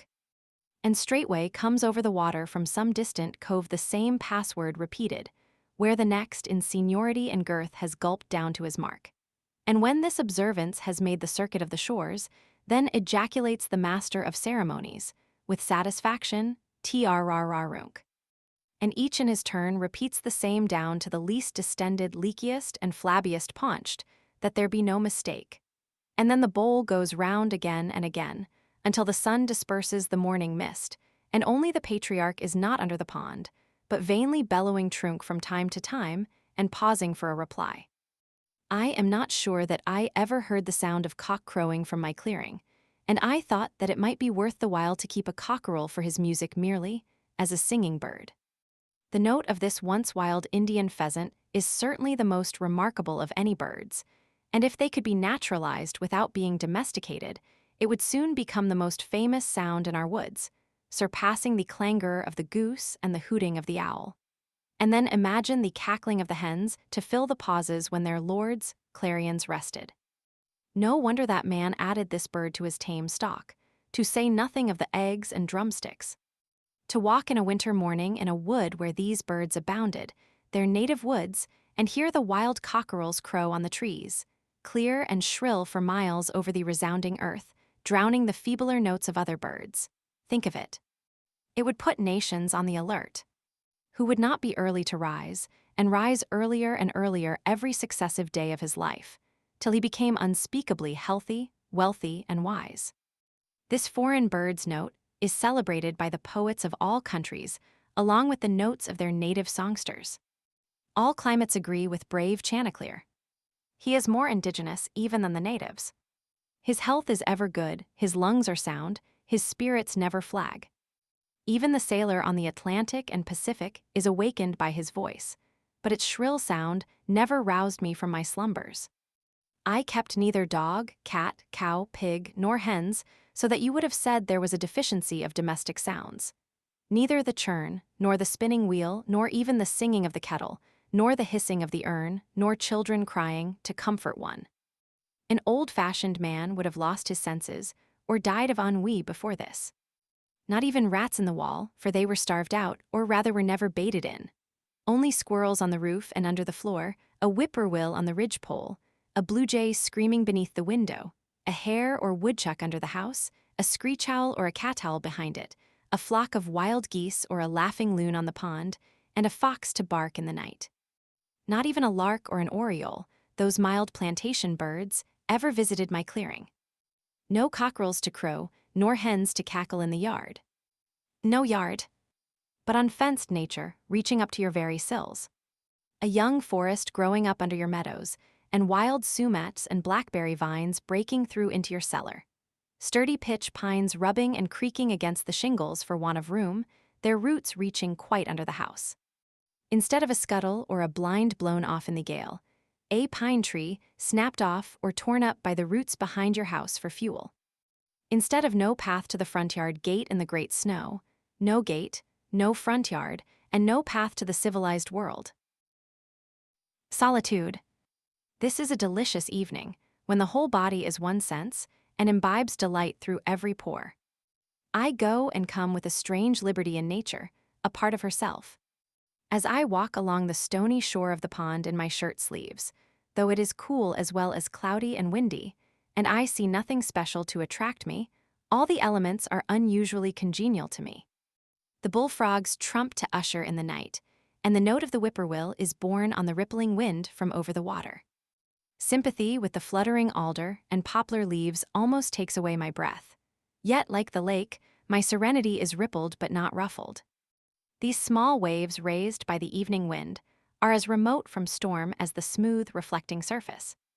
Though it is now dark, the wind still blows and roars in the wood, the waves still dash, and some creatures lull the rest with their notes. The repose is never complete. The wildest animals do not repose, but seek their prey now. The fox and skunk and rabbit now roam the fields and woods without fear. They are nature's watchmen, links which connect the days of animated life. When I return to my house, I find that visitors have been there and left their cards, either a bunch of flowers, or a wreath of evergreen, or a name in pencil on a yellow walnut leaf or a chip. They who come rarely to the woods take some little piece of the forest into their hands to play with by the way, which they leave, either intentionally or accidentally. One has peeled a willow wand, woven it into a ring, and dropped it on my table. I could always tell if visitors had called in my absence, either by the bended twigs or grass or the print of their shoes, and generally of what sex or age or quality they were by some slight trace left, as a flower dropped or a bunch of grass plucked and thrown away. even as far off as the railroad, half a mile distant, or by the lingering odor of a cigar or pipe. Nay, I was frequently notified of the passage of a traveler along the highway 60 rods off by the scent of his pipe. There is commonly sufficient space about us. Our horizon is never quite at our elbows. The thick wood is not just at our door, nor the pond, but somewhat is always clearing, familiar and worn by us, appropriated and fenced in some way, and reclaimed from nature. For what reason have I this vast range and circuit, some square miles of unfrequented forest, for my privacy, abandoned to me by men? My nearest neighbor is a mile distant, and no house is visible from any place but the hilltops within half a mile of my own. I have my horizon bounded by woods all to myself, a distant view of the railroad where it touches the pond on the one hand, and of the fence which skirts the woodland road on the other. But for the most part it is as solitary where I live as on the prairies. It is as much Asia or Africa as New England. I have, as it were, my own sun and moon and stars, and a little world all to myself. At night there was never a traveler passed my house, or knocked at my door, more than if I were the first or last man, unless it were in the spring, when at long intervals some came from the village to fish for pouts. They plainly fished much more in the Walden Pond of their own natures, and baited their hooks with darkness. But they soon retreated, usually with light baskets, and left the world to darkness and to me. And the black kernel of the night was never profaned by any human neighborhood. I believe that men are generally still a little afraid of the dark, though the witches are all hung, and Christianity and candles have been introduced. Yet I experience sometimes that the most sweet and tender, the most innocent and encouraging society may be found in any natural object, even for the poor misanthrope and most melancholy man. There can be no very black melancholy to him who lives in the midst of nature and has his senses still. There was never yet such a storm, but it was Aeolian music to a healthy and innocent ear. Nothing can rightly compel a simple and brave man to a vulgar sadness. While I enjoy the friendship of the seasons, I trust that nothing can make life a burden to me. The gentle rain which waters my beans and keeps me in the house today is not drear and melancholy, but good for me too. Though it prevents my hoeing them, it is of far more worth than my hoeing. If it should continue so long as to cause the seeds to rot in the ground and destroy the potatoes in the low lands, it would still be good for the grass on the uplands, and, being good for the grass, it would be good for me. Sometimes, when I compare myself with other men, it seems as if I were more favored by the gods than they, beyond any deserts that I am conscious of, as if I had a warrant and surety at their hands which my fellows have not, and were especially guided and guarded. I do not flatter myself, but if it be possible they flatter me. I have never felt lonesome, or in the least oppressed by a sense of solitude, but once, and that was a few weeks after I came to the woods, when, for an hour, I doubted if the near neighborhood of man was not essential to a serene and healthy life. To be alone was something unpleasant. But I was at the same time conscious of a slight insanity in my mood, and seemed to foresee my recovery.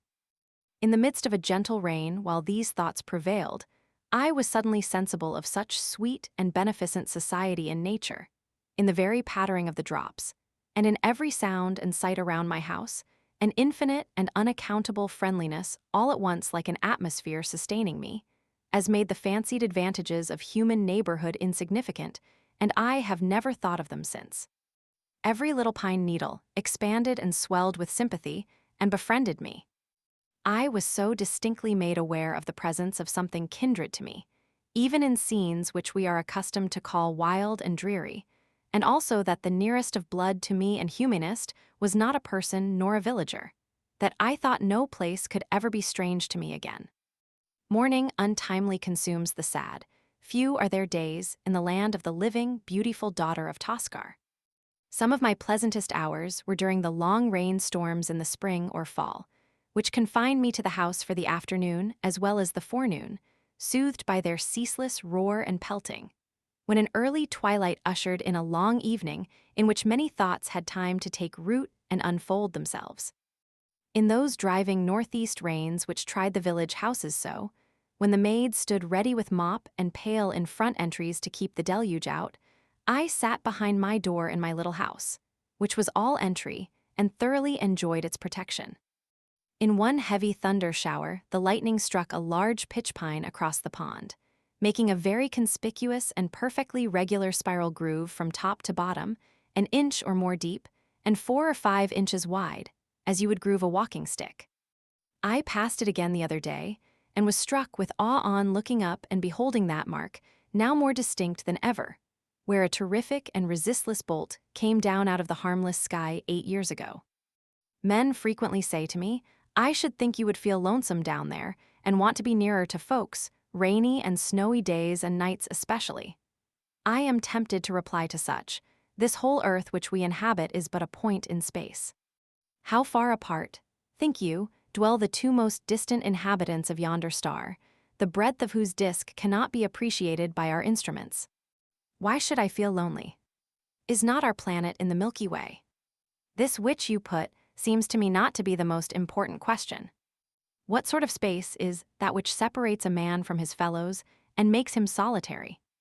I have found that no exertion of the legs can bring 2 minds much nearer to one another. What do we want most to dwell near to? Not to many men, surely.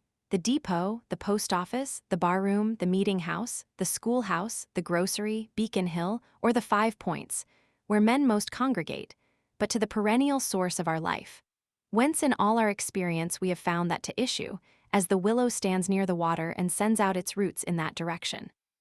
This will vary with different natures, but this is the place where a wise man will dig his cellar. I one evening overtook one of my townsmen who has accumulated what is called a handsome property, though I never got a fair view of it, on the Walden Road, driving a pair of cattle to market, who inquired of me how I could bring my mind to give up so many of the comforts of life. I answered that I was very sure I liked it passably well. I was not joking. And so I went home to my bed, and left him to pick his way through the darkness and the mud to Brighton, or Bright Town, which place he would reach some time in the morning. Any prospect of awakening or coming to life to a dead man makes indifferent all times and places. The place where that may occur is always the same, and indescribably pleasant to all our senses. For the most part, we allow only outlying and transient circumstances to make our occasions. They are, in fact, the cause of our distraction. Nearest to all things is that power which fashions their being. Next to us, the grandest laws are continually being executed. Next to us is not the workman whom we have hired, with whom we love so well to talk, but the workman whose work we are. How vast and profound is the influence of the subtle powers of heaven and of earth. We seek to perceive them, and we do not see them. We seek to hear them, and we do not hear them. Identified with the substance of things, they cannot be separated from them. They cause that in all the universe men purify and sanctify their hearts, and clothe themselves in their holiday garments to offer sacrifices and oblations to their ancestors. It is an ocean of subtle intelligences. They are everywhere above us, on our left, on our right. They environ us on all sides. We are the subjects of an experiment which is not a little interesting to me. Can we not do without the society of our gossips a little while under these circumstances, have our own thoughts to cheer us? Confucius says truly, "Virtue does not remain as an abandoned orphan, it must of necessity have neighbors." With thinking we may be beside ourselves in a sane sense. By a conscious effort of the mind, we can stand aloof from actions and their consequences, and all things, good and bad, go by us like a torrent. We are not wholly involved in nature. I may be either the driftwood in the stream, or Indra in the sky looking down on it. I may be affected by a theatrical exhibition. On the other hand, I may not be affected by an actual event which appears to concern me much more. I only know myself as a human entity, the scene, so to speak, of thoughts and affections, and am sensible of a certain doubleness by which I can stand as remote from myself as from another. However intense my experience, I am conscious of the presence and criticism of a part of me, which, as it were, is not a part of me, but spectator, sharing no experience but taking note of it, and that is no more I than it is you. When the play, it may be the tragedy, of life is over, the spectator goes his way. It was a kind of fiction, a work of the imagination only, so far as he was concerned. This doubleness may easily make us poor neighbors and friends sometimes. I find it wholesome to be alone the greater part of the time. To be in company, even with the best, is soon wearisome and dissipating. I love to be alone. I never found the companion that was so companionable as solitude. We are for the most part more lonely when we go abroad among men than when we stay in our chambers. A man thinking or working is always alone, let him be where he will. Solitude is not measured by the miles of space that intervene between a man and his fellows. The really diligent student in one of the crowded hives of Cambridge College is as solitary as a dervish in the desert. The farmer can work alone in the field or the woods all day, hoeing or chopping, and not feel lonesome, because he is employed. But when he comes home at night, he cannot sit down in a room alone at the mercy of his thoughts, but must be where he can see the folks and recreate, and as he thinks remunerate himself for his day's solitude. And hence he wonders how the student can sit alone in the house all night and most of the day without ennui and the blues.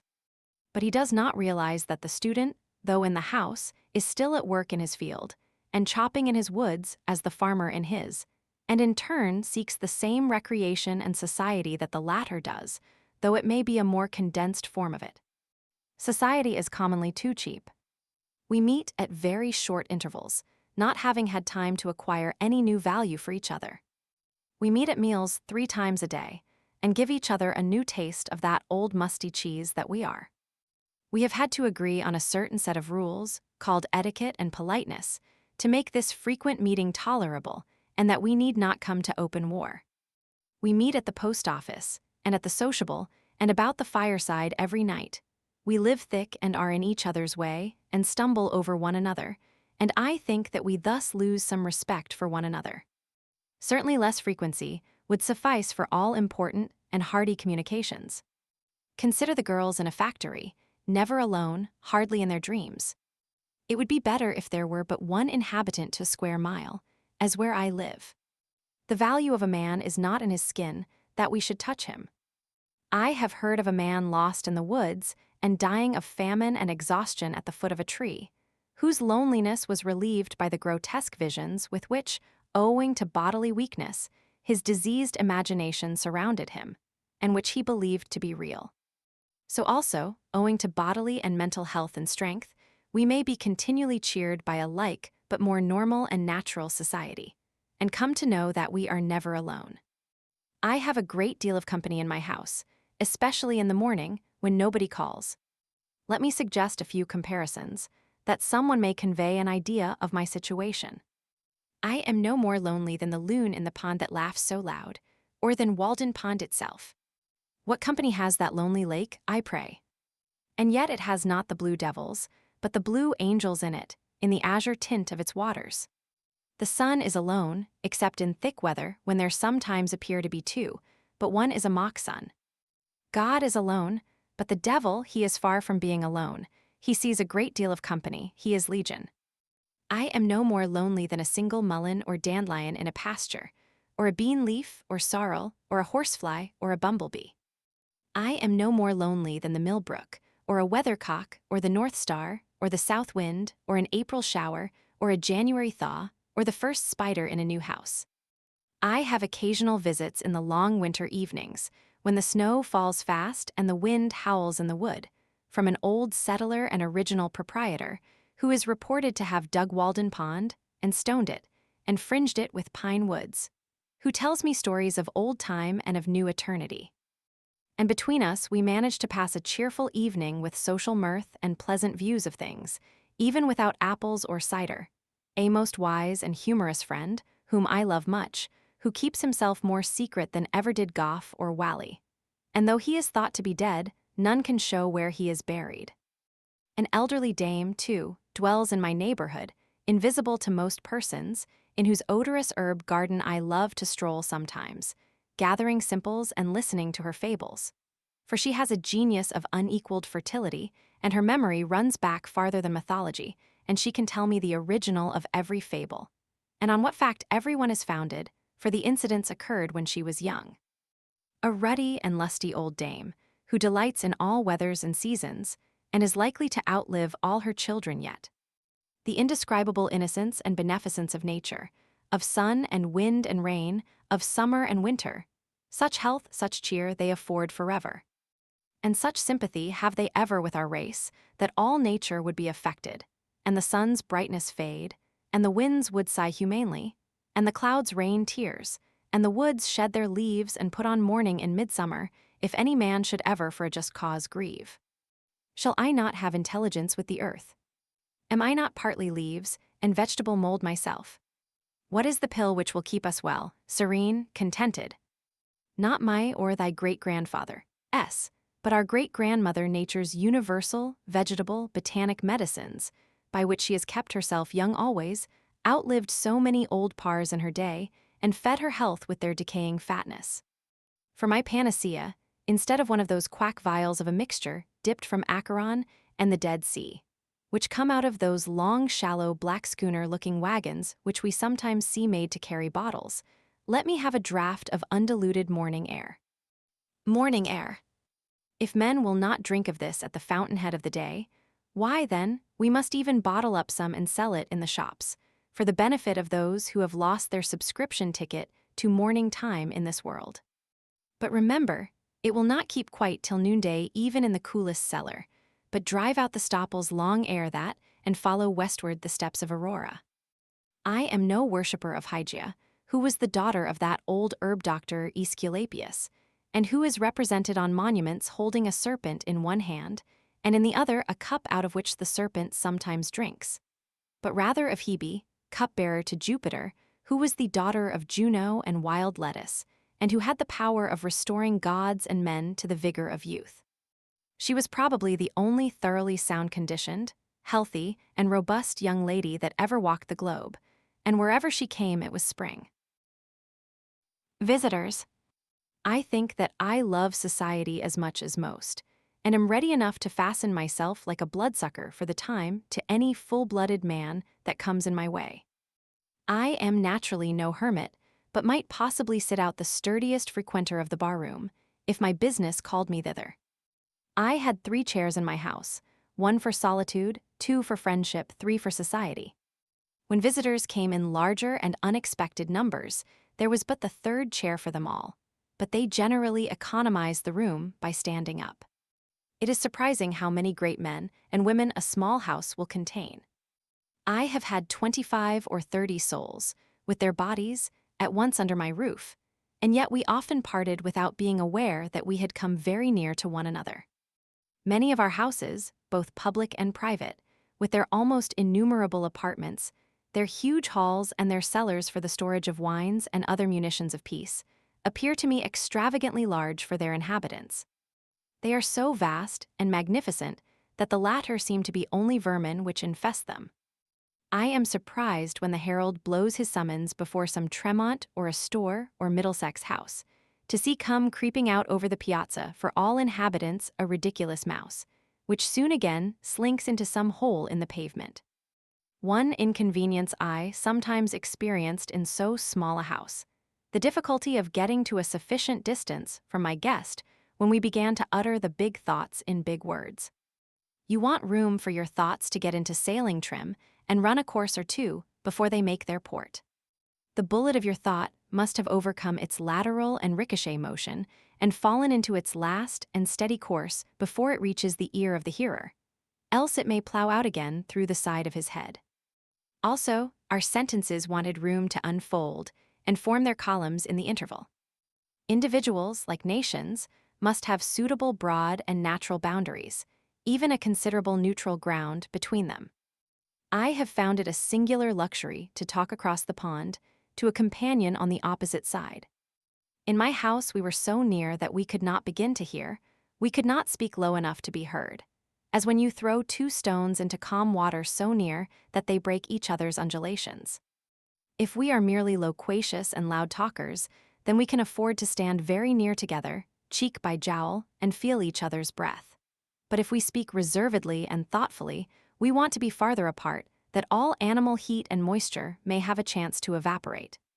If we would enjoy the most intimate society with that in each of us which is without, or above, being spoken to, we must not only be silent, but commonly so far apart bodily that we cannot possibly hear each other's voice in any case.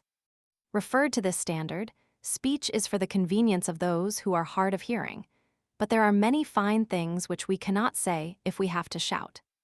As the conversation began to assume a loftier and grander tone, we gradually shoved our chairs farther apart till they touched the wall in opposite corners, and then commonly there was not room enough.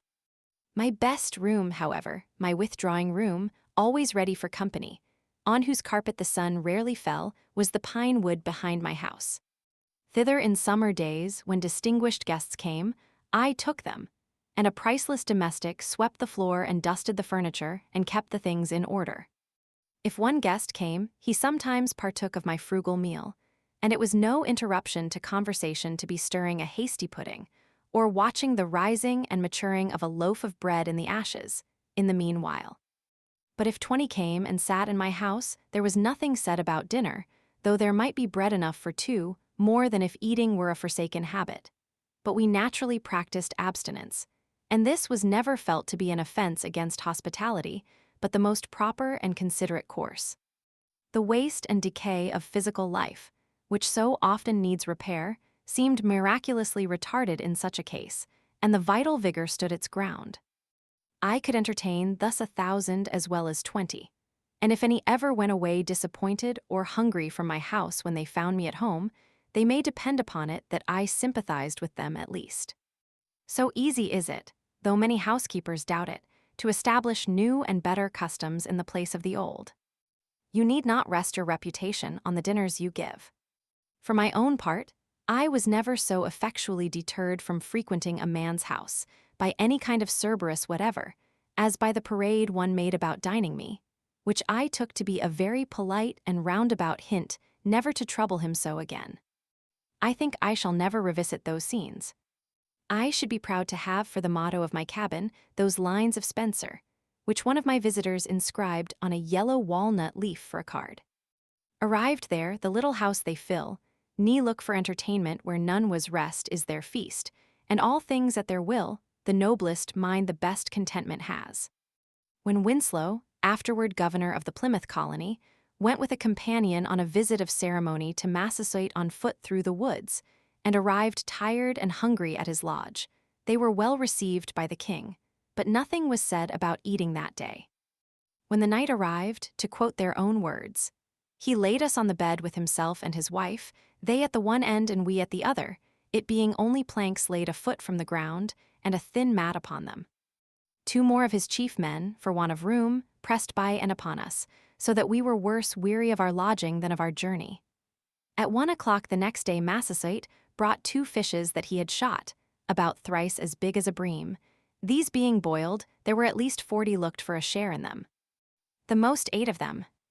This meal only we had in 2 nights and a day, and had not one of us bought a partridge, we had taken our journey fasting, fearing that they would be light-headed for want of food and also sleep, owing to the savages' barbarous singing, for they used to sing themselves asleep, and that they might get home while they had strength to travel, they departed. As for lodging, it is true they were but poorly entertained, though what they found an inconvenience was no doubt intended for an honor. But as far as eating was concerned, I do not see how the Indians could have done better. They had nothing to eat themselves, and they were wiser than to think that apologies could supply the place of food to their guests, so they drew their belts tighter and said nothing about it. Another time when Winslow visited them, it being a season of plenty with them, there was no deficiency in this respect. As for men, they will hardly fail one anywhere. I had more visitors while I lived in the woods than at any other period in my life. I mean that I had some. I met several there under more favorable circumstances than I could anywhere else. But fewer came to see me on trivial business. In this respect, my company was winnowed by my mere distance from town. I had withdrawn so far within the great ocean of solitude, into which the rivers of society empty, that for the most part, so far as my needs were concerned, only the finest sediment was deposited around me. Beside, there were wafted to me evidences of unexplored and uncultivated continents on the other side. Who should come to my lodge this morning but a true Homeric or Paphlagonian man, He had so suitable and poetic a name that I am sorry I cannot print it here. A Canadian, a woodchopper and postmaker, who can hole 50 posts in a day, who made his last supper on a woodchuck which his dog caught. He, too, has heard of Homer, and, if it were not for books, would not know what to do rainy days, though perhaps he has not read one wholly through for many rainy seasons. Some priest who could pronounce the Greek itself taught him to read his verse in the Testament in his native parish far away, and now I must translate to him, while he holds the book, Achilles' reproof to Patroclus for his sad countenance. Why are you in tears, Patroclus, like a young girl? Or have you alone heard some news from Phthia? They say that Menodius lives yet, son of Actor, and Peleus lives, son of Aeacus, among the Myrmidons, either of whom having died, we should greatly grieve. He says, that's good. He has a great bundle of white oak bark under his arm for a sick man, gathered this Sunday morning. I suppose there's no harm in going after such a thing today, says he. To him, Homer was a great writer, though what his writing was about he did not know. A more simple and natural man it would be hard to find. Vice and disease, which cast such a somber moral hue over the world, seemed to have hardly any existence for him. He was about 28 years old, and had left Canada and his father's house a dozen years before to work in the States, and earn money to buy a farm with at last, perhaps in his native country. He was cast in the coarsest mold. A stout but sluggish body, yet gracefully carried, with a thick sunburnt neck, dark bushy hair, and dull sleepy blue eyes, which were occasionally lit up with expression. He wore a flat gray cloth cap, a dingy wool-colored greatcoat, and cowhide boots. He was a great consumer of meat, usually carrying his dinner to his work a couple of miles past my house, for he chopped all summer, in a tin pail, cold meats, often cold woodchucks, and coffee in a stone bottle which dangled by a string from his belt, and sometimes he offered me a drink.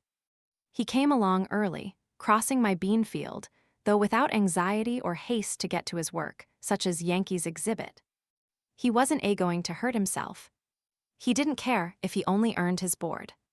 Frequently, he would leave his dinner in the bushes, when his dog had caught a woodchuck by the way, and go back a mile and a half to dress it and leave it in the cellar of the house, where he boarded, after deliberating first for half an hour whether he could not sink it in the pond safely till nightfall, loving to dwell long upon these themes. He would say, as he went by in the morning, how thick the pigeons are.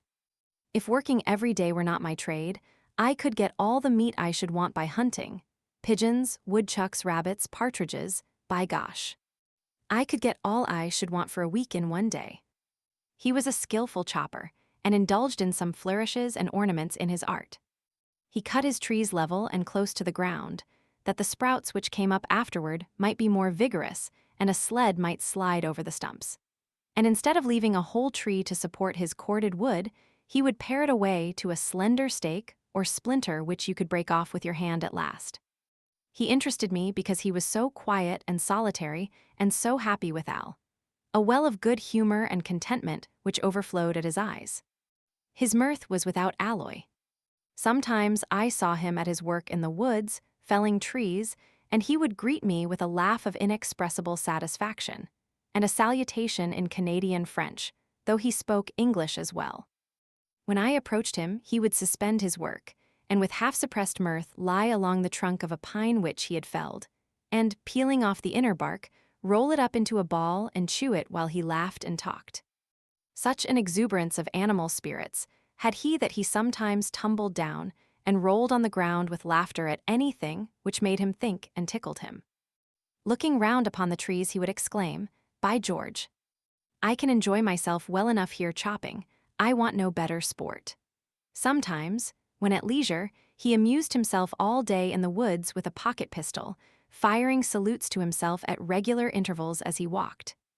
In the winter, he had a fire by which at noon he warmed his coffee in a kettle.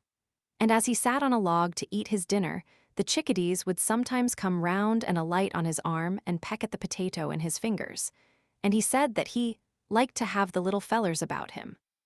In him the animal man chiefly was developed. In physical endurance and contentment, he was cousin to the pine and the rock. I asked him once if he was not sometimes tired at night after working all day, And he answered with a sincere and serious look, "Goripit, I never was tired in my life." But the intellectual and what is called spiritual man in him were slumbering as in an infant.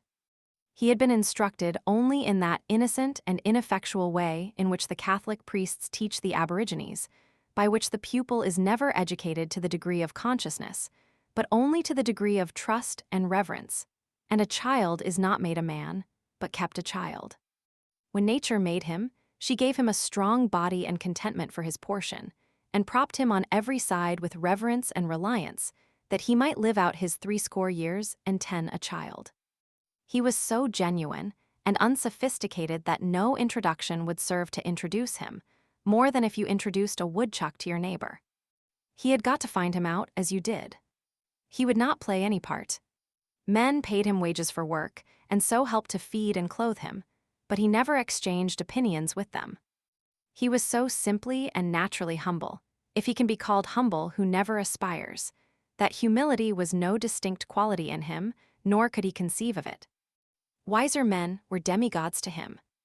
If you told him that such a one was coming, he did as if he thought that anything so grand would expect nothing of himself, but take all the responsibility on itself, and let him be forgotten still. He never heard the sound of praise. He particularly reverenced the writer and the preacher. Their performances were miracles. When I told him that I wrote considerably, he thought for a long time that it was merely the handwriting which I meant, for he could write a remarkably good hand himself. I sometimes found the name of his native parish handsomely written in the snow by the highway, with the proper French accent, and knew that he had passed. I asked him if he ever wished to write his thoughts. He said that he had read and written letters for those who could not, but he never tried to write thoughts. No, he could not. He could not tell what to put first, it would kill him, and then there was spelling to be attended to at the same time. I heard that a distinguished wise man and reformer asked him if he did not want the world to be changed, but he answered with a chuckle of surprise in his Canadian accent, not knowing that the question had ever been entertained before. "No, I like it well enough." It would have suggested many things to a philosopher to have dealings with him. To a stranger he appeared to know nothing of things in general. Yet I sometimes saw in him a man whom I had not seen before, and I did not know whether he was as wise as Shakespeare or as simply ignorant as a child, whether to suspect him of a fine poetic consciousness or of stupidity. A townsman told me that when he met him sauntering through the village in his small close-fitting cap and whistling to himself, he reminded him of a prince in disguise. His only books were an almanac and an arithmetic, in which last he was considerably expert. The former was a sort of cyclopedia to him, which he supposed to contain an abstract of human knowledge, as indeed it does to a considerable extent. I loved to sound him on the various reforms of the day, and he never failed to look at them in the most simple and practical light. He had never heard of such things before. Could he do without factories? I asked. He had worn the homemade Vermont gray, he said, and that was good. Could he dispense with tea and coffee? Did this country afford any beverage beside water? He had soaked hemlock leaves in water and drank it, and thought that was better than water in warm weather. When I asked him if he could do without money, he showed the convenience of money in such a way as to suggest and coincide with the most philosophical accounts of the origin of this institution, and the very derivation of the word pecunia. If an ox were his property, and he wished to get needles and thread at the store, he thought it would be inconvenient and impossible soon to go on mortgaging some portion of the creature each time to that amount. He could defend many institutions better than any philosopher, because, in describing them as they concerned him, he gave the true reason for their prevalence, and speculation had not suggested to him any other. At another time, hearing Plato's definition of a man, a biped without feathers, and that one exhibited a cock plucked and called it Plato's man, he thought it an important difference that the knees bent the wrong way. He would sometimes exclaim, "How I love to talk." By George, I could talk all day. I asked him once, when I had not seen him for many months, if he had got a new idea this summer. "Good Lord," said he, "a man that has to work as I do, if he does not forget the ideas he has had, he will do well." may be the man you hoe with is inclined to race. Then, by gory, your mind must be there. You think of weeds. He would sometimes ask me first on such occasions if I had made any improvement. One winter day I asked him if he was always satisfied with himself, wishing to suggest a substitute within him for the priest without, and some higher motive for living. Satisfied, said he, some men are satisfied with one thing and some with another.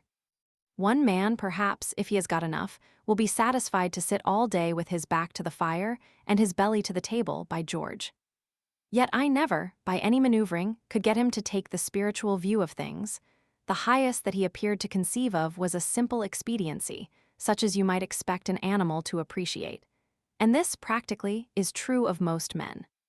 If I suggested any improvement in his mode of life, he merely answered, without expressing any regret, that it was too late. Yet he thoroughly believed in honesty and the like virtues. There was a certain positive originality, however slight, to be detected in him, and I occasionally observed that he was thinking for himself and expressing his own opinion, a phenomenon so rare that I would any day walk 10 miles to observe it, and it amounted to the reorigination of many of the institutions of society. Though he hesitated, and perhaps failed to express himself distinctly, he always had a presentable thought behind. Yet his thinking was so primitive and immersed in his animal life, that, though more promising than a merely learned man's, it rarely ripened to anything which can be reported. He suggested that there might be men of genius in the lowest grades of life, however permanently humble and illiterate, who take their own view always, or do not pretend to see at all, who are as bottomless even as Walden Pond was thought to be, though they may be dark and muddy. Many a traveler came out of his way to see me and the inside of my house, and, as an excuse for calling, asked for a glass of water.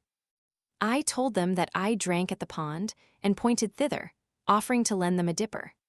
Far off as I lived, I was not exempted from the annual visitation which occurs, methinks, about the 1st of April, when every body is on the move, and I had my share of good luck, though there were some curious specimens among my visitors.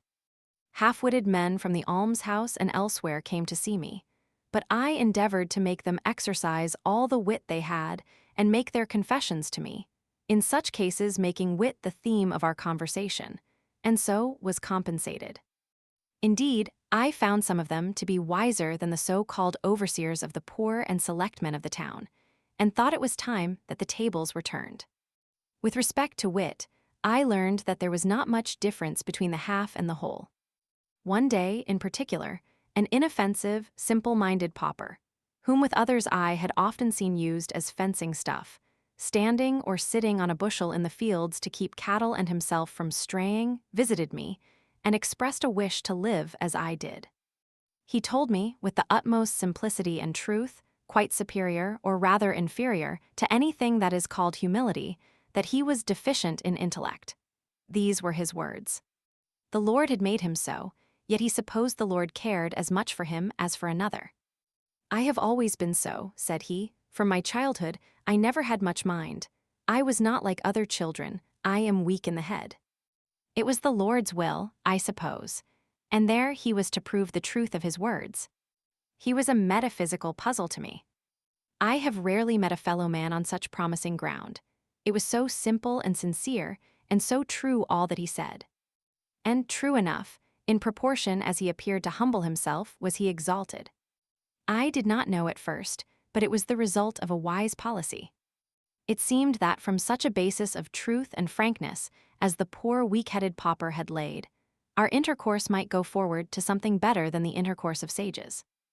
I had some guests from those not reckoned commonly among the town's poor, but who should be, who are among the world's poor at any rate, guests who appeal not to your hospitality, but to your hospitality, who earnestly wish to be helped and preface their appeal with the information that they are resolved, for one thing, never to help themselves. I require of a visitor that he be not actually starving, though he may have the very best appetite in the world, however he got it. Objects of charity are not guests. Men who did not know when their visit had terminated, though I went about my business again, answering them from greater and greater remoteness. Men of almost every degree of wit called on me in the migrating season. some who had more wits than they knew what to do with. Runaway slaves with plantation manners, who listened from time to time, like the fox in the fable, as if they heard the hounds baying on their track, and looked at me beseechingly, as much as to say, "O Christian, will you send me back?" One real runaway slave, among the rest, whom I helped to forward toward the North Star.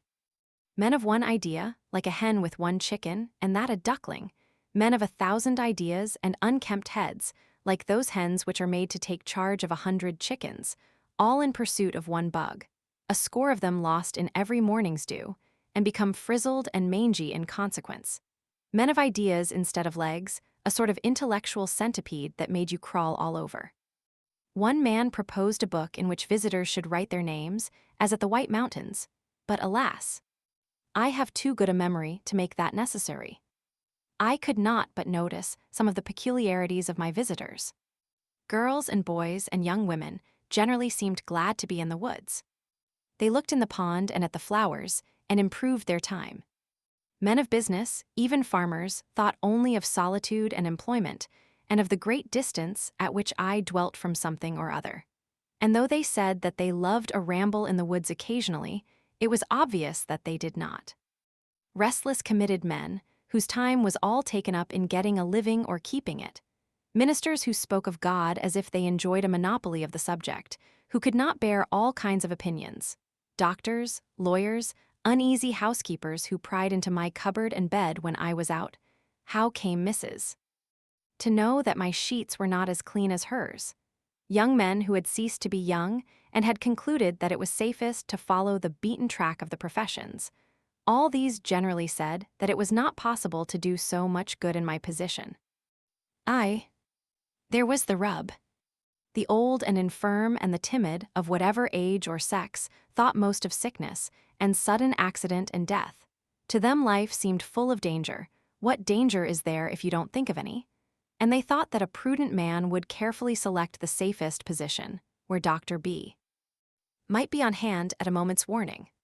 To them, the village was literally a community, a league for mutual defense, and you would suppose that they would not go a huckleberrying without a medicine chest. The amount of it is, if a man is alive, there is always danger that he may die, though the danger must be allowed to be less in proportion as he is dead and alive to begin with.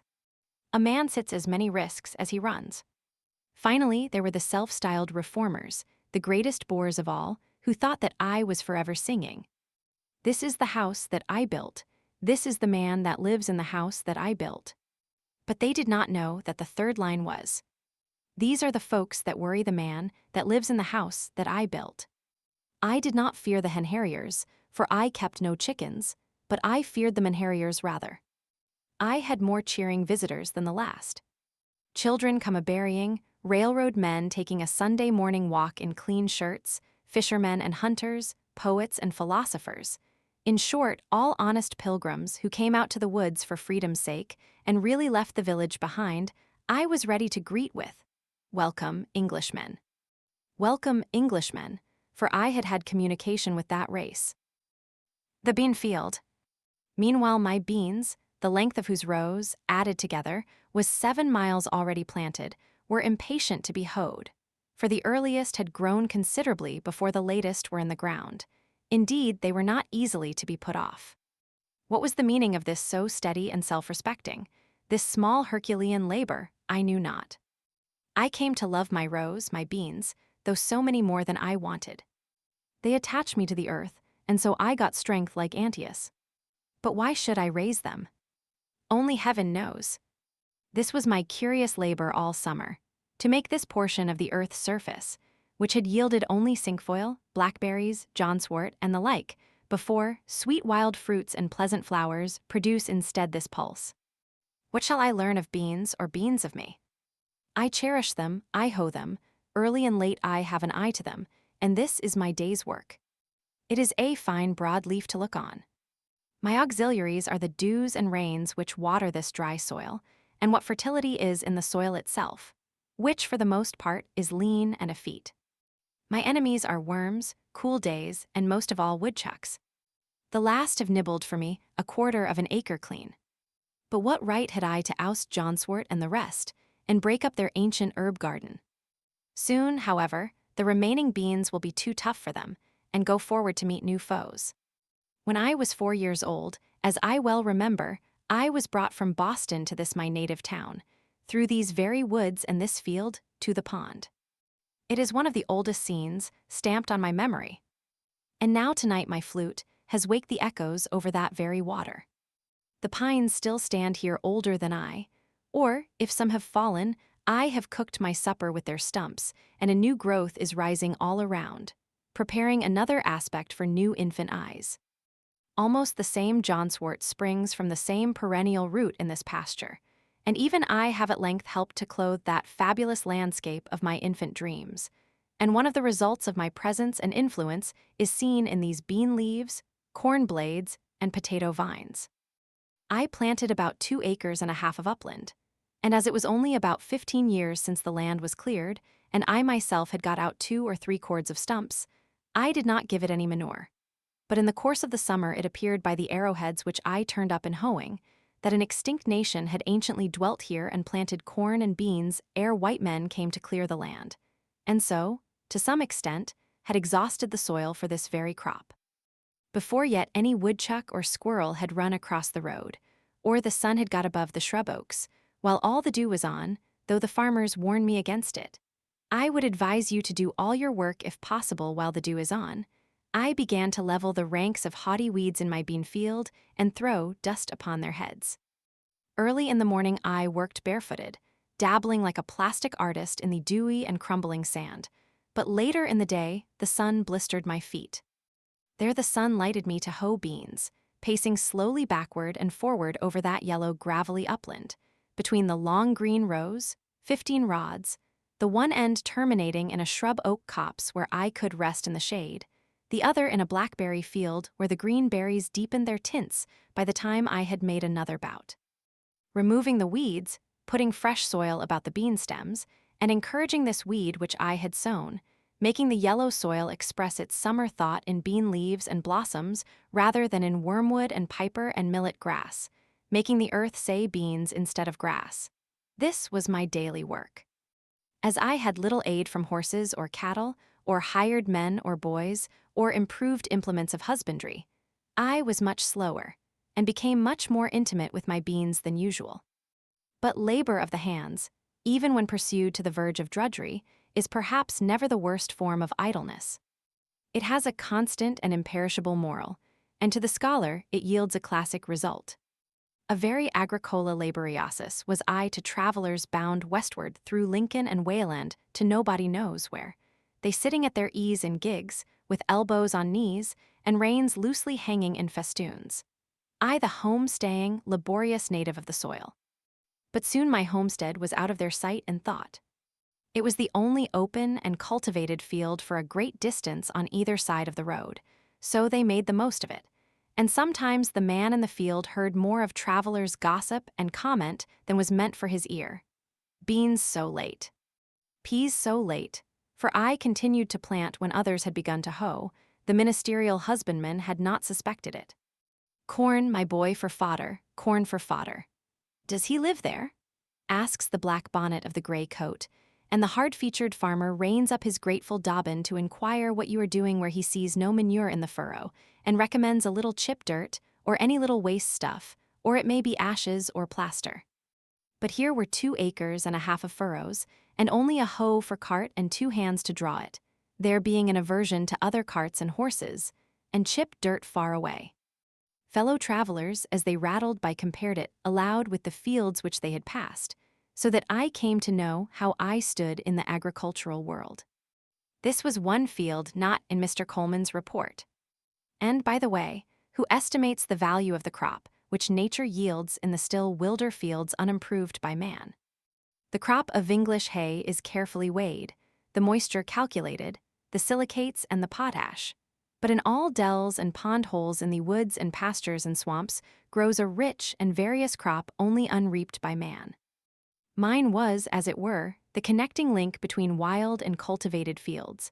As some states are civilized, and others half-civilized, and others savage or barbarous, so my field was, though not in a bad sense, a half-cultivated field.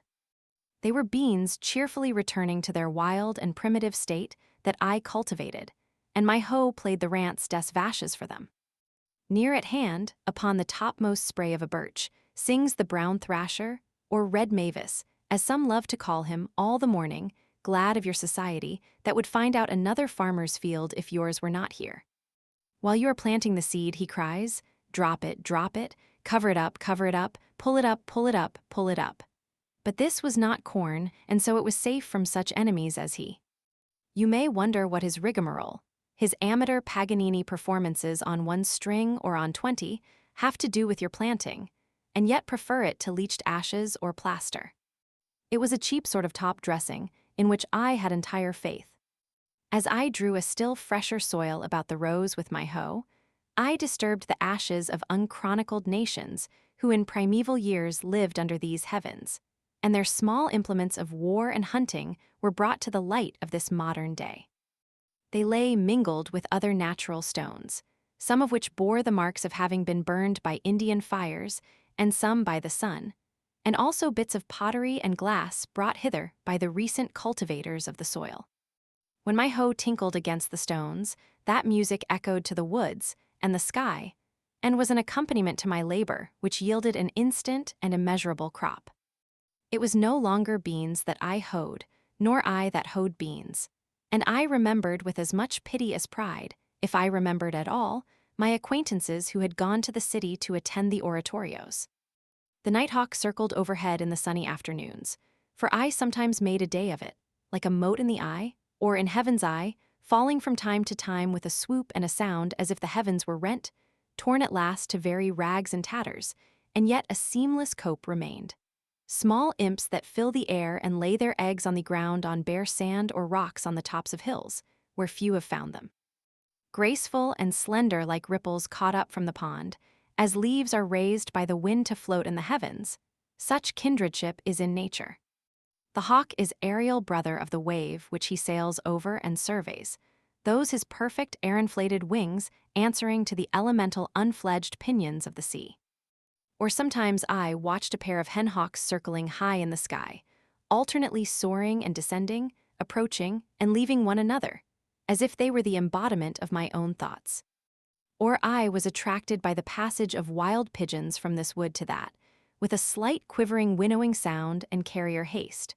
Or from under a rotten stump my hoe turned up a sluggish portentous and outlandish spotted salamander, a trace of Egypt and the Nile, yet our contemporary. When I paused to lean on my hoe, these sounds and sights I heard and saw anywhere in the row, a part of the inexhaustible entertainment which the country offers. On gala days, the town fires its great guns, which echo like pop guns to these woods, and some waifs of martial music occasionally penetrate thus far. To me, away there in my bean field at the other end of the town, the big guns sounded as if a puffball had burst. And when there was a military turnout of which I was ignorant, I have sometimes had a vague sense all the day of some sort of itching and disease in the horizon, as if some eruption would break out there soon, either scarlatina or canker rash, until at length some more favorable puff of wind, making haste over the fields and up the Wayland Road, brought me information of the trainers. It seemed by the distant hum as if somebody's bees had swarmed, and that the neighbors, according to Virgil's advice, by a faint tintinnabulum upon the most sonorous of their domestic utensils, were endeavoring to call them down into the hive again. And when the sound died quite away, and the hum had ceased, and the most favorable breezes told no tale, I knew that they had got the last drone of them all safely into the Middlesex hive, and that now their minds were bent on the honey with which it was smeared. I felt proud to know that the liberties of Massachusetts and of our fatherland were in such safe keeping. And as I turned to my hoeing again, I was filled with an inexpressible confidence, and pursued my labor cheerfully with a calm trust in the future. When there were several bands of musicians, it sounded as if all the village was a vast bellows, and all the buildings expanded and collapsed alternately with a din. But sometimes it was a really noble and inspiring strain that reached these woods, and the trumpet that sings of fame, and I felt as if I could spit a Mexican with a good relish. For why should we always stand for trifles? And looked round for a woodchuck or a skunk to exercise my chivalry upon. These martial strains seemed as far away as Palestine, and reminded me of a march of crusaders in the horizon, with a slight tantivy and tremulous motion of the elm tree tops which overhang the village. This was one of the great days, though the sky had from my clearing only the same everlastingly great look that it wears daily, and I saw no difference in it. It was a singular experience, that long acquaintance which I cultivated with beans, what with planting and hoeing and harvesting and threshing, and picking over and selling them. The last was the hardest of all. I might add eating, for I did taste. I was determined to know beans.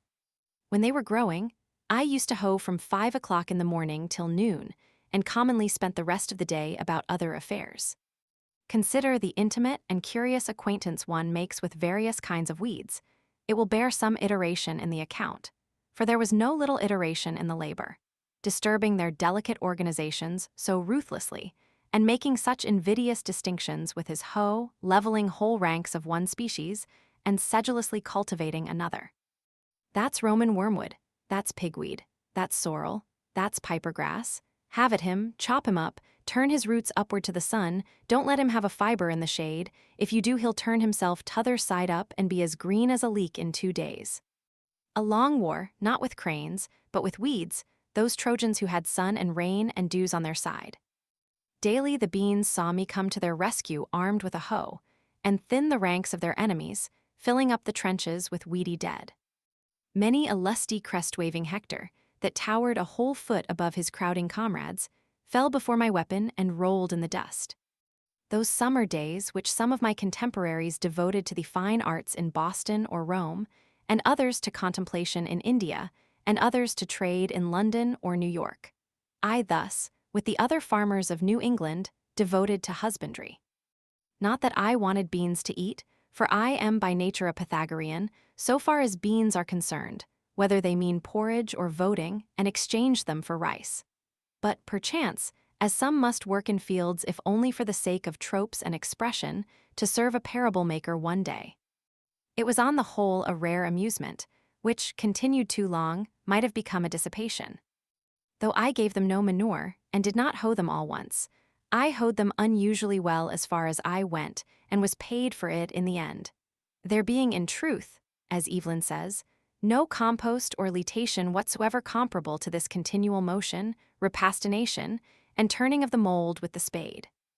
The earth, he adds elsewhere, especially if fresh, has a certain magnetism in it, by which it attracts the salt, power, or virtue, call it either, which gives it life, and is the logic of all the labor and stir we keep about it, to sustain us.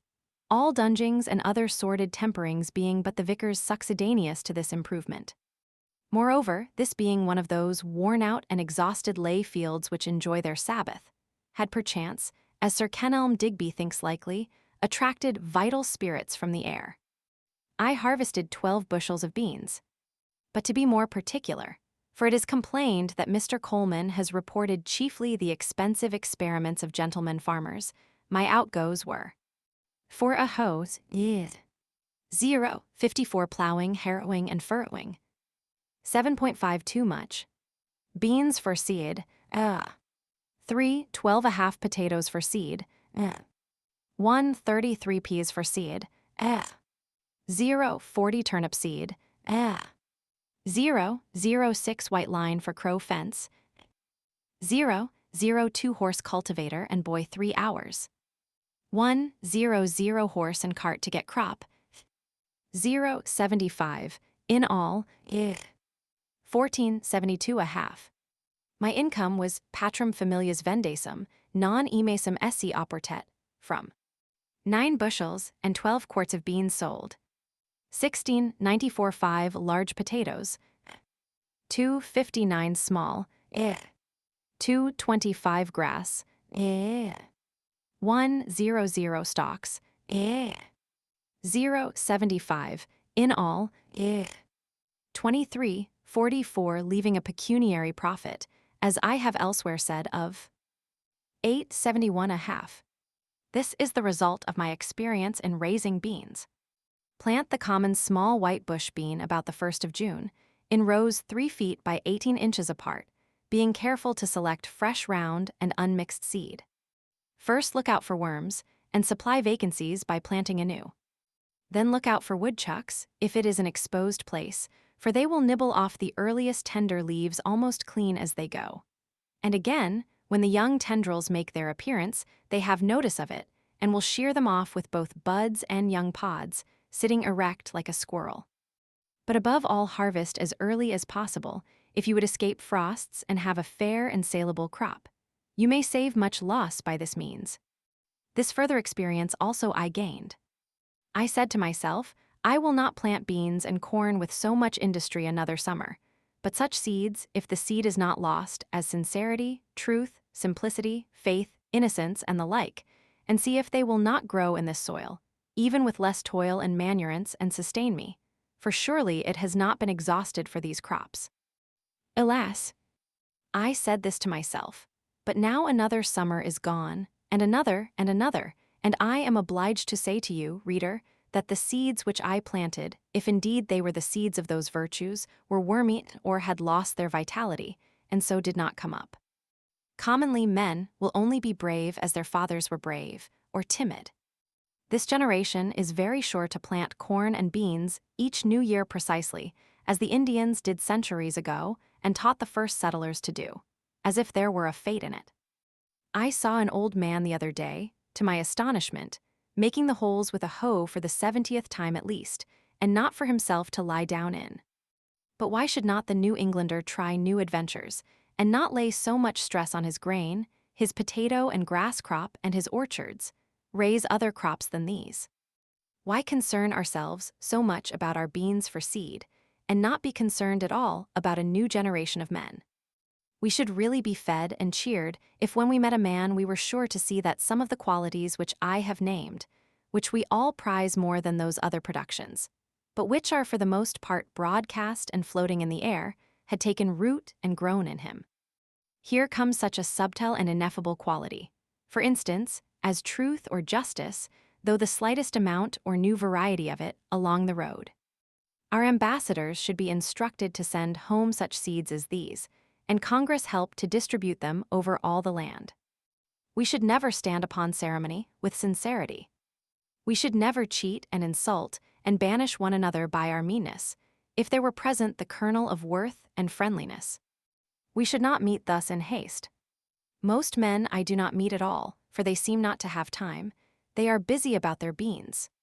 We would not deal with a man thus plodding ever, leaning on a hoe or a spade as a staff between his work, not as a mushroom, but partially risen out of the earth, something more than erect, like swallows alighted and walking on the ground.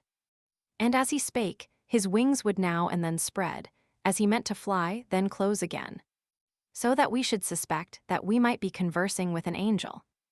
Bread may not always nourish us, but it always does us good. It even takes stiffness out of our joints and makes us supple and buoyant, when we knew not what ailed us, to recognize any generosity in man or nature, to share any unmixed and heroic joy. Ancient poetry and mythology suggest, at least, that husbandry was once a sacred art, but it is pursued with irreverent haste and heedlessness by us, our object being to have large farms and large crops merely. We have no festival, nor procession, nor ceremony, not excepting our cattle shows and so-called Thanksgivings, by which the farmer expresses a sense of the sacredness of his calling, or is reminded of its sacred origin. It is the premium and the feast which tempt him. He sacrifices not to Ceres and the terrestrial Jove, but to the infernal Plutus rather. By avarice and selfishness and a groveling habit, from which none of us is free, of regarding the soil as property, or the means of acquiring property chiefly, the landscape is deformed, husbandry is degraded with us, and the farmer leads the meanest of lives. He knows nature, but as a robber. Cato says that the prophets of agriculture are particularly pious or just, maxime pius quistis, and according to Varro the old Romans, called the same earth mother in Ceres, and thought that they who cultivated it led a pious and useful life, and that they alone were left of the race of King Saturn. We are wont to forget that the sun looks on our cultivated fields and on the prairies and forests without distinction. They all reflect and absorb his rays alike, and the former make but a small part of the glorious picture which he beholds in his daily course. In his view, the earth is all equally cultivated like a garden. Therefore, we should receive the benefit of his light and heat with a corresponding trust and magnanimity. What though I value the seed of these beans, and harvest that in the fall of the year? This broad field which I have looked at so long looks not to me as the principal cultivator, but away from me to influences more genial to it, which water and make it green. These beans have results which are not harvested by me. Do they not grow for woodchucks partly? The ear of wheat in Latin spica, obsoletely speca, from spe, hope, should not be the only hope of the husbandman. Its kernel or grain, granum from gerendo, bearing, is not all that it bears. How then can our harvest fail? Shall I not rejoice also at the abundance of the weeds, whose seeds are the granary of the birds? It matters little comparatively whether the fields fill the farmer's barns.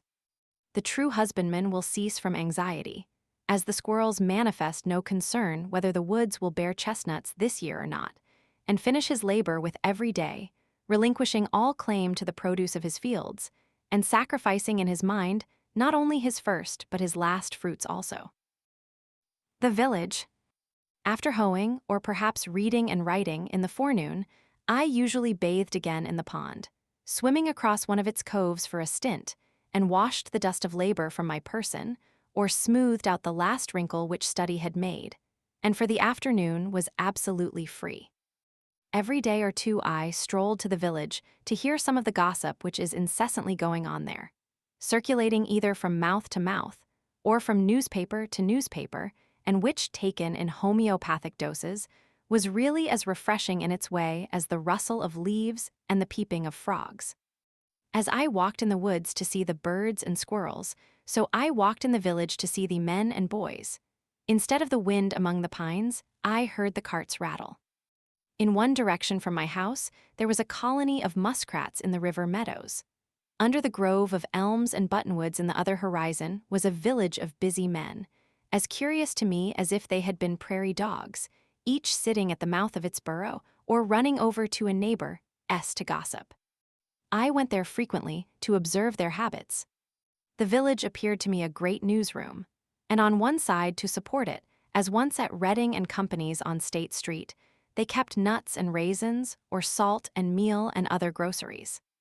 Some have such a vast appetite for the former commodity, that is, the news and such sound digestive organs, that they can sit forever in public avenues without stirring, and let it simmer and whisper through them like the Etesian winds, or as if inhaling ether, it only producing numbness and insensibility to pain. Otherwise it would often be painful to hear, without affecting the consciousness.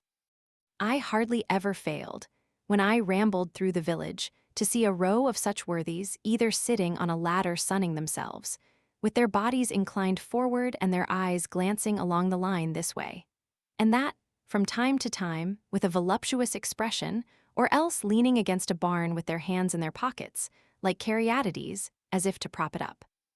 They, being commonly out of doors, heard whatever was in the wind. These are the coarsest mills, in which all gossip is first rudely digested or cracked up before it is emptied into finer and more delicate hoppers within doors. I observed that the vitals of the village were the grocery, the barroom, the post office, and the bank, and as a necessary part of the machinery, they kept a bell, a big gun, and a fire engine at convenient places.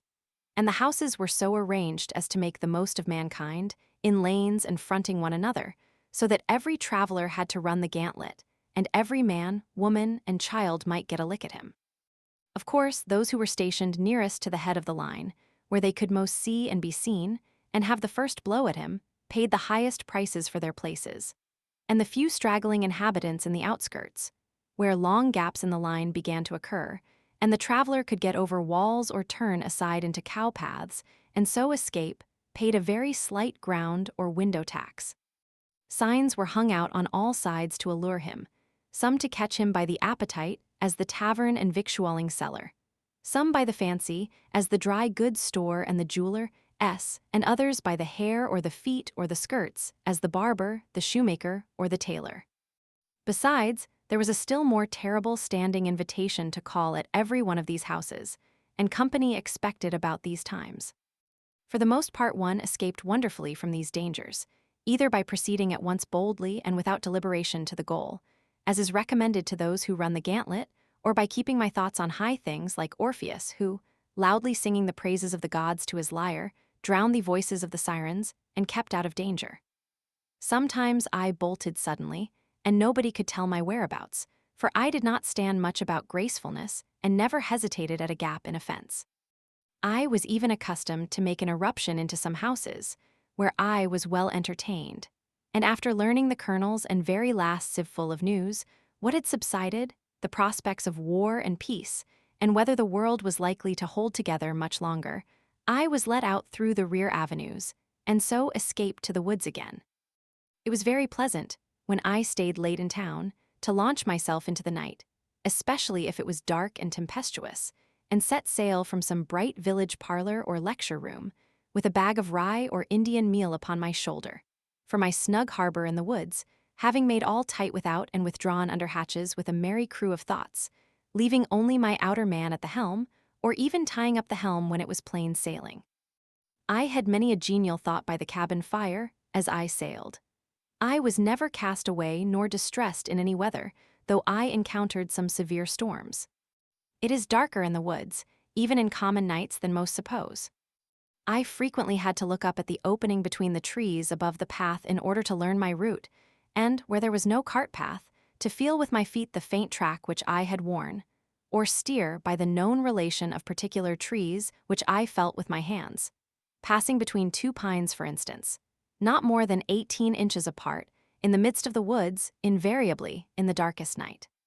Sometimes, after coming home thus late in a dark and muggy night, when my feet felt the path which my eyes could not see, dreaming and absent-minded all the way, until I was aroused by having to raise my hand to lift the latch, I have not been able to recall a single step of my walk, and I have thought that perhaps my body would find its way home if its master should forsake it, as the hand finds its way to the mouth without assistance.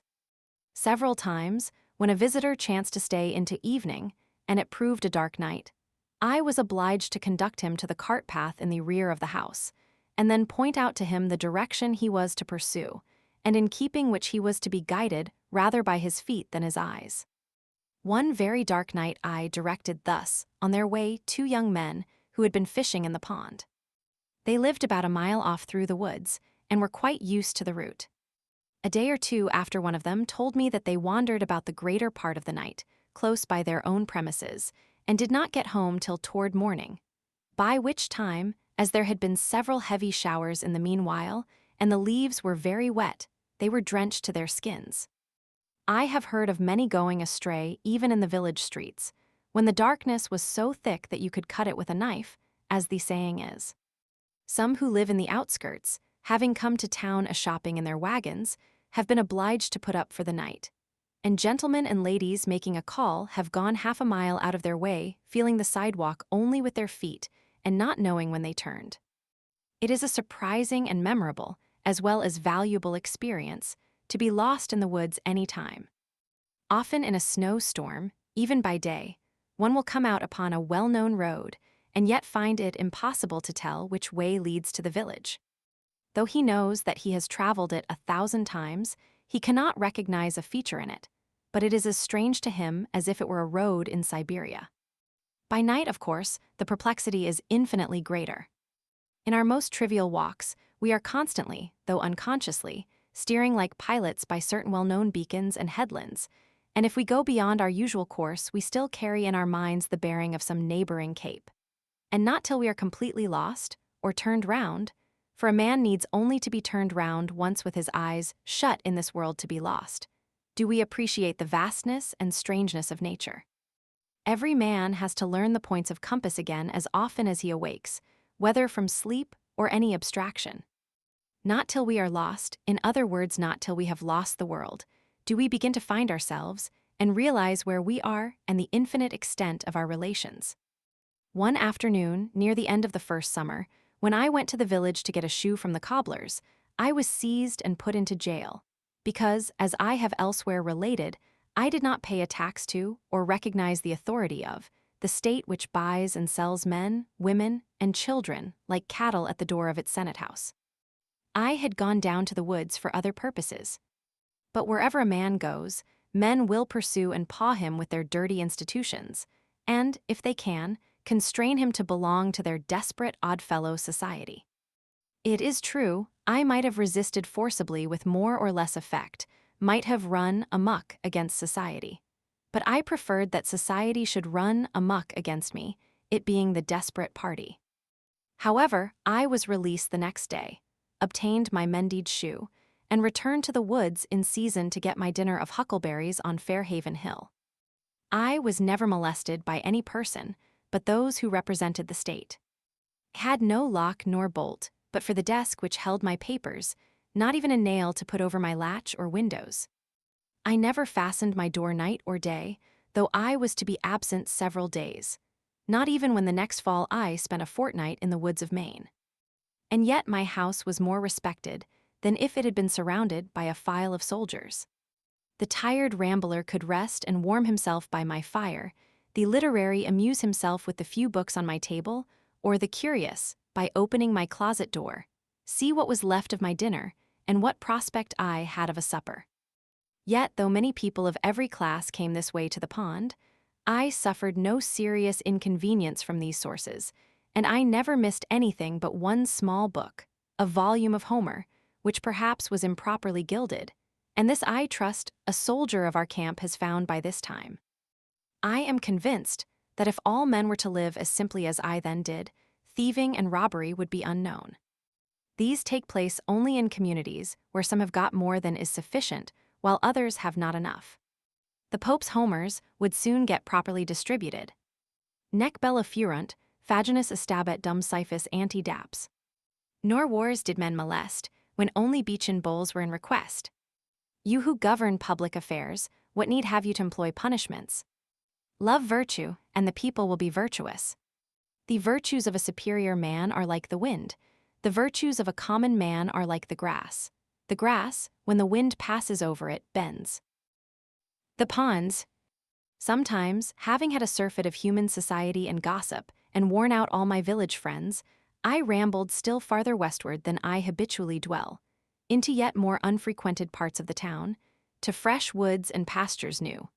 Or, while the sun was setting, made my supper of huckleberries and blueberries on Fairhaven Hill, and laid up a store for several days.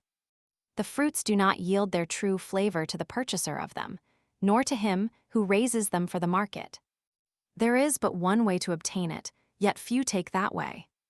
If you would know the flavor of huckleberries, ask the cowboy or the partridge. It is a vulgar error to suppose that you have tasted huckleberries who never plucked them. A huckleberry never reaches Boston. They have not been known there since they grew on her 3 hills. The ambrosial and essential part of the fruit is lost with the bloom which is rubbed off in the market cart, and they become mere provender. As long as eternal justice reigns, not one innocent huckleberry can be transported thither from the country's hills. Occasionally, after my hoeing was done for the day, I joined some impatient companion who had been fishing on the pond since morning, as silent and motionless as a duck or a floating leaf, and after practicing various kinds of philosophy, had concluded commonly, by the time I arrived, that he belonged to the ancient sect of Coenobites.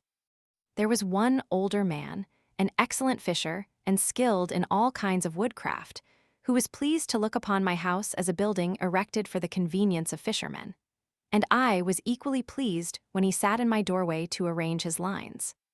Once in a while we sat together on the pond, he at one end of the boat and I at the other, but not many words passed between us, for he had grown deaf in his later years, but he occasionally hummed a psalm, which harmonized well enough with my philosophy. Our intercourse was thus altogether one of unbroken harmony, far more pleasing to remember than if it had been carried on by speech. When, as was commonly the case, I had none to commune with, I used to raise the echoes by striking with a paddle on the side of my boat, filling the surrounding woods with circling and dilating sound, stirring them up as the keeper of a menagerie his wild beasts, until I elicited a growl from every wooded vale and hillside. In warm evenings, I frequently sat in the boat playing the flute, and saw the perch, which I seemed to have charmed, hovering around me, and the moon traveling over the ribbed bottom, which was strewed with the wrecks of the forest.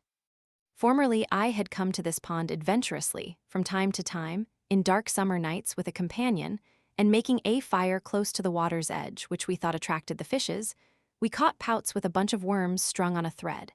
And when we had done, far in the night, threw the burning brands high into the air like skyrockets, which, coming down into the pond, were quenched with a loud hissing, and we were suddenly groping in total darkness. Through this, whistling a tune, we took our way to the haunts of men again. But now I had made my home by the shore. Sometimes, after staying in a village parlor till the family had all retired, I have returned to the woods, and, partly with a view to the next day's dinner, spent the hours of midnight fishing from a boat by moonlight, serenaded by owls and foxes, and hearing, from time to time, the creaking note of some unknown bird close at hand. These experiences were very memorable and valuable to me, anchored in 40 feet of water, and 20 or 30 rods from the shore, surrounded sometimes by thousands of small perch and shiners, dimpling the surface with their tails in the moonlight, and communicating by a long flaxen line with mysterious nocturnal fishes which had their dwelling 40 feet below, or sometimes dragging 60 feet of line about the pond as I drifted in the gentle night breeze. Now and then feeling a slight vibration along it, indicative of some life prowling about its extremity, of dull, uncertain, blundering purpose there, and slow to make up its mind. At length you slowly raise, pulling hand over hand, some horned pout squeaking and squirming to the upper air. It was very queer, especially in dark nights, when your thoughts had wandered to vast and cosmogonal themes in other spheres, to feel this faint jerk, which came to interrupt your dreams and link you to nature again. It seemed as if I might next cast my line upward into the air, as well as downward into this element, which was scarcely more dense. Thus I caught 2 fishes, as it were with one hook. The scenery of Walden is on a humble scale, and though very beautiful, does not approach to grandeur, nor can it much concern one who has not long frequented it or lived by its shore. Yet this pond is so remarkable for its depth and purity as to merit a particular description. It is a clear and deep green well, 1/2 mile long and 1.75 miles in circumference, and contains about 61.5 acres, a perennial spring in the midst of pine and oak woods, without any visible inlet or outlet except by the clouds and evaporation. The surrounding hills rise abruptly from the water to the height of 40 to 80 feet, though on the southeast and east they attain to about 100 and 150 feet respectively, within 1/4 and 1/3 of a mile. They are exclusively woodland.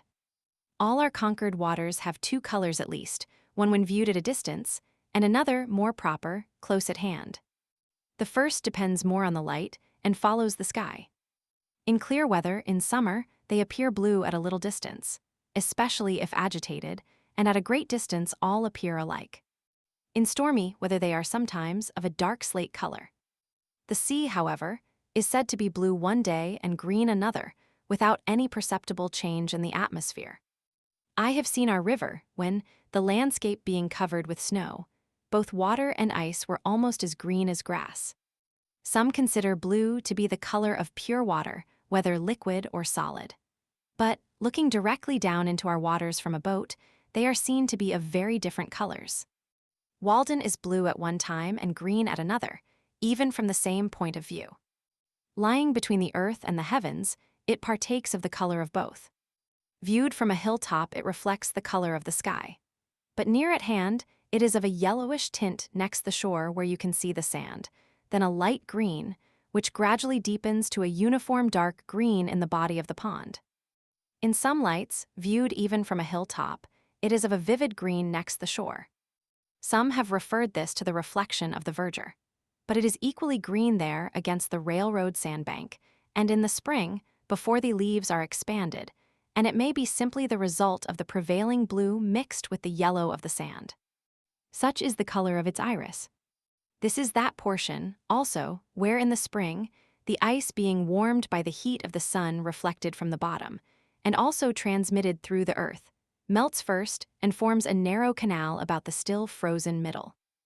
Like the rest of our waters, when much agitated, in clear weather, so that the surface of the waves may reflect the sky at the right angle, or because there is more light mixed with it, it appears at a little distance of a darker blue than the sky itself. And at such a time, being on its surface, and looking with divided vision so as to see the reflection, I have discerned a matchless and indescribable light blue, such as watered or changeable silks and sword blades suggest, more cerulean than the sky itself, alternating with the original dark green on the opposite sides of the waves, which last appeared but muddy in comparison. It is a vitreous greenish blue, as I remember it, like those patches of the winter sky seen through cloud vistas in the west before sundown. Yet a single glass of its water held up to the light is as colorless as an equal quantity of air. It is well known that a large plate of glass will have a green tint, owing, as the makers say, to its body, but a small piece of the same will be colorless. How large a body of Walden water would be required to reflect a green tint, I have never proved. The water of our river is black or a very dark brown to one looking directly down on it, and, like that of most ponds, imparts to the body of one bathing in it a yellowish tinge. But this water is of such crystalline purity that the body of the bather appears of an alabaster whiteness, still more unnatural, which, as the limbs are magnified and distorted withal, produces a monstrous effect, making fit studies for a Michelangelo. The water is so transparent that the bottom can easily be discerned at the depth of 25 or 30 feet. Paddling over it, you may see, many feet beneath the surface, the schools of perch and shiners, perhaps only an inch long, yet the former easily distinguished by their transverse bars, and you think that they must be ascetic fish that find a subsistence there. Once, in the winter, many years ago, when I had been cutting holes through the ice in order to catch pickerel, as I stepped ashore I tossed my axe back onto the ice, but, as if some evil genius had directed it, it slid 4 or 5 rods directly into one of the holes, where the water was 25 feet deep. Out of curiosity, I lay down on the ice and looked through the hole, until I saw the axe a little on one side, standing on its head, with its helve erect and gently swaying to and fro with the pulse of the pond. And there it might have stood erect and swaying till in the course of time the handle rotted off, if I had not disturbed it. Making another hole directly over it with an ice chisel which I had, and cutting down the longest birch which I could find in the neighborhood with my knife, I made a slip noose, which I attached to its end, and, letting it down carefully, passed it over the knob of the handle, and drew it by a line along the birch, and so pulled the axe out again. The shore is composed of a belt of smooth, rounded white stones like paving stones, excepting 1 or 2 short sand beaches, and is so steep that in many places a single leap will carry you into water over your head. And were it not for its remarkable transparency, that would be the last to be seen of its bottom till it rose on the opposite side. Some think it is bottomless. It is nowhere muddy, and a casual observer would say that there were no weeds at all in it, and of noticeable plants, except in the little meadows recently overflowed, which do not properly belong to it. A closer scrutiny does not detect a flag nor a bulrush, nor even a lily, yellow or white, but only a few small heart leaves and potamojtons, and perhaps a water target or 2, all which, however, a bather might not perceive, and these plants are clean and bright like the element they grow in. The stones extend a rod or 2 into the water, and then the bottom is pure sand, except in the deepest parts, where there is usually a little sediment, probably from the decay of the leaves which have been wafted onto it so many successive falls, and a bright green weed is brought up on anchors even in midwinter. We have one other pond just like this, White Pond, in 9 Acre Corner, about 2.5 miles westerly.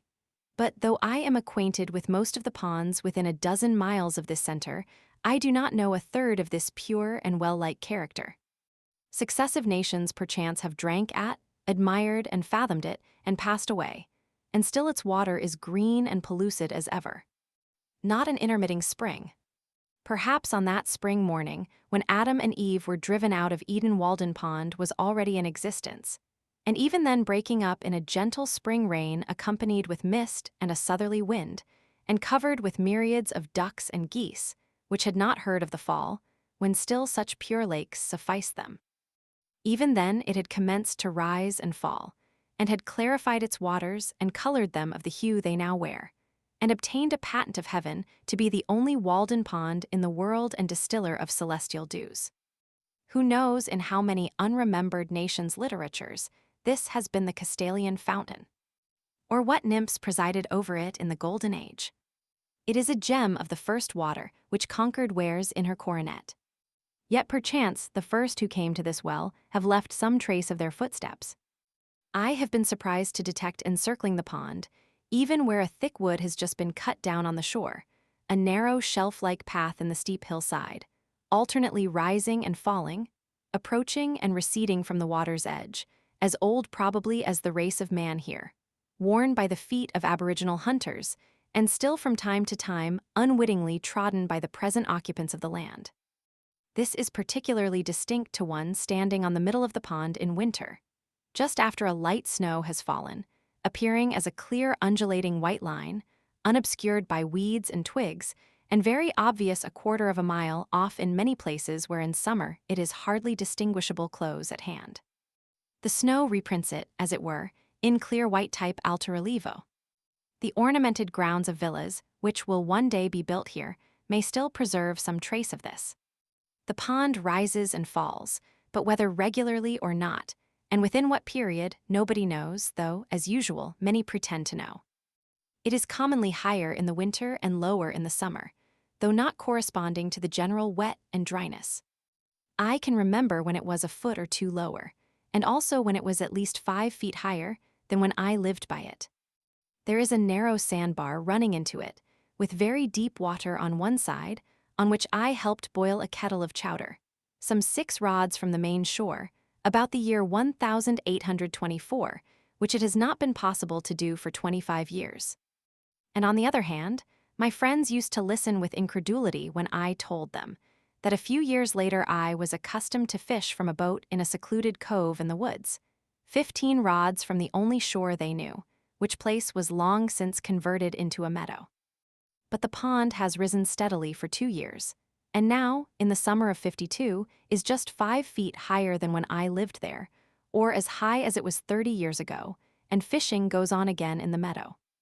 This makes a difference of level, at the outside, of 6 or 7 feet. And yet the water shed by the surrounding hills is insignificant in amount, and this overflow must be referred to causes which affect the deep springs. This same summer, the pond has begun to fall again. It is remarkable that this fluctuation, whether periodical or not, appears thus to require many years for its accomplishment. I have observed 1 rise and a part of 2 falls, and I expect that a dozen or 15 years hence the water will again be as low as I have ever known it. Flint's Pond, a mile eastward, allowing for the disturbance occasioned by its inlets and outlets, and the smaller intermediate ponds also, sympathize with Walden and recently attained their greatest height at the same time with the latter. The same is true, as far as my observation goes, of White Pond. This rise and fall of Walden at long intervals serves this use at least. The water standing at this great height for a year or more, though it makes it difficult to walk round it, kills the shrubs and trees which have sprung up about its edge since the last rise, pitch pines, birches, alders, aspens, and others, and falling again, leaves an unobstructed shore. For, unlike many ponds and all waters which are subject to a daily tide, its shore is cleanest when the water is lowest. On the side of the pond next my house, a row of pitch pines 15 feet high has been killed and tipped over as if by a lever, and thus a stop put to their encroachments. And their size indicates how many years have elapsed since the last rise to this height. By this fluctuation, the pond asserts its title to a shore, and thus the shore is shorn, and the trees cannot hold it by right of possession. These are the lips of the lake, on which no beard grows. It licks its chaps from time to time. When the water is at its height, the alders, willows, and maples send forth a mass of fibrous red roots several feet long from all sides of their stems in the water, and to the height of 3 or 4 feet from the ground, in the effort to maintain themselves. And I have known the high blueberry bushes about the shore, which commonly produce no fruit, bear an abundant crop under these circumstances. Some have been puzzled to tell how the shore became so regularly paved. My townsmen have all heard the tradition. The oldest people tell me that they heard it in their youth, that anciently the Indians were holding a powwow upon a hill here, which rose as high into the heavens as the pond now sinks deep into the earth, and they used much profanity, as the story goes, though this vice is one of which the Indians were never guilty. And while they were thus engaged, the hill shook and suddenly sank, and only one old squaw, named Walden, escaped. And from her the pond was named. It has been conjectured that when the hill shook, these stones rolled down its side and became the present shore. It is very certain, at any rate, that once there was no pond here, and now there is one. And this Indian fable does not in any respect conflict with the account of that ancient settler whom I have mentioned, who remembers so well when he first came here with his divining rod, saw a thin vapor rising from the sward, and the hazel pointed steadily downward, and he concluded to dig a well here. As for the stones, many still think that they are hardly to be accounted for by the action of the waves on these hills, but I observe that the surrounding hills are remarkably full of the same kind of stones, so that they have been obliged to pile them up in walls on both sides of the railroad cut nearest the pond. And moreover, there are most stones where the shore is most abrupt, so that, unfortunately, it is no longer a mystery to me. I detect the paver.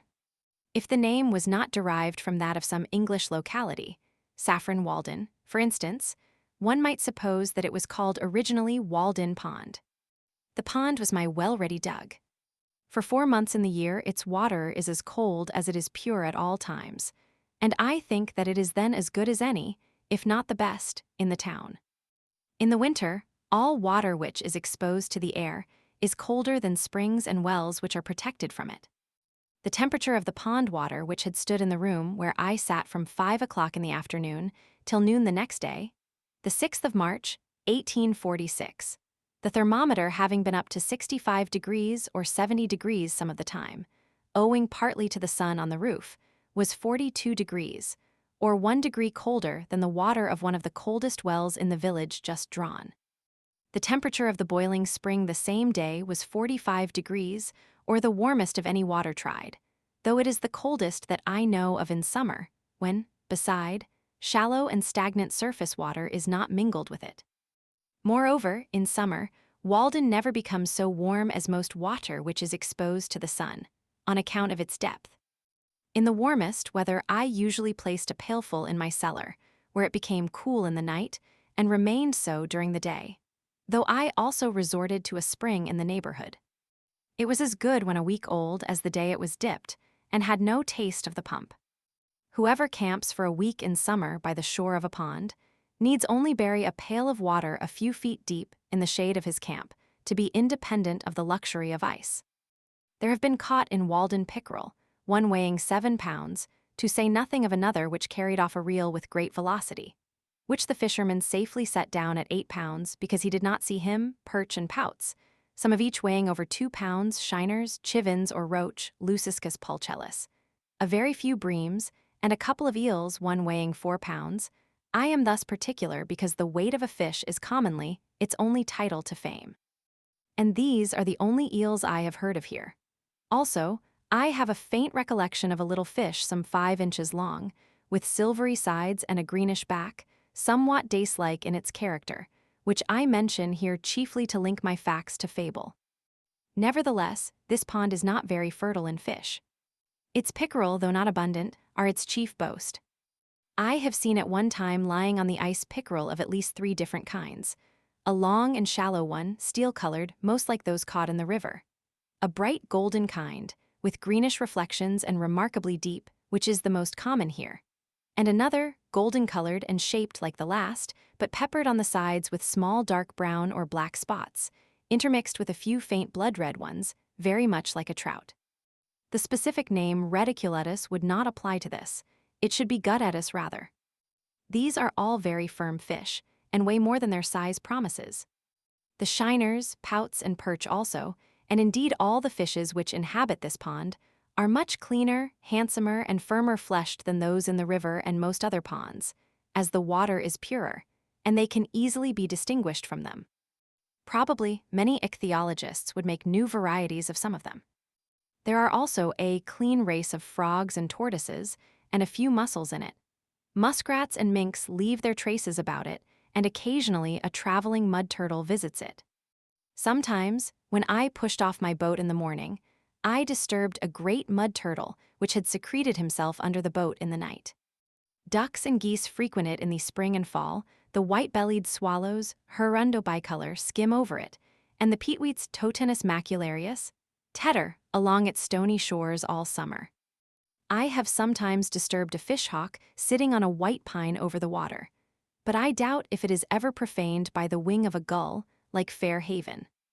At most, it tolerates one annual loon. These are all the animals of consequence which frequent it now. You may see from a boat, in calm weather, near the sandy eastern shore, where the water is 8 or 10 feet deep, and also in some other parts of the pond, some circular heaps half a dozen feet in diameter by a foot in height, consisting of small stones less than a hen's egg in size, where all around is bare sand. At first you wonder if the Indians could have formed them on the ice for any purpose, and so, when the ice melted, they sank to the bottom. But they are too regular, and some of them plainly too fresh for that. They are similar to those found in rivers, but as there are no suckers nor lampreys here, I know not by what fish they could be made. Perhaps they are the nests of the chivin. These lend a pleasing mystery to the bottom. The shore is irregular enough not to be monotonous. I have in my mind's eye the western indented with deep bays, the bolder northern, and the beautifully scalloped southern shore, where successive capes overlap each other and suggest unexplored coves between. The forest has never so good a setting, nor is so distinctly beautiful, as when seen from the middle of a small lake amid hills which rise from the water's edge, for the water in which it is reflected not only makes the best foreground in such a case, but, with its winding shore, the most natural and agreeable boundary to it. There is no rawness nor imperfection in its edge there, as where the axe has cleared a part, or a cultivated field abuts on it. The trees have ample room to expand on the water side, and each sends forth its most vigorous branch in that direction. Their nature has woven a natural selvage, and the eye rises by just gradations from the low shrubs of the shore to the highest trees. There are few traces of man's hand to be seen. The water laves the shore as it did 1,000 years ago. A lake is the landscape's most beautiful and expressive feature. It is Earth's eye, looking into which the beholder measures the depth of his own nature. The fluviatile trees next the shore are the slender eyelashes which fringe it, and the wooded hills and cliffs around are its overhanging brows. Standing on the smooth sandy beach at the east end of the pond, in a calm September afternoon, when a slight haze makes the opposite shoreline indistinct, I have seen whence came the expression, the glassy surface of a lake. When you invert your head, it looks like a thread of finest gossamer stretched across the valley and gleaming against the distant pine woods, separating one stratum of the atmosphere from another. You would think that you could walk dry under it to the opposite hills, and that the swallows which skim over might perch on it. Indeed, they sometimes dive below this line, as it were by mistake, and are undeceived. As you look over the pond westward, you are obliged to employ both your hands to defend your eyes against the reflected as well as the true sun, for they are equally bright. And if, between the two, you survey its surface critically, it is literally as smooth as glass, except where the skater insects, at equal intervals scattered over its whole extent, by their motions in the sun produce the finest imaginable sparkle on it, or, perchance, a duck plumes itself, or, as I have said, a swallow skims so low as to touch it. It may be that in the distance a fish describes an arc of 3 or 4 feet in the air, and there is one bright flash where it emerges, and another where it strikes the water. Sometimes the whole silvery arc is revealed, or here and there, perhaps, is a thistledown floating on its surface, which the fishes dart at and so dimple it again. It is like molten glass cooled, but not congealed, and the few motes in it are pure and beautiful like the imperfections in glass. You may often detect a yet smoother and darker water, separated from the rest as if by an invisible cobweb, boom of the water nymphs, resting on it. From a hilltop you can see a fish leap in almost any part, for not a pickerel or shiner picks an insect from this smooth surface, but it manifestly disturbs the equilibrium of the whole lake. It is wonderful with what elaborateness this simple fact is advertised. This piscine murder will out, and from my distant perch, I distinguish the circling undulations when they are half a dozen rods in diameter. You can even detect a water bug, Gyrinus, ceaselessly progressing over the smooth surface a quarter of a mile off. For they furrow the water slightly, making a conspicuous ripple bounded by two diverging lines, but the skaters glide over it without rippling it perceptibly. When the surface is considerably agitated, there are no skaters nor water bugs on it.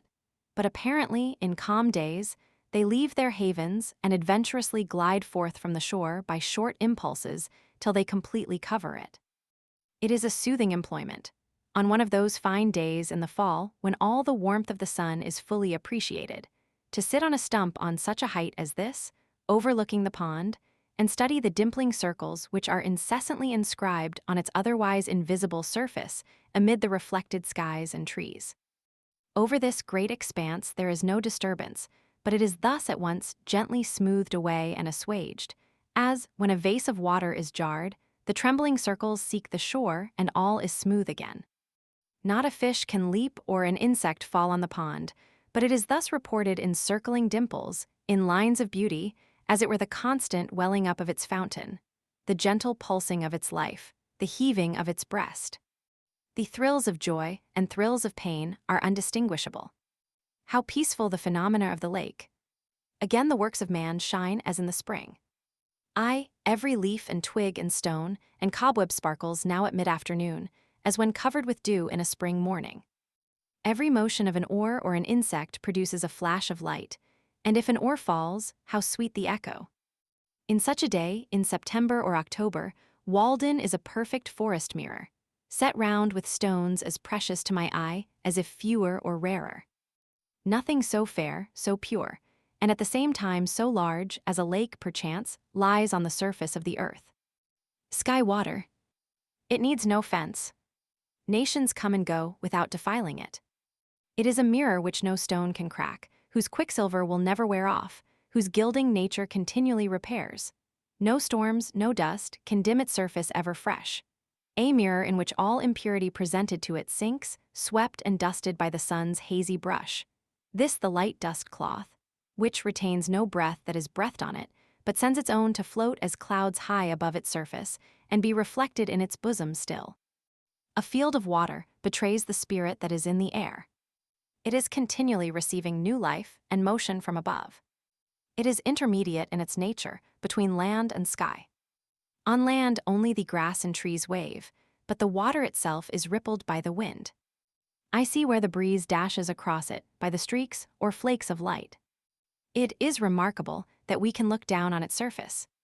We shall, perhaps, look down thus on the surface of air at length, and mark where a still subtler spirit sweeps over it. The skaters and water bugs finally disappear in the latter part of October, when the severe frosts have come. And then and in November usually, in a calm day, there is absolutely nothing to ripple the surface. One November afternoon, in the calm at the end of a rainstorm of several days' duration, when the sky was still completely overcast and the air was full of mist, I observed that the pond was remarkably smooth, so that it was difficult to distinguish its surface, though it no longer reflected the bright tints of October, but the somber November colors of the surrounding hills.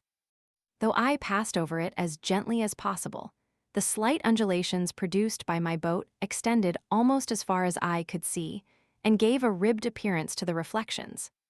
But as I was looking over the surface, I saw here and there at a distance a faint glimmer, as if some skater insects which had escaped the frosts might be collected there. Or, perchance, the surface, being so smooth, betrayed where a spring welled up from the bottom.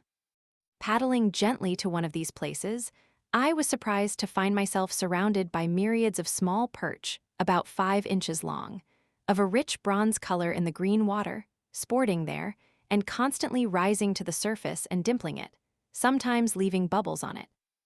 In such transparent and seemingly bottomless water, reflecting the clouds, I seemed to be floating through the air as in a balloon, and their swimming impressed me as a kind of flight or hovering, as if they were a compact flock of birds passing just beneath my level on the right or left, their fins, like sails, set all around them.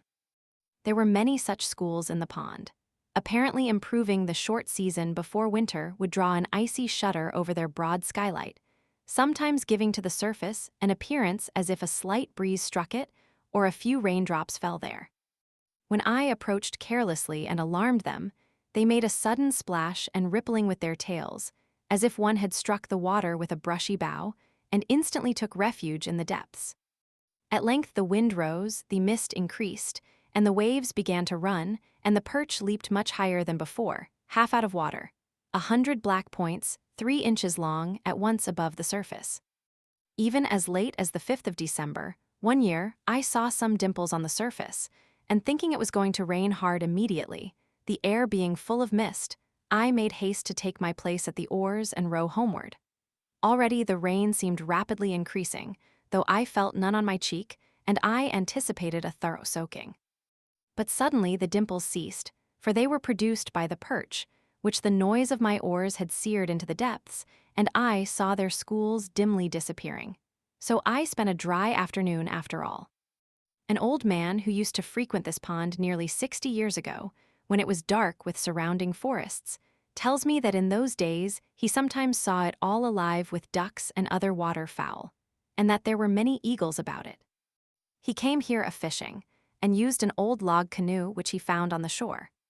It was made of 2 white pine logs dug out and pinned together, and was cut off square at the ends. It was very clumsy, but lasted a great many years before it became waterlogged and perhaps sank to the bottom. He did not know whose it was; it belonged to the pond. He used to make a cable for his anchor of strips of hickory bark tied together. An old man, a potter, who lived by the pond before the Revolution, told him once that there was an iron chest at the bottom, and that he had seen it. Sometimes it would come floating up to the shore, but when you went toward it, it would go back into deep water and disappear. I was pleased to hear of the old log canoe, which took the place of an Indian one of the same material but more graceful construction, which perchance had first been a tree on the bank, and then, as it were, fell into the water to float there for a generation, the most proper vessel for the lake. I remember that when I first looked into these depths, there were many large trunks to be seen indistinctly lying on the bottom, which had either been blown over formerly, or left on the ice at the last cutting, when wood was cheaper. But now they have mostly disappeared. When I first paddled a boat on Walden, it was completely surrounded by thick and lofty pine and oak woods, and in some of its coves, grapevines had run over the trees next the water and formed bowers under which a boat could pass. The hills which form its shores are so steep, and the woods on them were then so high, that, as you looked down from the west end, it had the appearance of an amphitheater for some kind of sylvan spectacle. I have spent many an hour, when I was younger, floating over its surface as the zephyr willed, having paddled my boat to the middle, and lying on my back across the seats, in a summer forenoon, dreaming awake, until I was aroused by the boat touching the sand, and I arose to see what shore my fates had impelled me to. Days when idleness was the most attractive and productive industry. Many a forenoon have I stolen away, preferring to spend thus the most valued part of the day. For I was rich, if not in money, in sunny hours and summer days, and spent them lavishly. Nor do I regret that I did not waste more of them in the workshop or the teacher's desk. But since I left those shores, the woodchoppers have still further laid them waste. And now for many a year there will be no more rambling through the aisles of the wood, with occasional vistas through which you see the water. My muse may be excused if she is silent henceforth. How can you expect the birds to sing when their groves are cut down? Now the trunks of trees on the bottom, and the old log canoe, and the dark surrounding woods are gone, and the villagers, who scarcely know where it lies, instead of going to the pond to bathe or drink, are thinking to bring its water, which should be as sacred as the Ganges at least, to the village in a pipe, to wash their dishes with, to earn their Walden by the turning of a cock or drawing of a plug.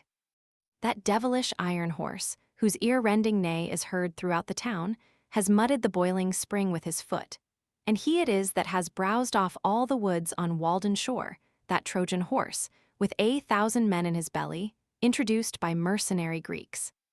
Where is the country's champion, the Moor of Moor Hill, to meet him at the deep cut, and thrust an avenging lance between the ribs of the bloated pest? Nevertheless, of all the characters I have known, perhaps Walden wears best, and best preserves its purity. Many men have been likened to it, but few deserve that honor. Though the woodchoppers have laid bare first this shore and then that, and the Irish have built their sties by it, and the railroad has infringed on its border, and the icemen have skimmed it once, it is itself unchanged, the same water which my youthful eyes fell on. All the change is in me. It has not acquired one permanent wrinkle after all its ripples. It is perennially young, and I may stand and see a swallow dip, apparently to pick an insect from its surface as of yore. It struck me again tonight, as if I had not seen it almost daily for more than 20 years. Why, here is Walden, the same woodland lake that I discovered so many years ago. Where a forest was cut down last winter, another is springing up by its shore as lustily as ever. The same thought is welling up to its surface that was then. It is the same liquid joy and happiness to itself and its maker, and it may be to me. It is the work of a brave man, surely, in whom there was no guile. He rounded this water with his hand, deepened and clarified it in his thought, and in his will bequeathed it to Concord. I see by its face that it is visited by the same reflection, and I can almost say, Walden, is it you? It is no dream of mine to ornament a line. I cannot come nearer to God and heaven than I live to Walden even. I am its stony shore, and the breeze that passes o'er in the hollow of my hand are its water and its sand, and its deepest resort lies high in my thought. The cars never pause to look at it. Yet I fancy that the engineers and firemen and brakemen, and those passengers who have a season ticket and see it often, are better men for the sight. The engineer does not forget at night, or his nature does not, that he has beheld this vision of serenity and purity once at least during the day. Though seen but once, it helps to wash out State Street and the engine's soot. One proposes that it be called God's Drop. I have said that Walden has no visible inlet nor outlet, but it is on the one hand distantly and indirectly related to Flint's Pond, which is more elevated, by a chain of small ponds coming from that quarter, and on the other directly and manifestly to Concord River, which is lower, by a similar chain of ponds through which in some other geological period it may have flowed, and by a little digging, which God forbid, it can be made to flow thither again. If by living thus reserved and austere, like a hermit in the woods, so long, it has acquired such wonderful purity, who would not regret that the comparatively impure waters of Flint's Pond should be mingled with it, or itself should ever go to waste its sweetness in the ocean wave? Flint's or Sandy Pond in Lincoln, our greatest lake and inland sea, lies about a mile east of Walden. It is much larger, being said to contain 197 acres, and is more fertile in fish, but it is comparatively shallow and not remarkably pure. A walk through the woods thither was often my recreation. It was worth the while, if only to feel the wind blow on your cheek freely, and see the waves run, and remember the life of mariners. I went chestnutting there in the fall on windy days, when the nuts were dropping into the water and were washed to my feet. And one day, as I crept along its sedgy shore, the fresh spray blowing in my face, I came upon the moldering wreck of a boat, the sides gone, and hardly more than the impression of its flat bottom left amid the rushes. Yet its model was sharply defined, as if it were a large decayed pad, with its veins. It was as impressive a wreck as one could imagine on the seashore, and had as good a moral. It is by this time mere vegetable mold and undistinguishable pond shore, through which rushes and flags have pushed up. I used to admire the ripple marks on the sandy bottom, at the north end of this pond, made firm and hard to the feet of the wader by the pressure of the water, and the rushes which grew in Indian file, in waving lines, corresponding to these marks, rank behind rank, as if the waves had planted them. There also I have found, in considerable quantities, curious balls, composed apparently of fine grass or roots, of pipewort perhaps, from half an inch to 4 inches in diameter, and perfectly spherical. These wash back and forth in shallow water on a sandy bottom, and are sometimes cast on the shore. They are either solid grass, or have a little sand in the middle. At first you would say that they were formed by the action of the waves, like a pebble. Yet the smallest are made of equally coarse materials, half an inch long, and they are produced only at one season of the year. Moreover, the waves, I suspect, do not so much construct as wear down a material which has already acquired consistency. They preserve their form when dry for an indefinite period. Flint's Pond, such is the poverty of our nomenclature. What right had the unclean and stupid farmer, whose farm abutted on the sky water, whose shores he has ruthlessly laid bare to give his name to it. Some skinflint, who loved better the reflecting surface of a dollar or a bright cent in which he could see his own brazen face, who regarded even the wild ducks which settled in it as trespassers, his fingers grown into crooked and horny talons from the long habit of grasping harpy-like. So it is not named for me. I go not there to see him nor to hear of him, who never saw it, who never bathed in it, who never loved it, who never protected it, who never spoke a good word for it, nor thanked God that he had made it. Rather let it be named from the fishes that swim in it, the wild fowl or quadrupeds which frequent it, the wild flowers which grow by its shores, or some wild man or child the thread of whose history is interwoven with its own. Not from him who could show no title to it, but the deed which a like-minded neighbor or legislature gave him. Him who thought only of its money value, whose presence perchance cursed all the shore, who exhausted the land around it, and would fain have exhausted the waters within it. Who regretted only that it was not English hay or cranberry meadow. There was nothing to redeem it, forsooth, in his eyes, and would have drained and sold it for the mud at its bottom. It did not turn his mill, and it was no privilege to him to behold it. I respect not his labors, his farm where everything has its price. Who would carry the landscape, who would carry his God to market if he could get anything for him?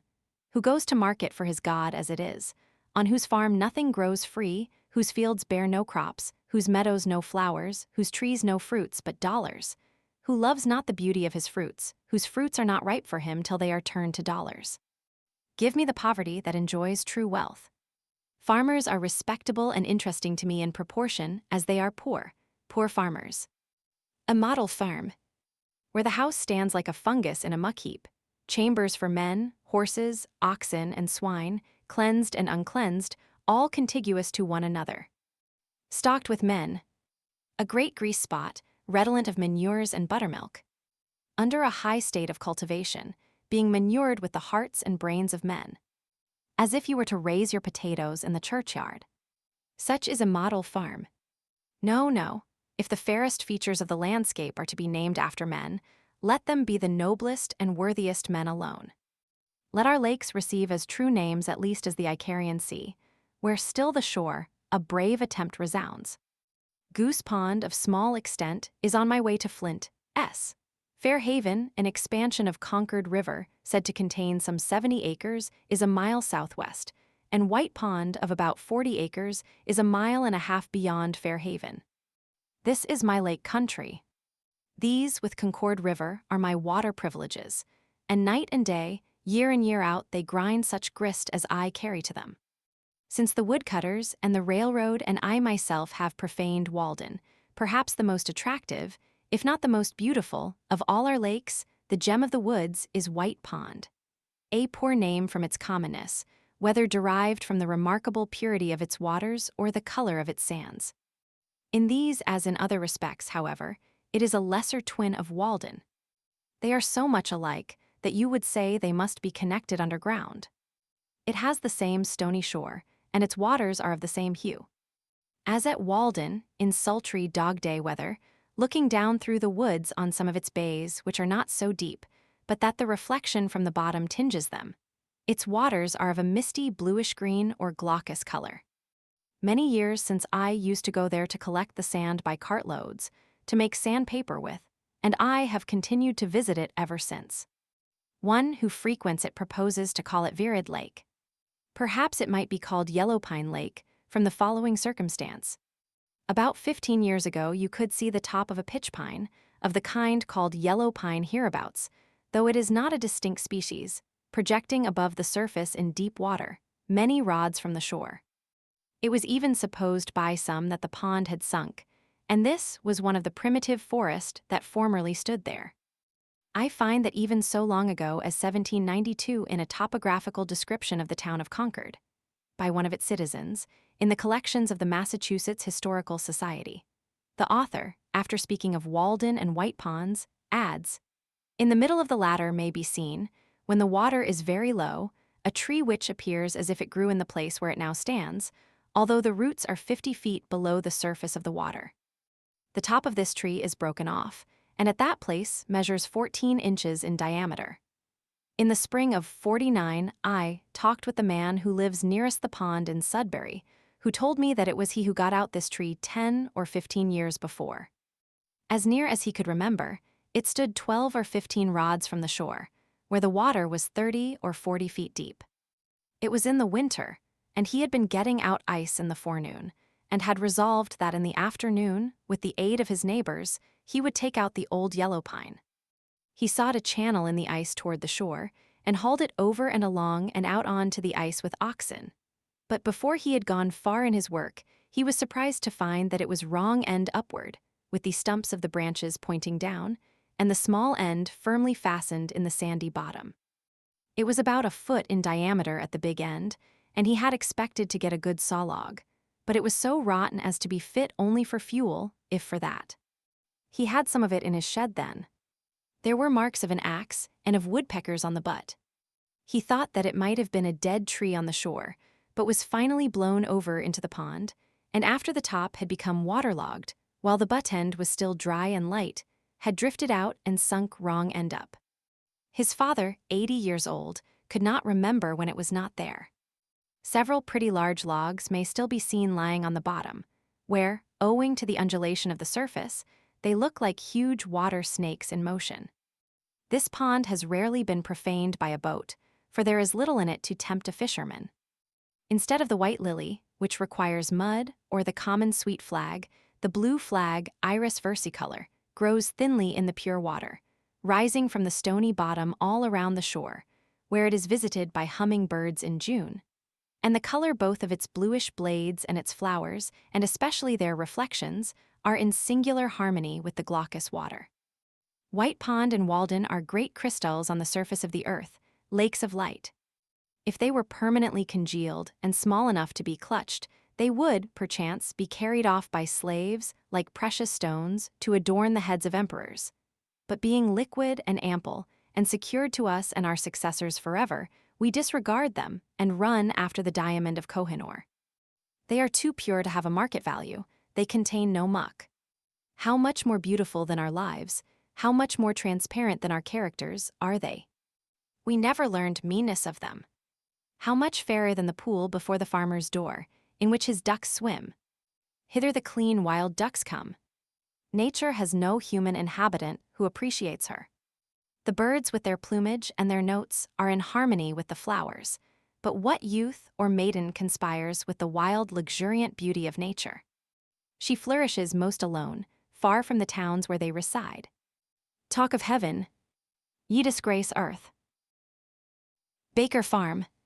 Sometimes I rambled to pine groves, standing like temples or like fleets at sea, full-rigged with wavy boughs and rippling with light, so soft and green and shady that the Druids would have forsaken their oaks to worship in them. Or to the cedar wood beyond Flint's Pond, where the trees, covered with hoary blueberries, spiring higher and higher, are fit to stand before Valhalla, and the creeping juniper covers the ground with wreaths full of fruit. Or to swamps where the usnea lichen hangs in festoons from the white spruce trees, and toadstools, round tables of the swamp gods, cover the ground, and more beautiful fungi adorn the stumps, like butterflies or shells, vegetable winkles. Where the swamp pink and dogwood grow, the red alderberry glows like eyes of imps, the waxwork grooves and crushes the hardest woods in its folds, and the wild holly berries make the beholder forget his home with their beauty, and he is dazzled and tempted by nameless other wild forbidden fruits, too fair for mortal taste.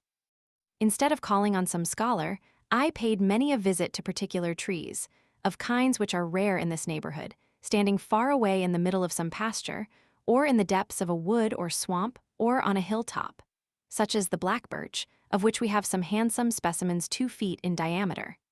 Its cousin, the yellow birch with its loose golden vest, perfumed like the first. The beech, which has so neat a bowl and beautifully lichen painted, perfect in all its details, of which, excepting scattered specimens, I know but one small grove of sizable trees left in the township, supposed by some to have been planted by the pigeons that were once baited with beech nuts nearby. It is worth the while to see the silver grain sparkle when you split this wood. The bass, the hornbeam, the Celtes occidentalis, or false elm, of which we have but one well-grown. Some taller mast of a pine, a shingle tree, or a more perfect hemlock than usual, standing like a pagoda in the midst of the woods, and many others I could mention. These were the shrines I visited both summer and winter. Once it chanced that I stood in the very abutment of a rainbow's arch, which filled the lower stratum of the atmosphere, tinging the grass and leaves around, and dazzling me as if I looked through colored crystal. It was a lake of rainbow light, in which for a short while I lived like a dolphin. If it had lasted longer, it might have tinged my employments and life. As I walked on the railroad causeway, I used to wonder at the halo of light around my shadow and would fain fancy myself one of the elect. One who visited me declared that the shadows of some Irishmen before him had no halo about them, that it was only natives that were so distinguished. Benvenuto Cellini tells us in his memoirs that, after a certain terrible dream or vision which he had during his confinement in the castle of St. Angelo, a resplendent light appeared over the shadow of his head at morning and evening, whether he was in Italy or France, and it was particularly conspicuous when the grass was moist with dew. This was probably the same phenomenon to which I have referred, which is especially observed in the morning, but also at other times, and even by moonlight. Though a constant one, it is not commonly noticed, and, in the case of an excitable imagination like Cellini's, it would be basis enough for superstition. Beside, he tells us that he showed it to very few. But are they not indeed distinguished, who are conscious that they are regarded at all? I set out one afternoon to go a-fishing to Fairhaven, through the woods, to eke out my scanty fare of vegetables. My way led through Pleasant Meadow, an adjunct of the Baker farm, that retreat of which a poet has since sung, beginning, "Thy entry is a pleasant field, which some mossy fruit trees yield partly to a ruddy brook by gliding musquash undertook, and mercurial trout darting about." I thought of living there before I went to Walden. I hooked the apples, leaped the brook, and scared the musquash and the trout. It was one of those afternoons which seem indefinitely long before one, in which many events may happen, a large portion of our natural life, though it was already half spent when I started. By the way there came up a shower, which compelled me to stand half an hour under a pine piling boughs over my head, and wearing my handkerchief for a shed. And when at length I had made one cast over the pickerel weed, standing up to my middle in water, I found myself suddenly in the shadow of a cloud, and the thunder began to rumble with such emphasis that I could do no more than listen to it. The gods must be proud, thought I, with such forked flashes to rout a poor unarmed fisherman.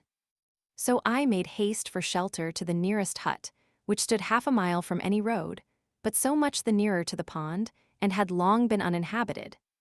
And here a poet builded, in the completed years, for behold a trivial cabin that to destruction steers. So the muse fables.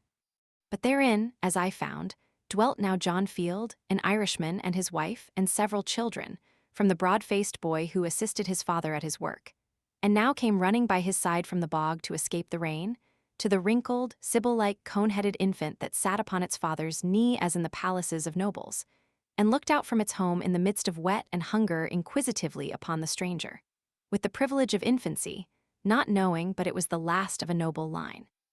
And the hope and cynosure of the world, instead of John Field's poor starveling brat. There we sat together under that part of the roof which leaked the least, while it showered and thundered without. I had sat there many times of old, before the ship was built, that floated his family to America. An honest, hard-working, but shiftless man plainly was John Field. And his wife, she too was brave to cook so many successive dinners in the recesses of that lofty stove, with round, greasy face and bare breast, still thinking to improve her condition one day, with the never-absent mop in one hand, and yet no effects of it visible anywhere. The chickens, which had also taken shelter here from the rain, stalked about the room like members of the family, too humanized methought to roast well. They stood and looked in my eye, or pecked at my shoe significantly. Meanwhile my host told me his story, how hard he worked bogging for a neighboring farmer, turning up a meadow with a spade or bog hoe at the rate of $10 an acre, and the use of the land with manure for 1 year, and his little broad-faced son worked cheerfully at his father's side the while, not knowing how poor a bargain the latter had made. I tried to help him with my experience, telling him that he was one of my nearest neighbors, and that I too, who came fishing here and looked like a loafer, was getting my living like himself. That I lived in a tight, light, and clean house, which hardly cost more than the annual rent of such a ruin as his commonly amounts to. And how, if he chose, he might in a month or two build himself a palace of his own. That I did not use tea, nor coffee, nor butter, nor milk, nor fresh meat, and so did not have to work to get them. Again, as I did not work hard, I did not have to eat hard, and it cost me but a trifle for my food. But as he began with tea, and coffee, and butter, and milk, and beef, he had to work hard to pay for them. And when he had worked hard, he had to eat hard again to repair the waste of his system. And so it was as broad as it was long, indeed it was broader than it was long, for he was discontented and wasted his life into the bargain. And yet he had rated it as a gain in coming to America, that here you could get tea and coffee and meat every day. But the only true America is that country where you are at liberty to pursue such a mode of life as may enable you to do without these, and where the state does not endeavor to compel you to sustain the slavery and war and other superfluous expenses which directly or indirectly result from the use of such things. For I purposely talked to him as if he were a philosopher or desired to be one. I should be glad if all the meadows on the earth were left in a wild state, if that were the consequence of men's beginning to redeem themselves. A man will not need to study history to find out what is best for his own culture. But alas, the culture of an Irishman is an enterprise to be undertaken with a sort of moral bog-hoe. I told him that as he worked so hard at bogging, he required thick boots and stout clothing, which yet were soon soiled and worn out, but I wore light shoes and thin clothing which cost not half so much, though he might think that I was dressed like a gentleman, which, however, was not the case. And in an hour or two without labor, but as a recreation, I could, if I wished, catch as many fish as I should want for 2 days, or earn enough money to support me a week. If he and his family would live simply, they might all go huckleberrying in the summer for their amusement. John heaved a sigh at this, and his wife stared with arms akimbo, and both appeared to be wondering if they had capital enough to begin such a course with, or arithmetic enough to carry it through. It was sailing by dead reckoning to them, and they saw not clearly how to make their port so. Therefore I suppose they still take life bravely, after their fashion, face to face, giving it tooth and nail, not having skill to split its massive columns with any fine entering wedge and route it in detail, thinking to deal with it roughly, as one should handle a thistle. But they fight at an overwhelming disadvantage, living, John Field, alas, without arithmetic and failing so. Do you ever fish? I asked. Oh yes, I catch a mess now and then when I am lying by, good perch I catch. What's your bait? I catch shiners with fishworms and bait the perch with them. You'd better go now, John, said his wife with glistening and hopeful face, but John demurred. The shower was now over, and a rainbow above the eastern woods promised a fair evening, so I took my departure. When I had got without, I asked for a drink, hoping to get a sight of the well bottom to complete my survey of the premises, but there, alas, are shallows and quicksands, and rope broken withal, and bucket irrecoverable. Meanwhile, the right culinary vessel was selected, water was seemingly distilled, and after consultation and long delay passed out to the thirsty one, not yet suffered to cool, not yet to settle. Such gruel sustains life here, I thought. So, shutting my eyes and excluding the motes by a skillfully directed undercurrent, I drank to genuine hospitality the heartiest draught I could. I am not squeamish in such cases when manners are concerned. As I was leaving the Irishman's roof after the rain, bending my steps again to the pond, my haste to catch pickerel, wading in retired meadows, in sloughs and bog holes, in forlorn and savage places, appeared for an instant trivial to me who had been sent to school and college. But as I ran down the hill toward the reddening west, with the rainbow over my shoulder, and some faint tinkling sounds borne to my ear through the cleansed air, from I know not what quarter, my good genius seemed to say, "Go fish and hunt far and wide day by day, farther and wider, and rest thee by many brooks and hearthsides without misgiving. Remember thy Creator in the days of thy youth. Rise free from care before the dawn, and seek adventures. Let the noon find thee by other lakes, and the night overtake thee everywhere at home. There are no larger fields than these, no worthier games than may here be played. Grow wild according to thy nature, like these sedges and brakes, which will never become English hay. Let the thunder rumble, what if it threaten ruin to farmers' crops? That is not its errand to thee. Take shelter under the cloud, while they flee to carts and sheds. Let not to get a living be thy trade, but thy sport. Enjoy the land, but own it not. Through want of enterprise and faith men are where they are, buying and selling, and spending their lives like serfs. O Baker Farm! Landscape where the richest element is a little sunshine innocent. No one runs to revel on thy rail-fenced lea. Debate with no man hast thou, with questions art never perplexed, as tame at the first sight as now in thy plain russet gabardine dressed. Come ye who love, and ye who hate children of the holy dove, and guy foe of the state, and hang conspiracies from the tough rafters of the trees. Men come tamely home at night only from the next field or street, where their household echoes haunt, and their life pines because it breathes its own breath over again. Their shadows morning and evening reach farther than their daily steps.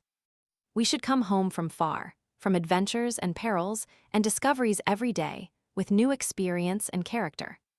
Before I had reached the pond, some fresh impulse had brought out John Field, with altered mind, letting go bogging ere this sunset. But he, poor man, disturbed only a couple of fins while I was catching a fair string, and he said it was his luck. But when we changed seats in the boat, luck changed seats too. Poor John Field! I trust he does not read this, unless he will improve by it, thinking to live by some derivative old country mode in this primitive new country, to catch perch with shiners. It is good bait sometimes, I allow. With his horizon all his own, yet he a poor man, born to be poor, with his inherited Irish poverty or poor life, his Adam's grandmother and boggy ways, not to rise in this world, he nor his posterity, till their wading, webbed, bog-trotting feet get talaria to their heels. Higher laws. As I came home through the woods with my string of fish, trailing my pole, it being now quite dark, I caught a glimpse of a woodchuck stealing across my path, and felt a strange thrill of savage delight, and was strongly tempted to seize and devour him raw. Not that I was hungry then, except for that wildness which he represented. Once or twice, however, while I lived at the pond, I found myself ranging the woods like a half-starved hound, with a strange abandonment, seeking some kind of venison which I might devour, and no morsel could have been too savage for me. The wildest scenes had become unaccountably familiar. I found in myself, and still find, an instinct toward a higher, or, as it is named, spiritual life, as do most men, and another toward a primitive rank and savage one, and I reverence them both. I love the wild not less than the good. The wildness and adventure that are in fishing still recommended it to me. I like sometimes to take rank hold on life, and spend my day more as the animals do. Perhaps I have owed to this employment, and to hunting, when quite young, my closest acquaintance with nature. They early introduce us to and detain us in scenery with which otherwise, at that age, we should have little acquaintance. Fishermen, hunters, woodchoppers, and others, spending their lives in the fields and woods, in a peculiar sense a part of nature themselves, are often in a more favorable mood for observing her, in the intervals of their pursuits, than philosophers or poets even, who approach her with expectation. She is not afraid to exhibit herself to them. The traveler on the prairie is naturally a hunter, on the headwaters of the Missouri and Columbia a trapper, and at the Falls of St. Mary a fisherman. He who is only a traveler learns things at second hand and by the halves, and is poor authority. We are most interested when science reports what those men already know practically or instinctively, for that alone is a true humanity or account of human experience.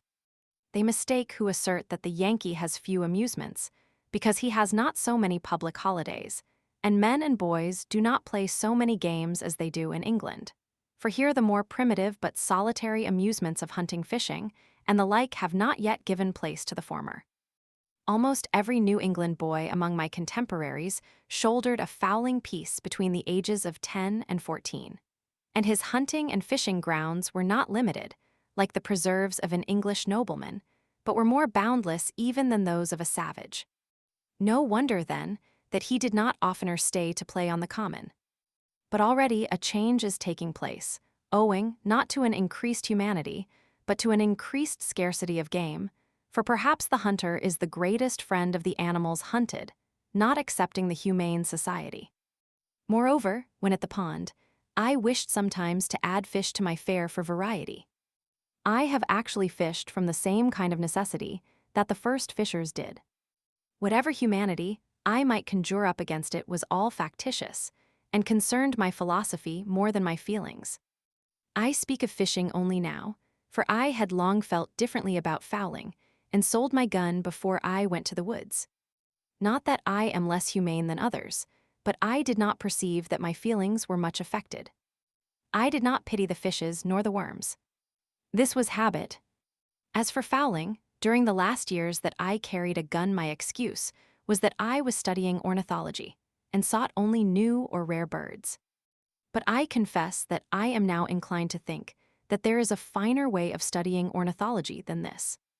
It requires so much closer attention to the habits of the birds that, if for that reason only, I have been willing to omit the gun.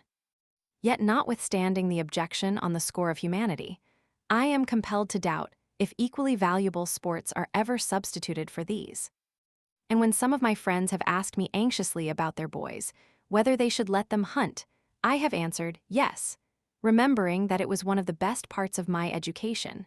Make them hunters, though sportsmen only at first, if possible, mighty hunters at last, so that they shall not find game large enough for them in this or any vegetable wilderness. Hunters as well as fishers of men. Thus far I am of the opinion of Chaucer's nun, who yave not of the text a pulled hen that saith that hunters ben not holy men. There is a period in the history of the individual, as of the race, when the hunters are the best men, as the Algonquins called them. We cannot but pity the boy who has never fired a gun. He is no more humane, while his education has been sadly neglected. This was my answer with respect to those youths who were bent on this pursuit, trusting that they would soon outgrow it. No humane being, past the thoughtless age of boyhood, will wantonly murder any creature which holds its life by the same tenure that he does. The hare in its extremity cries like a child. I warn you, mothers, that my sympathies do not always make the usual philanthropic distinctions. Such is oftenest the young man's introduction to the forest, and the most original part of himself. He goes thither at first as a hunter and fisher, until at last, if he has the seeds of a better life in him, he distinguishes his proper objects, as a poet or naturalist it may be, and leaves the gun and fishpole behind. The mass of men are still and always young in this respect. In some countries a hunting parson is no uncommon sight. Such a one might make a good shepherd's dog, but is far from being the good shepherd. I have been surprised to consider that the only obvious employment, except wood chopping, ice cutting, or the like business, which ever to my knowledge detained at Walden Pond for a whole half-day any of my fellow citizens, whether fathers or children of the town, with just one exception, was fishing. Commonly they did not think that they were lucky or well paid for their time, unless they got a long string of fish, though they had the opportunity of seeing the pond all the while. They might go there 1,000 times before the sediment of fishing would sink to the bottom and leave their purpose pure. But no doubt such a clarifying process would be going on all the while. The governor and his council faintly remember the pond, for they went a-fishing there when they were boys. But now they are too old and dignified to go a-fishing, and so they know it no more forever. Yet even they expect to go to heaven at last. If the legislature regards it, it is chiefly to regulate the number of hooks to be used there. But they know nothing about the hook of hooks with which to angle for the pond itself, impaling the legislature for a bait. Thus, even in civilized communities, the embryo man passes through the hunter stage of development. I have found repeatedly, of late years, that I cannot fish without falling a little in self-respect. I have tried it again and again. I have skill at it, and, like many of my fellows, a certain instinct for it, which revives from time to time, but always when I have done I feel that it would have been better if I had not fished. I think that I do not mistake. It is a faint intimation, yet so are the first streaks of morning.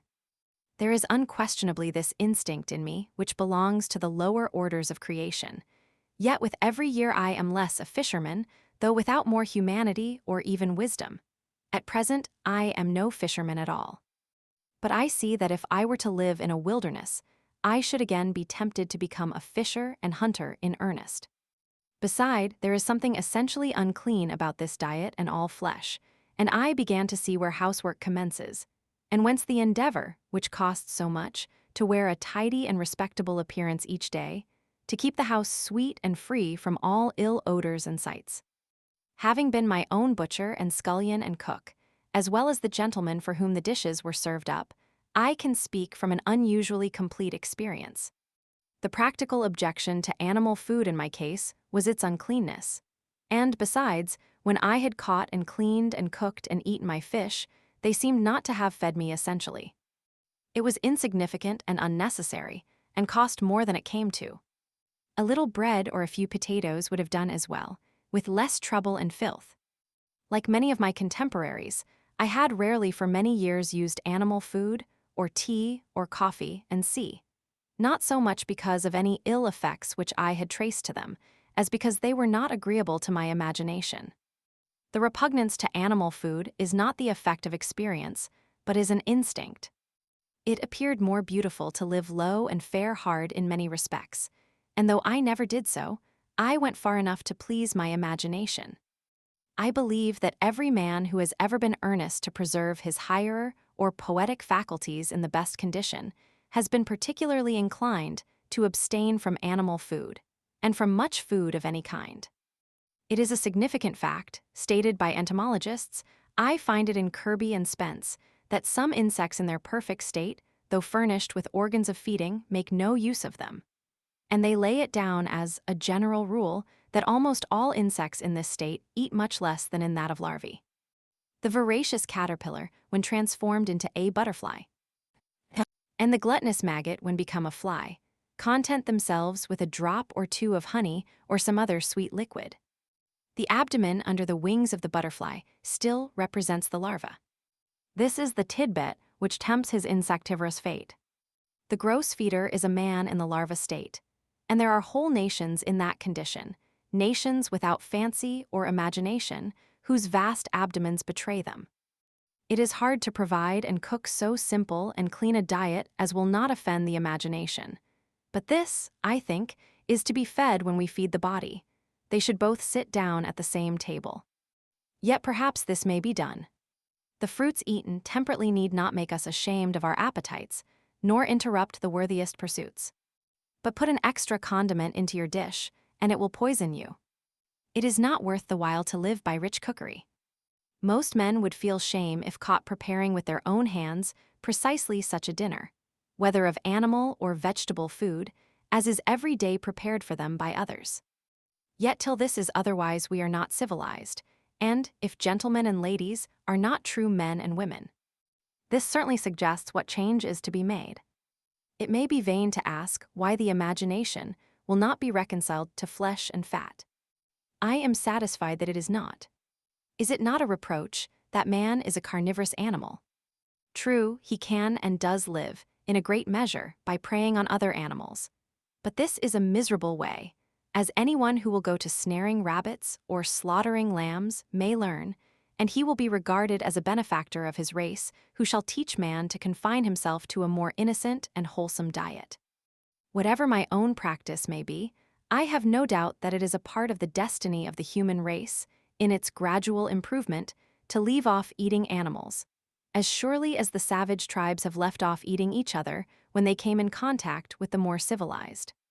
If one listens to the faintest but constant suggestions of his genius, which are certainly true, he sees not to what extremes, or even insanity, it may lead him. And yet that way, as he grows more resolute and faithful, his road lies. The faintest assured objection, which one healthy man feels, will at length prevail over the arguments and customs of mankind. No man ever followed his genius till it misled him. Though the result were bodily weakness, yet perhaps no one can say that the consequences were to be regretted, for these were a life in conformity to higher principles. If the day and the night are such that you greet them with joy, and life emits a fragrance like flowers and sweet-scented herbs, is more elastic, more starry, more immortal. That is your success. All nature is your congratulation, and you have cause momentarily to bless yourself. The greatest gains and values are farthest from being appreciated. We easily come to doubt if they exist. We soon forget them. They are the highest reality. Perhaps the facts most astounding and most real are never communicated by man to man. The true harvest of my daily life is somewhat as intangible and indescribable as the tints of morning or evening. It is a little stardust caught, a segment of the rainbow which I have clutched. Yet for my part, I was never unusually squeamish. I could sometimes eat a fried rat with a good relish if it were necessary. I am glad to have drunk water so long, for the same reason that I prefer the natural sky to an opium eater's heaven. I would fain keep sober always, and there are infinite degrees of drunkenness. I believe that water is the only drink for a wise man. Wine is not so noble a liquor. And think of dashing the hopes of a morning with a cup of warm coffee, or of an evening with a dish of tea. How low I fall when I am tempted by them. Even music may be intoxicating. Such apparently slight causes destroyed Greece and Rome, and will destroy England and America. Of all ebriosity, who does not prefer to be intoxicated by the air he breathes? I have found it to be the most serious objection to coarse labors long continued, that they compelled me to eat and drink coarsely also. But to tell the truth, I find myself at present somewhat less particular in these respects. I carry less religion to the table, ask no blessing. Not because I am wiser than I was, but I am obliged to confess because, however much it is to be regretted, with years I have grown more coarse and indifferent. Perhaps these questions are entertained only in youth, as most believe of poetry. My practice is nowhere, my opinion is here. Nevertheless, I am far from regarding myself as one of those privileged ones to whom the Ved refers when it says that he who has true faith in the omnipresent Supreme Being may eat all that exists. That is not bound to inquire what is his food or who prepares it. And even in their case it is to be observed, as a Hindu commentator has remarked, that the Vedant limits this privilege to the time of distress. Who has not sometimes derived an inexpressible satisfaction from his food, in which appetite had no share? I have been thrilled to think that I owed a mental perception to the commonly gross sense of taste, that I have been inspired through the palate, that some berries which I had eaten on a hillside had fed my genius. The soul not being mistress of herself, says Th. Sanxiu, one looks and one does not see, one listens and one does not hear, one eats and one does not know the savor of food. He who distinguishes the true savor of his food can never be a glutton. He who does not cannot be otherwise. A Puritan may go to his brown bread crust with as gross an appetite as ever an alderman to his turtle. Not that food which entereth into the mouth defileth a man, but the appetite with which it is eaten. It is neither the quality nor the quantity, but the devotion to sensual savors. When that which is eaten is not a viand to sustain our animal or inspire our spiritual life, but food for the worms that possess us. If the hunter has a taste for mud turtles, muskrats, and other such savage tidbits, the fine lady indulges a taste for jelly made of a calf's foot, or for sardines from over the sea, and they are even. He goes to the mill pond, she to her preserve pot. The wonder is how you and I can live this slimy, beastly life, eating and drinking. Our whole life is startlingly moral. There is never an instant's truce between virtue and vice. Goodness is the only investment that never fails. In the music of the harp, which trembles round the world, it is the insisting on this which thrills us. The harp is the traveling patterer for the universe's insurance company, recommending its laws, and our little goodness is all the assessment that we pay.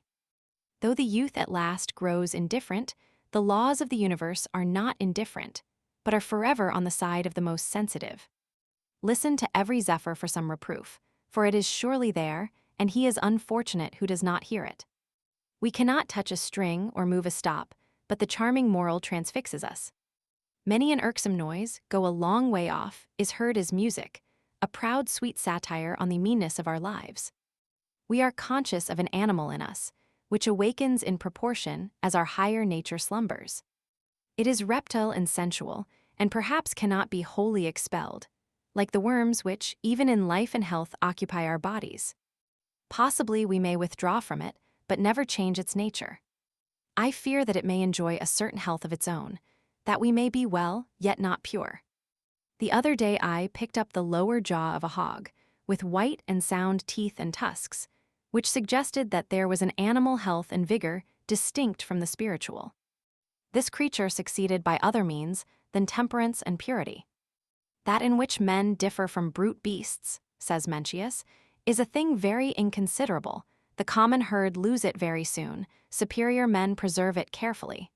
Who knows what sort of life would result if we had attained to purity?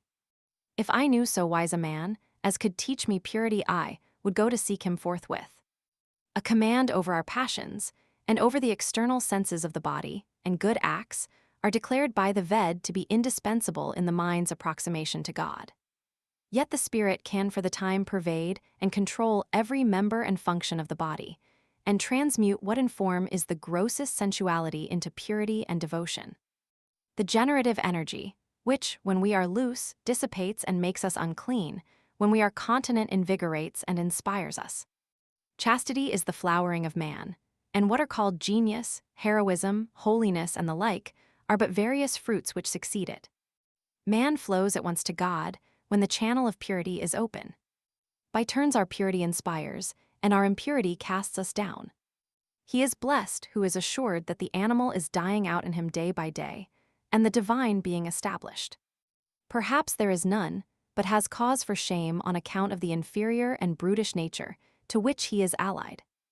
I fear that we are such gods or demigods only as fawns and satyrs, the divine allied to beasts, the creatures of appetite, and that, to some extent, our very life is our disgrace. How happy is he who hath due place assigned to his beasts, and disafforested his mind? Can use this horse, goat, wolf, and every beast, and is not ass himself to all the rest. Else man not only is the herd of swine, but he's those devils too which did incline them to a headlong rage, and made them worse. All sensuality is one, though it takes many forms, all purity is one. It is the same whether a man eat, or drink, or cohabit, or sleep sensually. They are but one appetite, and we only need to see a person do any one of these things to know how great a sensualist he is. The impure can neither stand nor sit with purity. When the reptile is attacked at one mouth of his burrow, he shows himself at another. If you would be chaste, you must be temperate. What is chastity? How shall a man know if he is chaste? He shall not know it. We have heard of this virtue, but we know not what it is. We speak conformably to the rumor which we have heard. From exertion come wisdom and purity, from sloth ignorance and sensuality. In the student sensuality is a sluggish habit of mind. An unclean person is universally a slothful one who sits by a stove, whom the sun shines on prostrate, who reposes without being fatigued. If you would avoid uncleanness, and all the sins, work earnestly, though it be at cleaning a stable. Nature is hard to be overcome, but she must be overcome. What avails it that you are Christian, if you are not purer than the heathen, if you deny yourself no more, if you are not more religious? I know of many systems of religion esteemed heathenish, whose precepts fill the reader with shame, and provoke him to new endeavors, though it be to the performance of rites merely. I hesitate to say these things, but it is not because of the subject. I care not how obscene my words are, but because I cannot speak of them without betraying my impurity. We discourse freely without shame of one form of sensuality, and are silent about another. We are so degraded that we cannot speak simply of the necessary functions of human nature. In earlier ages, in some countries, every function was reverently spoken of and regulated by law.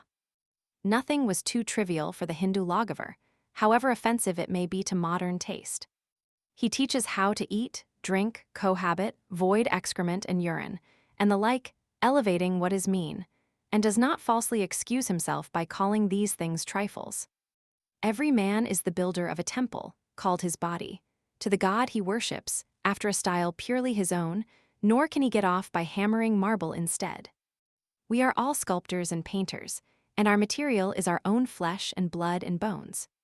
Any nobleness begins at once to refine a man's features, any meanness or sensuality to imbrute them. John Farmer sat at his door one September evening, after a hard day's work, his mind still running on his labor more or less. Having bathed, he sat down to recreate his intellectual man. It was a rather cool evening, and some of his neighbors were apprehending a frost. He had not attended to the train of his thoughts long when he heard someone playing on a flute, and that sound harmonized with his mood. Still he thought of his work, but the burden of his thought was that though this kept running in his head, and he found himself planning and contriving it against his will, yet it concerned him very little. It was no more than the scurf of his skin, which was constantly shuffled off. But the notes of the flute came home to his ears out of a different sphere from that he worked in, and suggested work for certain faculties which slumbered in him. They gently did away with the street, and the village, and the state in which he lived. A voice said to him, "Why do you stay here and live this mean, moiling life, when a glorious existence is possible for you? Those same stars twinkle over other fields than these, but how to come out of this condition and actually migrate thither?" All that he could think of was to practice some new austerity, to let his mind descend into his body and redeem it, and treat himself with ever-increasing respect. Brute neighbors. Sometimes I had a companion in my fishing, who came through the village to my house from the other side of the town, and the catching of the dinner was as much a social exercise as the eating of it. Hermit, I wonder what the world is doing now. I have not heard so much as a locust over the sweet fern these 3 hours. The pigeons are all asleep upon their roosts, no flutter from them. Was that a farmer's noon horn, which sounded from beyond the woods just now? The hands are coming in to boiled salt beef and cider and Indian bread. Why will men worry themselves so? He that does not eat need not work. I wonder how much they have reaped. Who would live there, where a body can never think for the barking of Bose? And oh, the housekeeping! To keep bright the devil's doorknobs, and scour his tubs this bright day. Better not keep a house. Say some hollow tree, and then for morning calls and dinner parties. Only a woodpecker tapping.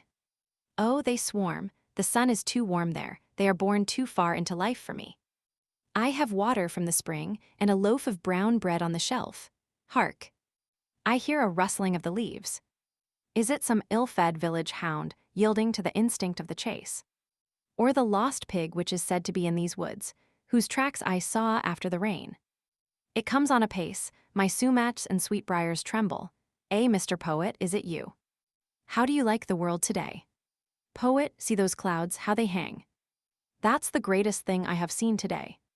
There's nothing like it in old paintings, nothing like it in foreign lands, unless when we were off the coast of Spain. That's a true Mediterranean sky. I thought, as I have my living to get, and have not eaten today, that I might go a-fishing.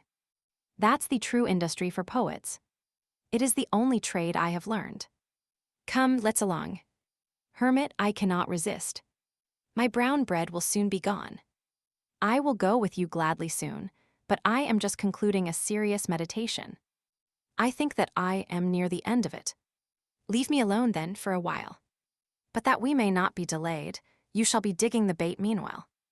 Angleworms are rarely to be met with in these parts, where the soil was never fattened with manure.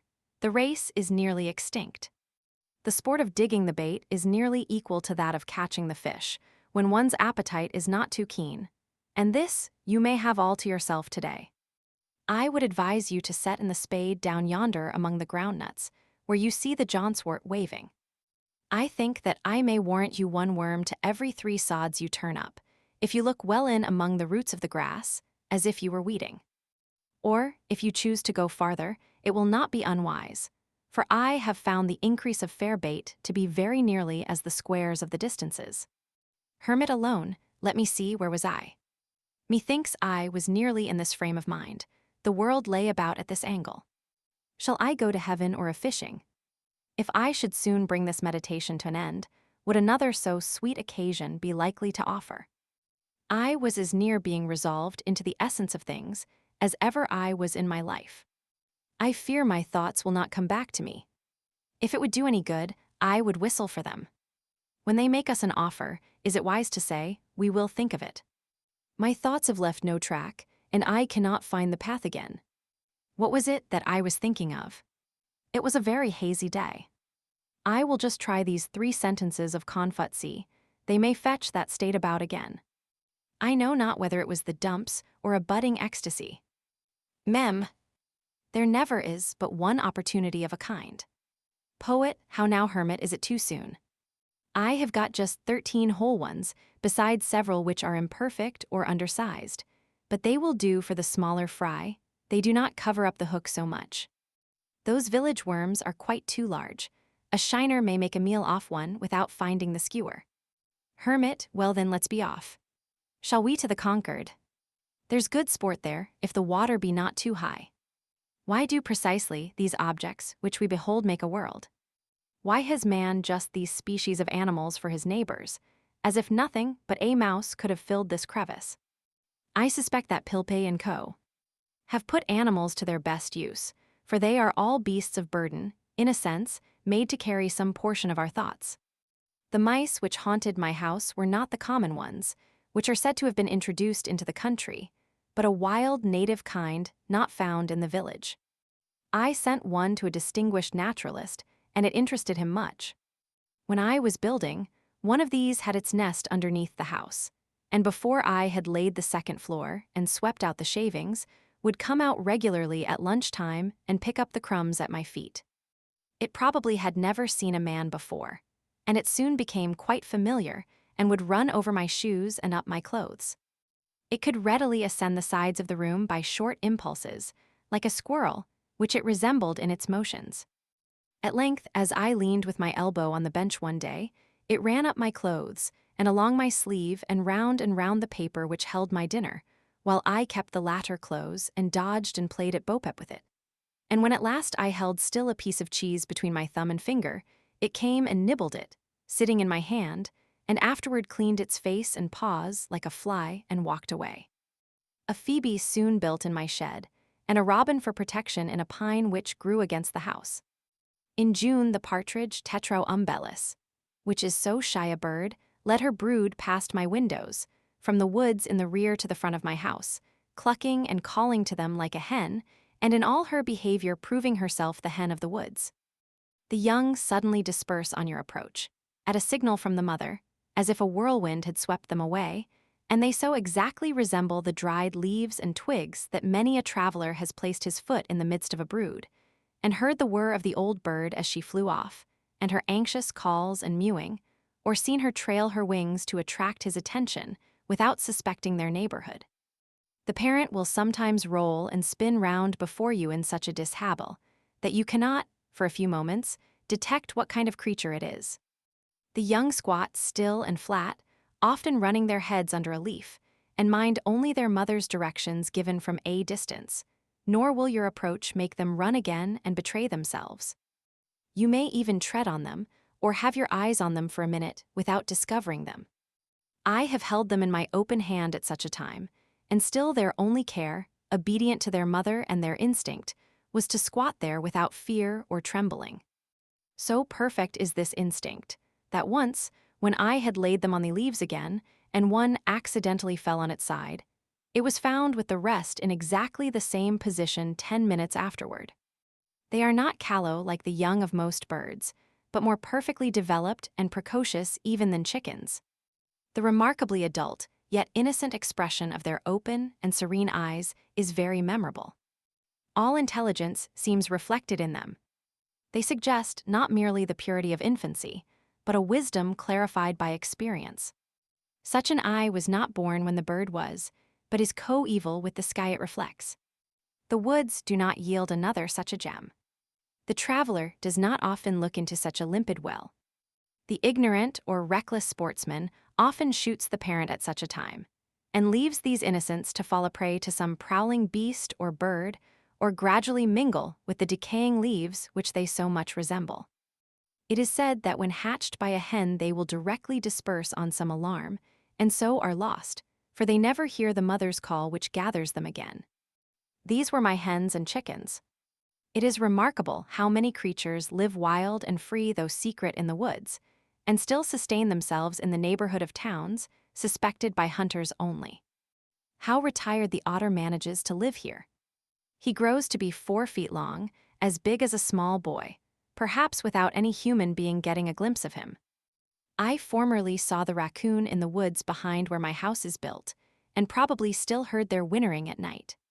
Commonly, I rested an hour or two in the shade at noon, after planting, and ate my lunch, and read a little by a spring which was the source of a swamp and of a brook, oozing from under Brister's Hill, 1/2 mile from my field.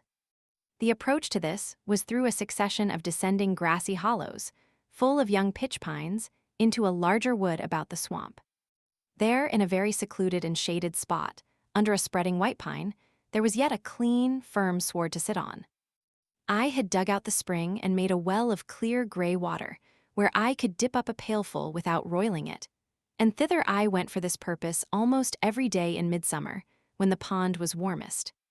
Thither, too, the woodcock led her brood, to probe the mud for worms, flying but a foot above them down the bank, while they ran in a troop beneath. But at last, spying me, she would leave her young and circle round and round me, nearer and nearer till within 4 or 5 feet, pretending broken wings and legs, to attract my attention and get off her young, who would already have taken up their march with faint wiry peep, single file through the swamp as she directed. Or I heard the peep of the young, when I could not see the parent bird.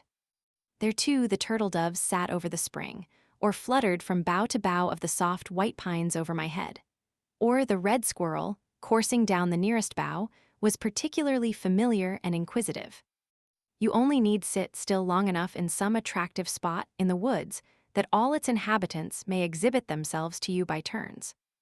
I was witness to events of a less peaceful character. One day when I went out to my woodpile, or rather my pile of stumps, I observed 2 large ants, the one red, the other much larger, nearly 1/2 inch long and black, fiercely contending with one another. Having once got hold, they never let go, but struggled and wrestled and rolled on the chips incessantly. Looking farther, I was surprised to find that the chips were covered with such combatants that it was not a duellum, but a bellum, a war between 2 races of ants, the red always pitted against the black, and frequently 2 red ones to 1 black. The legions of these myrmidons covered all the hills and vales in my woodyard, and the ground was already strewn with the dead and dying, both red and black. It was the only battle which I have ever witnessed, the only battlefield I ever trod while the battle was raging, internecine war, the red republicans on the one hand and the black imperialists on the other. On every side they were engaged in deadly combat, yet without any noise that I could hear, and human soldiers never fought so resolutely. I watched a couple that were fast locked in each other's embraces, in a little sunny valley amid the chips, now at noonday prepared to fight till the sun went down, or life went out. The smaller red champion had fastened himself like a vice to his adversary's front, and through all the tumblings on that field never for an instant ceased to gnaw at one of his feelers near the root, having already caused the other to go by the board, while the stronger black one dashed him from side to side, and, as I saw on looking nearer, had already divested him of several of his members. They fought with more pertinacity than bulldogs. Neither manifested the least disposition to retreat. It was evident that their battle cry was conquer or die. In the mean, while there came along a single red ant on the hillside of this valley, evidently full of excitement, who either had dispatched his foe or had not yet taken part in the battle, probably the latter, for he had lost none of his limbs, whose mother had charged him to return with his shield or upon it. Or perchance he was some Achilles, who had nourished his wrath apart, and had now come to avenge or rescue his Patroclus. He saw this unequal combat from afar, for the blacks were nearly twice the size of the red. He drew near with rapid pace till he stood on his guard within 1/2 an inch of the combatants. Then, watching his opportunity, he sprang upon the black warrior, and commenced his operations near the root of his right foreleg, leaving the foe to select among his own members. And so there were 3 united for life, as if a new kind of attraction had been invented which put all other locks and cements to shame. I should not have wondered by this time to find that they had their respective musical bands stationed on some eminent chip, and playing their national airs the while, to excite the slow and cheer the dying combatants. I was myself excited somewhat even as if they had been men. The more you think of it, the less the difference. And certainly there is not the fight recorded in conquered history, at least, if in the history of America, that will bear a moment's comparison with this, whether for the numbers engaged in it or for the patriotism and heroism displayed. For numbers and for carnage, it was an Austerlitz or Dresden. Conquered fight. 2 killed on the Patriots' side and Luther Blanchard wounded. Why here every ant was a Buttrick? Fire. For God's sake fire, and thousands shared the fate of Davis and Hosmer. There was not one hireling there. I have no doubt that it was a principle they fought for, as much as our ancestors, and not to avoid a 3-penny tax on their tea. And the results of this battle will be as important and memorable to those whom it concerns as those of the Battle of Bunker Hill, at least. I took up the chip on which the 3 I have particularly described were struggling, carried it into my house, and placed it under a tumbler on my windowsill in order to see the issue. Holding a microscope to the first-mentioned red ant, I saw that, though he was assiduously gnawing at the near foreleg of his enemy, having severed his remaining feeler, his own breast was all torn away, exposing what vitals he had there to the jaws of the black warrior, whose breastplate was apparently too thick for him to pierce. And the dark carbuncles of the sufferer's eyes shone with ferocity, such as war only could excite. They struggled half an hour longer under the tumbler, and when I looked again, the black soldier had severed the heads of his foes from their bodies, and the still living heads were hanging on either side of him like ghastly trophies at his saddlebow, still apparently as firmly fastened as ever. And he was endeavoring with feeble struggles, being without feelers and with only the remnant of a leg, and I know not how many other wounds, to divest himself of them. Which at length, after half an hour more, he accomplished. I raised the glass, and he went off over the windowsill in that crippled state. Whether he finally survived that combat and spent the remainder of his days in some Hotel des Invalides, I do not know, but I thought that his industry would not be worth much thereafter. I never learned which party was victorious, nor the cause of the war. But I felt for the rest of that day as if I had had my feelings excited and harrowed by witnessing the struggle, the ferocity and carnage, of a human battle before my door. Kirby and Spence tell us that the battles of ants have long been celebrated and the date of them recorded, though they say that Huber is the only modern author who appears to have witnessed them. Aeneas Sylvius, say they, after giving a very circumstantial account of one contested with great obstinacy by a great and small species on the trunk of a pear tree, adds that this action was fought in the pontificate of Eugenius IV, in the presence of Nicholas Pistoriensis, an eminent lawyer who related the whole history of the battle with the greatest fidelity. A similar engagement between great and small ants is recorded by Olaus Magnus, in which the small ones, being victorious, are said to have buried the bodies of their own soldiers, but left those of their giant enemies a prey to the birds. This event happened previous to the expulsion of the tyrant Christiern II from Sweden. The battle which I witnessed took place in the presidency of Polk, 5 years before the passage of Webster's Fugitive Slave Bill. Many a village boss, fit only to course a mud turtle in a victualling cellar, sported his heavy quarters in the woods without the knowledge of his master, and ineffectually smelled at old foxburrows and woodchucks' holes, led perchance by some slight cur which nimbly threaded the wood, and might still inspire a natural terror in its denizens. Now far behind his guide, barking like a canine bull toward some small squirrel which had treated itself for scrutiny, then, cantering off, bending the bushes with his weight, imagining that he is on the track of some stray member of the gerbilla family. Once I was surprised to see a cat walking along the stony shore of the pond, for they rarely wander so far from home. The surprise was mutual.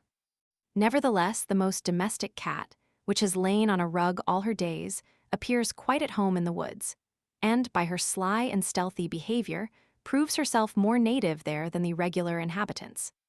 Once, when berrying, I met with a cat with young kittens in the woods, quite wild, and they all, like their mother, had their backs up and were fiercely spitting at me.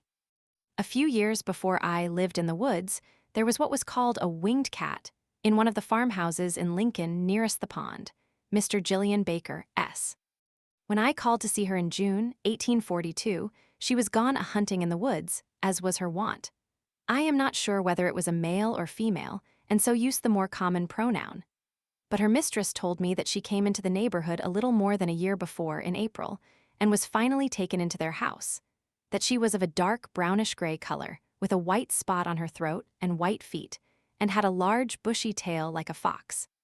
That in the winter the fur grew thick and flatted out along her sides, forming stripes 10 or 12 inches long by 2.5 wide, and under her chin like a muff, the upper side loose, the under matted like felt, and in the spring these appendages dropped off.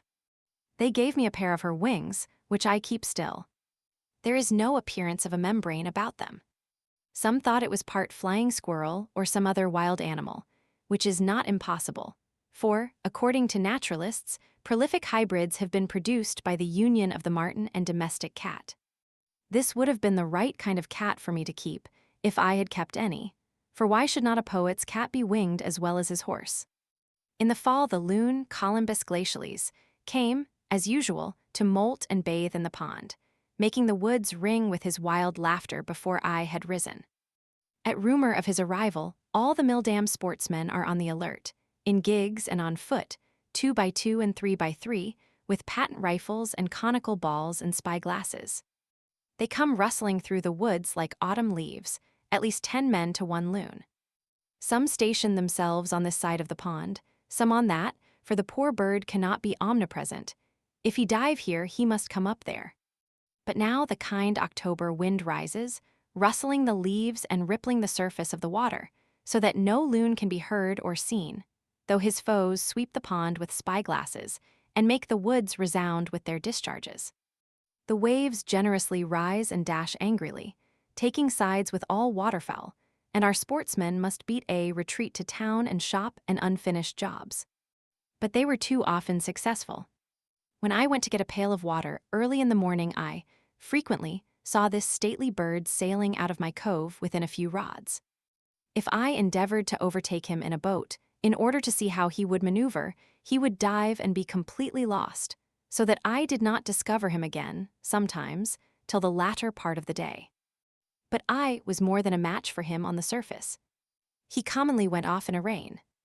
As I was paddling along the north shore one very calm October afternoon, for such days especially they settle on to the lakes, like the milkweed down, having looked in vain over the pond for a loon, suddenly one, sailing out from the shore toward the middle a few rods in front of me, set up his wild laugh and betrayed himself. I pursued with a paddle and he dived, but when he came up I was nearer than before.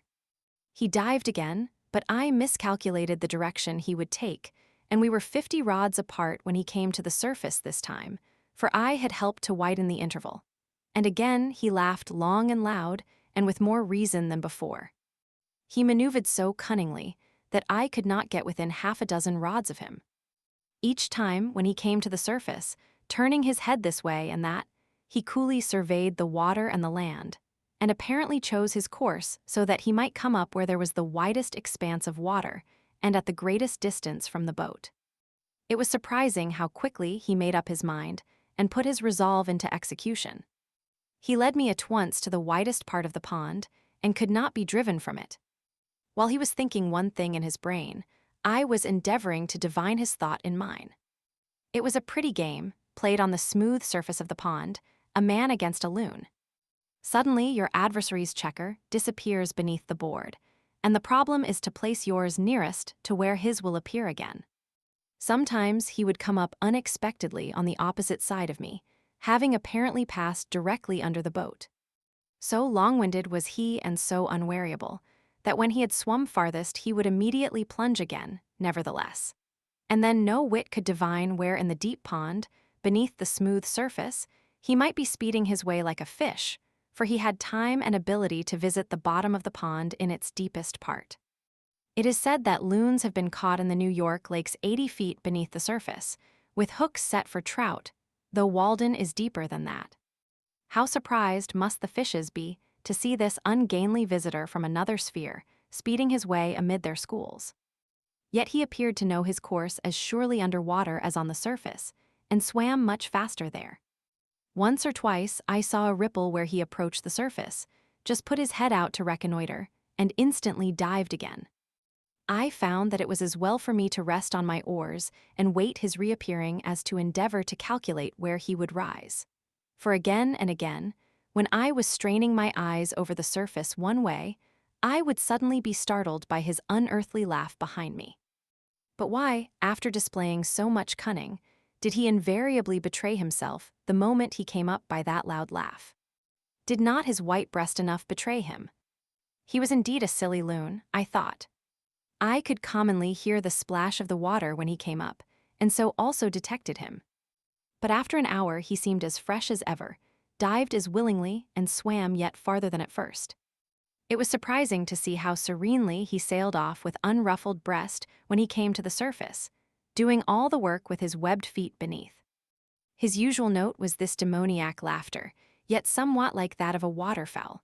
But occasionally, when he had balked me most successfully and come up a long way off, he uttered a long-drawn, unearthly howl, probably more like that of a wolf than any bird, as when a beast puts his muzzle to the ground and deliberately howls.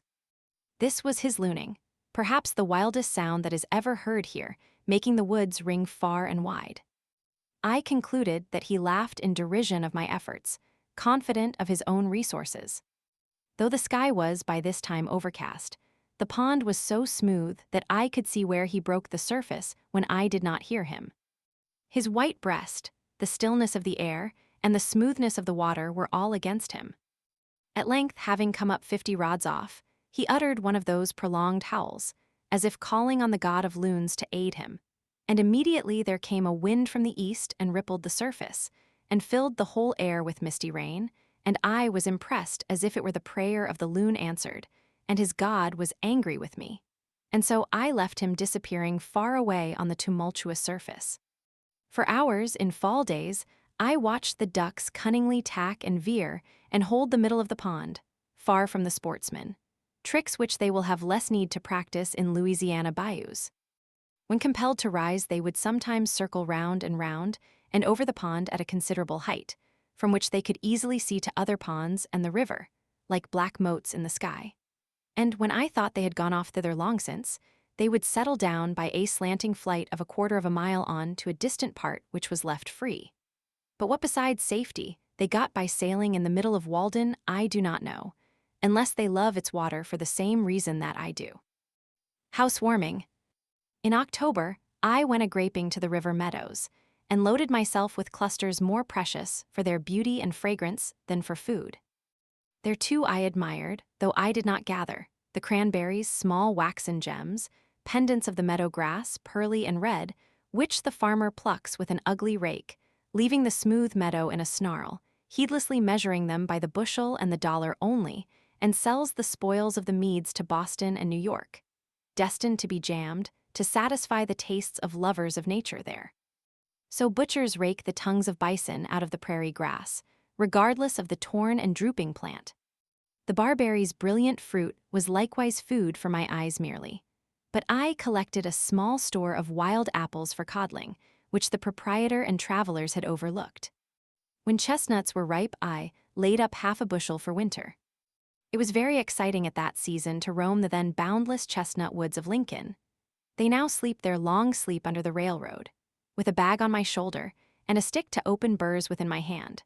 For I did not always wait for the frost, amid the rustling of leaves and the loud reproofs of the red squirrels and the jays, whose half-consumed nuts I sometimes stole, for the burrs which they had selected were sure to contain sound ones. Occasionally I climbed and shook the trees.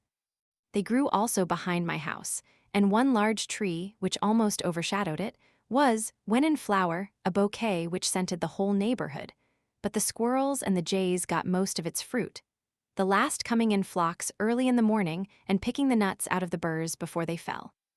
I relinquished these trees to them, and visited the more distant woods, composed wholly of chestnut. These nuts, as far as they went, were a good substitute for bread. Many other substitutes might, perhaps, be found. Digging one day for fishworms, I discovered the ground nut, Apios tuberosa, on its string, the potato of the aborigines, a sort of fabulous fruit, which I had begun to doubt if I had ever dug and eaten in childhood, as I had told, and had not dreamed it. I had often since seen its crimpled, red velvety blossom, supported by the stems of other plants, without knowing it to be the same. Cultivation has well-nigh exterminated it. It has a sweetish taste, much like that of a frostbitten potato, and I found it better boiled than roasted. This tuber seemed like a faint promise of nature to rear her own children and feed them simply here at some future period. In these days of fatted cattle and waving grain fields, this humble root, which was once the totem of an Indian tribe, is quite forgotten, or known only by its flowering vine. But let wild nature reign here once more, and the tender and luxurious English grains will probably disappear before a myriad of foes. And without the care of man, the crow may carry back even the last seed of corn to the great cornfield of the Indian's god in the southwest, whence he is said to have brought it. But the now almost exterminated groundnut will perhaps revive and flourish in spite of frosts and wildness, prove itself indigenous, and resume its ancient importance and dignity as the diet of the hunter tribe. Some Indian Ceres or Minerva must have been the inventor and bestower of it. And when the reign of poetry commences here, its leaves and string of nuts may be represented on our works of art. Already, by the 1st of September, I had seen 2 or 3 small maples turned scarlet across the pond, beneath where the white stems of 3 aspens diverged, at the point of a promontory next the water. Ah, many a tale their color told. And gradually, from week to week, the character of each tree came out, and it admired itself reflected in the smooth mirror of the lake. Each morning, the manager of this gallery substituted some new picture, distinguished by more brilliant or harmonious coloring, for the old upon the walls. The wasps came by thousands to my lodge in October, as to winter quarters, and settled on my windows within and on the walls overhead, sometimes deterring visitors from entering. Each morning, when they were numbed with cold, I swept some of them out, but I did not trouble myself much to get rid of them.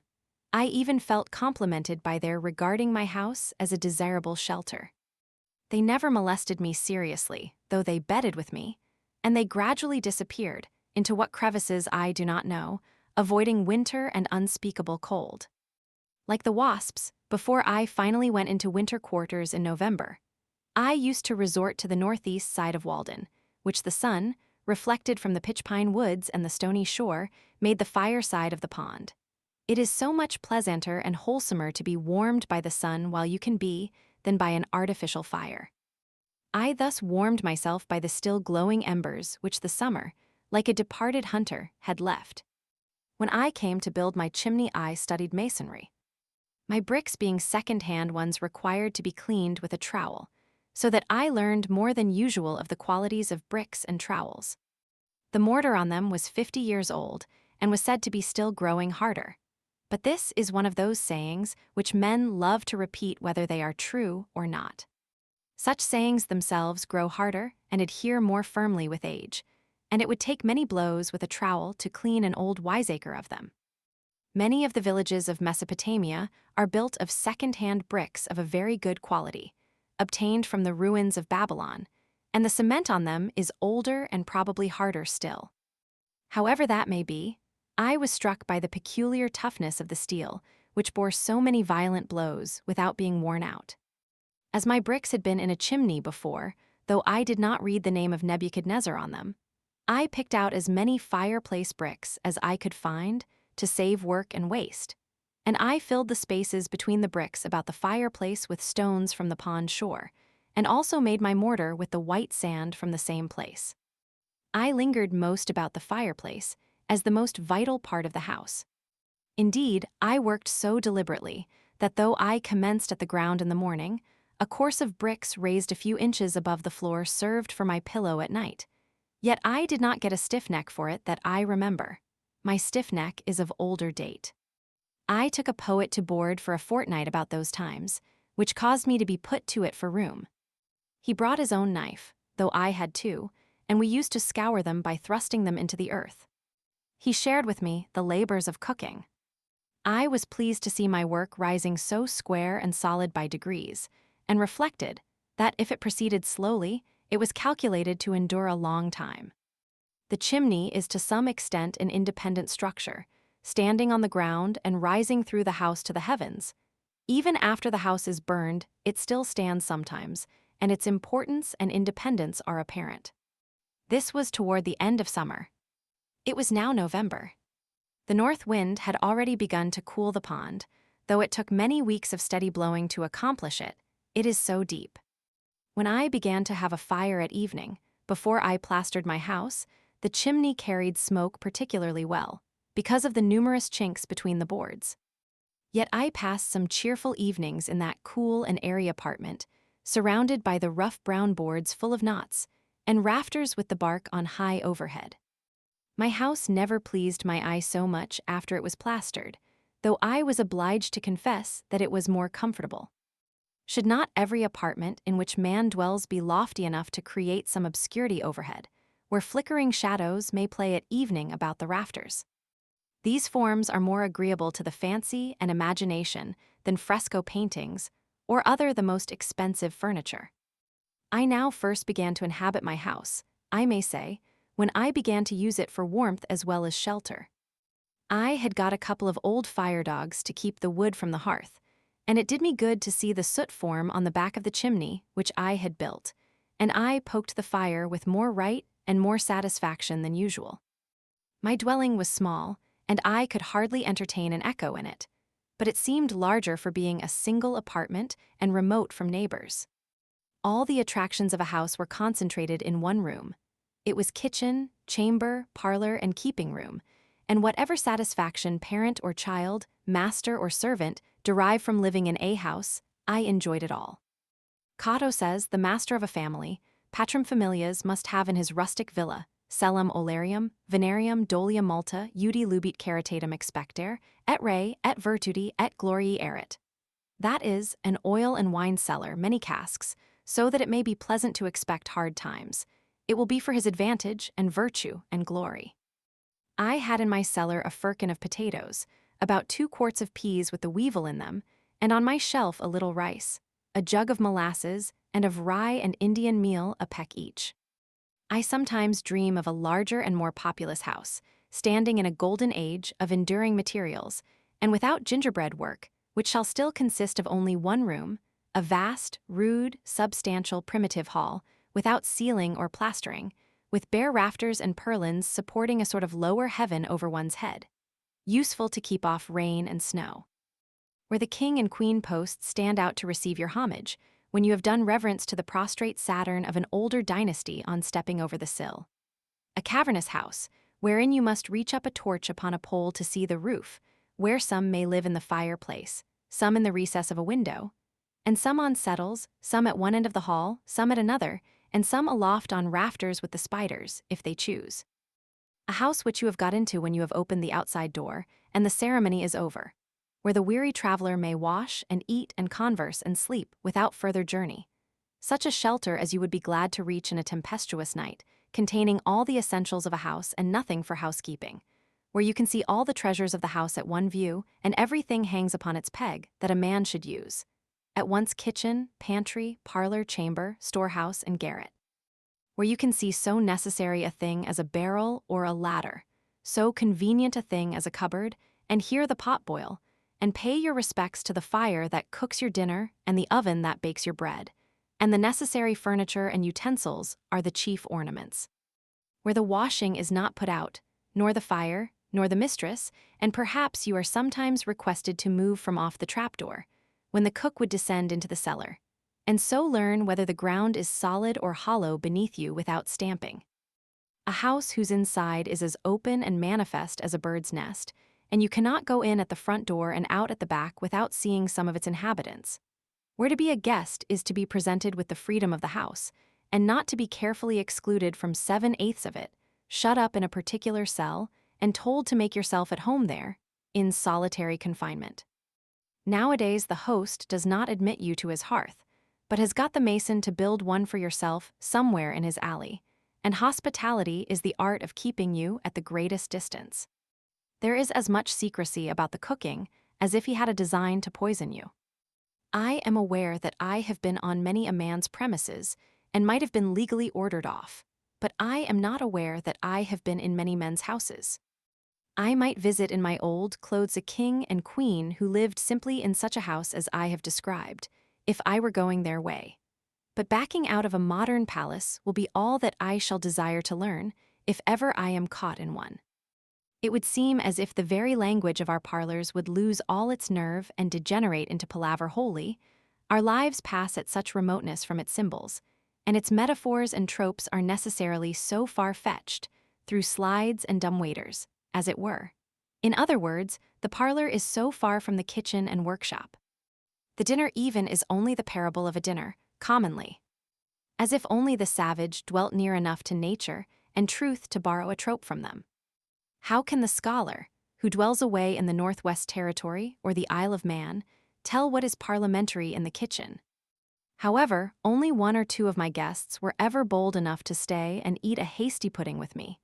But when they saw that crisis approaching, they beat a hasty retreat rather, as if it would shake the house to its foundations. Nevertheless, it stood through a great many hasty puddings. I did not plaster till it was freezing weather. I brought over some whiter and cleaner sand for this purpose from the opposite shore of the pond in a boat, a sort of conveyance which would have tempted me to go much farther if necessary. My house had in the meanwhile been shingled down to the ground on every side. In lathing, I was pleased to be able to send home each nail with a single blow of the hammer, and it was my ambition to transfer the plaster from the board to the wall neatly and rapidly. I remembered the story of a conceited fellow, who, in fine clothes, was wont to lounge about the village once, giving advice to workmen. Venturing one day to substitute deeds for words, he turned up his cuffs, seized a plasterer's board, and having loaded his trowel without mishap, with a complacent look toward the lathing overhead, made a bold gesture thitherward, and straightway, to his complete discomfiture, received the whole contents in his ruffled bosom. I admired anew the economy and convenience of plastering, which so effectually shuts out the cold and takes a handsome finish, and I learned the various casualties to which the plasterer is liable. I was surprised to see how thirsty the bricks were which drank up all the moisture in my plaster before I had smoothed it, and how many pailfuls of water it takes to christen a new hearth. I had the previous winter made a small quantity of lime by burning the shells of the Unio fluviatiles, which our river affords, for the sake of the experiment, so that I knew where my materials came from. I might have got good limestone within a mile or two and burned it myself, if I had cared to do so. The pond had in the meanwhile skimmed over in the shadiest and shallowest coves, some days or even weeks before the general freezing. The first ice is especially interesting and perfect, being hard, dark, and transparent, and affords the best opportunity that ever offers for examining the bottom where it is shallow. For you can lie at your length on ice only an inch thick, like a skater insect on the surface of the water, and study the bottom at your leisure, only 2 or 3 inches distant, like a picture behind a glass, and the water is necessarily always smooth then. There are many furrows in the sand where some creature has traveled about and doubled on its tracks, and for wrecks, it is strewn with the cases of caddies' worms made of minute grains of white quartz. Perhaps these have creased it, for you find some of their cases in the furrows, though they are deep and broad for them to make. But the ice itself is the object of most interest, though you must improve the earliest opportunity to study it. If you examine it closely the morning after it freezes, you find that the greater part of the bubbles, which at first appeared to be within it, are against its under surface, and that more are continually rising from the bottom. While the ice is as yet comparatively solid and dark, that is, you see the water through it. These bubbles are from 1/80th to 1/8 of an inch in diameter, very clear and beautiful, and you see your face reflected in them through the ice. There may be 30 or 40 of them to a square inch.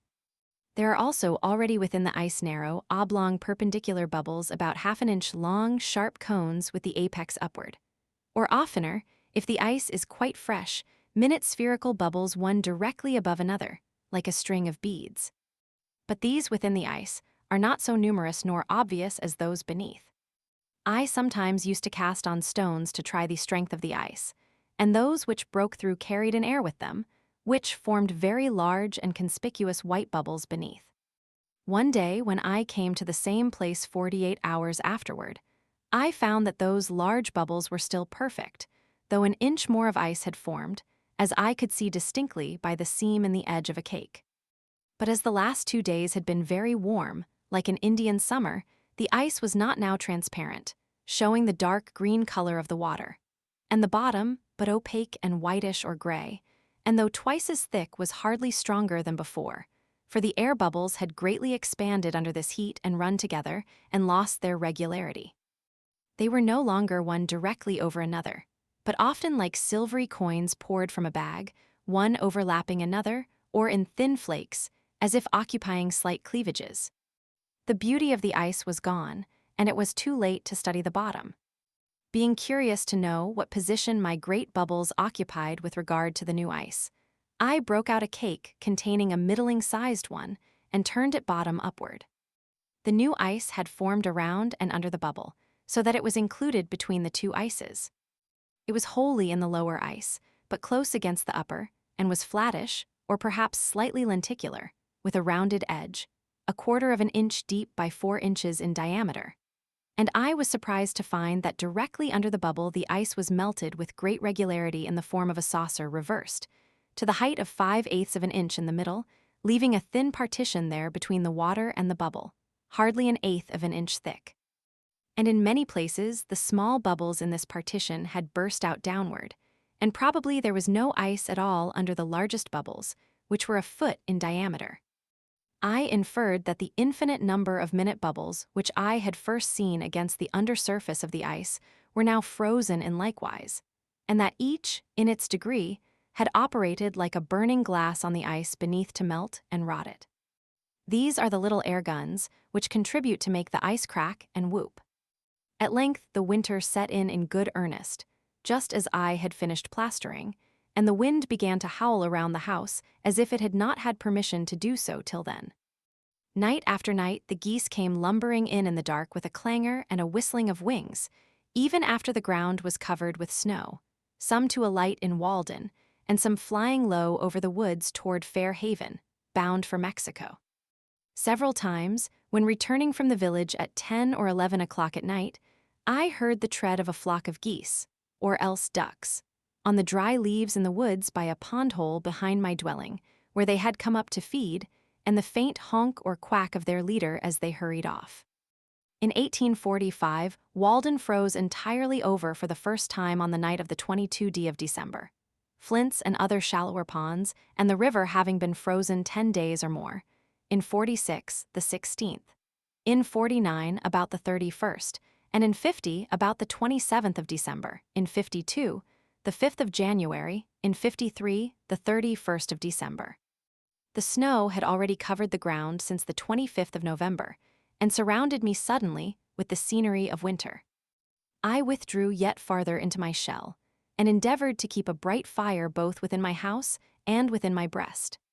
My employment out of doors now was to collect the dead wood in the forest, bringing it in my hands or on my shoulders, or sometimes trailing a dead pine tree under each arm to my shed. An old forest fence, which had seen its best days, was a great haul for me. I sacrificed it to Vulcan, for it was past serving the god Terminus. How much more interesting an event is that man's supper who has just been forth in the snow to hunt, nay, you might say, steal the fuel to cook it with. His bread and meat are sweet. There are enough faggots and waste wood of all kinds in the forests of most of our towns to support many fires, but which at present warm none, and, some think, hinder the growth of the young wood. There was also the driftwood of the pond. In the course of the summer I had discovered a raft of pitch pine logs with the bark on, pinned together by the Irish when the railroad was built. This I hauled up partly on the shore. After soaking 2 years, and then lying high 6 months, it was perfectly sound, though waterlogged past drying. I amused myself one winter day with sliding this piecemeal across the pond, nearly half a mile, skating behind with one end of a log 15 feet long on my shoulder, and the other on the ice. Or I tied several logs together with a birch withe, and then, with a longer birch or alder which had a hook at the end, dragged them across. Though completely waterlogged and almost as heavy as lead, they not only burned long, but made a very hot fire. Nay, I thought that they burned better for the soaking, as if the pitch, being confined by the water, burned longer, as in a lamp. Gilpin, in his account of the forest borderers of England, says that the encroachments of trespassers, and the houses and fences thus raised on the borders of the forest, were considered as great nuisances by the old forest law, and were severely punished under the name of purprestures, as tending ad terrorem ferarum, ad nocumentum foresti, and c, to the frightening of the game and the detriment of the forest. But I was interested in the preservation of the venison and the vert more than the hunters or woodchoppers, and as much as though I had been the Lord Warden himself. And if any part was burned, though I burned it myself by accident, I grieved with a grief that lasted longer and was more inconsolable than that of the proprietors. Nay, I grieved when it was cut down by the proprietors themselves. I would that our farmers, when they cut down a forest, felt some of that awe which the old Romans did when they came to thin, or let in the light to, a consecrated grove, lucum conlucere. That is, would believe that it is sacred to some god. The Roman made an expiatory offering, and prayed, whatever god or goddess thou art to whom this grove is sacred, be propitious to me, my family and children, and see. It is remarkable what a value is still put upon wood even in this age and in this new country, a value more permanent and universal than that of gold. After all our discoveries and inventions, no man will go by a pile of wood. It is as precious to us as it was to our Saxon and Norman ancestors. If they made their bows of it, we make our gun stocks of it.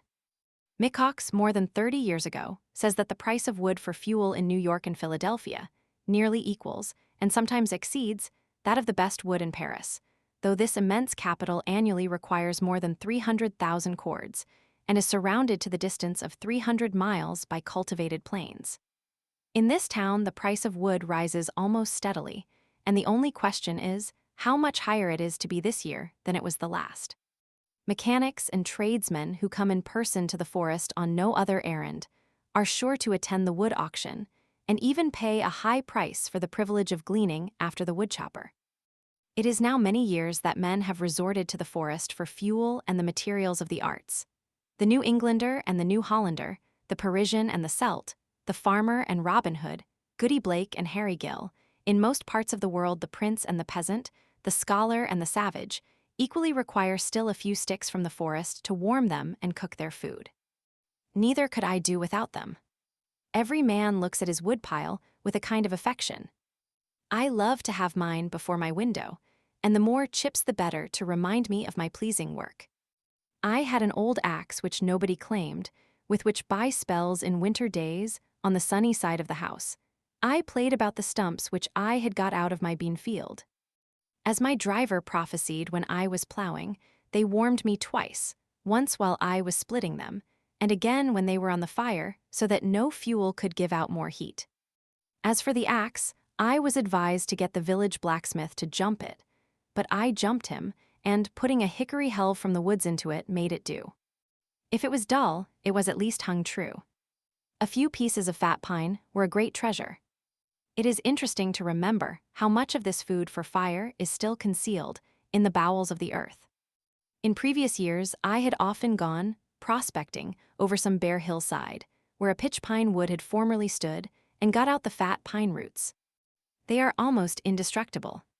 Stumps 30 or 40 years old, at least, will still be sound at the core, though the sapwood has all become vegetable mold, as appears by the scales of the thick bark forming a ring level with the earth 4 or 5 inches distant from the heart. With axe and shovel you explore this mine and follow the marrowy store, yellow as beef tallow, or as if you had struck on a vein of gold, deep into the earth. But commonly, I kindled my fire with the dry leaves of the forest, which I had stored up in my shed before the snow came. Green hickory finely split makes the woodchopper's kindlings when he has a camp in the woods. Once in a while I got a little of this. When the villagers were lighting their fires beyond the horizon, I too gave notice to the various wild inhabitants of Walden Vale, by a smoky streamer from my chimney, that I was awake. Light-winged smoke, Icarian bird, melting thy pinions in thy upward flight, lark without song and messenger of dawn circling above the hamlets as thy nest, or else, departing dream and shadowy form of midnight vision, gathering up thy skirts by night star veiling, and by day darkening the light and blotting out the sun, go thou my incense upward from this hearth, and ask the gods to pardon this clear flame. Hard green would just cut, though I used but little of that, answered my purpose better than any other. I sometimes left a good fire when I went to take a walk in a winter afternoon, and when I returned, 3 or 4 hours afterward, it would be still alive and glowing. My house was not empty, though I was gone. It was as if I had left a cheerful housekeeper behind. It was I and fire that lived there, and commonly my housekeeper proved trustworthy. One day, however, as I was splitting wood, I thought that I would just look in at the window and see if the house was not on fire. It was the only time I remember to have been particularly anxious on this score. So I looked and saw that a spark had caught my bed, and I went in and extinguished it when it had burned a place as big as my hand. But my house occupied so sunny and sheltered a position, and its roof was so low, that I could afford to let the fire go out in the middle of almost any winter day. The moles nested in my cellar, nibbling every third potato, and making a snug bed even there of some hair left after plastering and of brown paper. For even the wildest animals love comfort and warmth as well as man, and they survive the winter only because they are so careful to secure them. Some of my friends spoke as if I was coming to the woods on purpose to freeze myself. The animal merely makes a bed, which he warms with his body in a sheltered place. But man, having discovered fire, boxes up some air in a spacious apartment, and warms that, instead of robbing himself, makes that his bed, in which he can move about divested of more cumbrous clothing, maintain a kind of summer in the midst of winter, and by means of windows even admit the light, and with a lamp lengthen out the day. Thus he goes a step or two beyond instinct, and saves a little time for the fine arts. Though, when I had been exposed to the rudest blasts a long time, my whole body began to grow torpid.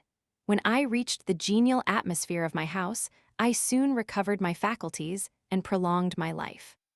But the most luxuriously housed has little to boast of in this respect, nor need we trouble ourselves to speculate how the human race may be at last destroyed. It would be easy to cut their threads any time with a little sharper blast from the north. We go on dating from cold Fridays and great snows, but a little colder Friday, or greater snow, would put a period to man's existence on the globe. The next winter I used a small cooking stove for economy, since I did not own the forest, but it did not keep fire so well as the open fireplace. Cooking was then, for the most part, no longer a poetic, but merely a chemic process. It will soon be forgotten, in these days of stoves, that we used to roast potatoes in the ashes, after the Indian fashion. The stove not only took up room and scented the house, but it concealed the fire, and I felt as if I had lost a companion. You can always see a face in the fire. The laborer, looking into it at evening, purifies his thoughts of the dross and earthiness which they have accumulated during the day. But I could no longer sit and look into the fire, and the pertinent words of a poet recurred to me with new force. Never, bright flame, may be denied to me thy dear, life-imaging, close sympathy. What but my hopes shot upward ere so bright? What but my fortunes sunk so low in night? Why art thou banished from our hearth and hall, thou who art welcomed and beloved by all? Was thy existence then too fanciful for our life's common light, who are so dull? Did thy bright gleam mysterious converse hold with our congenial souls? Secrets too bold? Well, we are safe and strong, for now we sit beside a hearth where no dim shadows flit, where nothing cheers nor saddens, but a fire warms feet and hands, nor does to more aspire, by whose compact utilitarian heap the present may sit down and go to sleep, nor fear the ghosts who from the dim past walked, and with us by the unequal light of the old wood fire talked.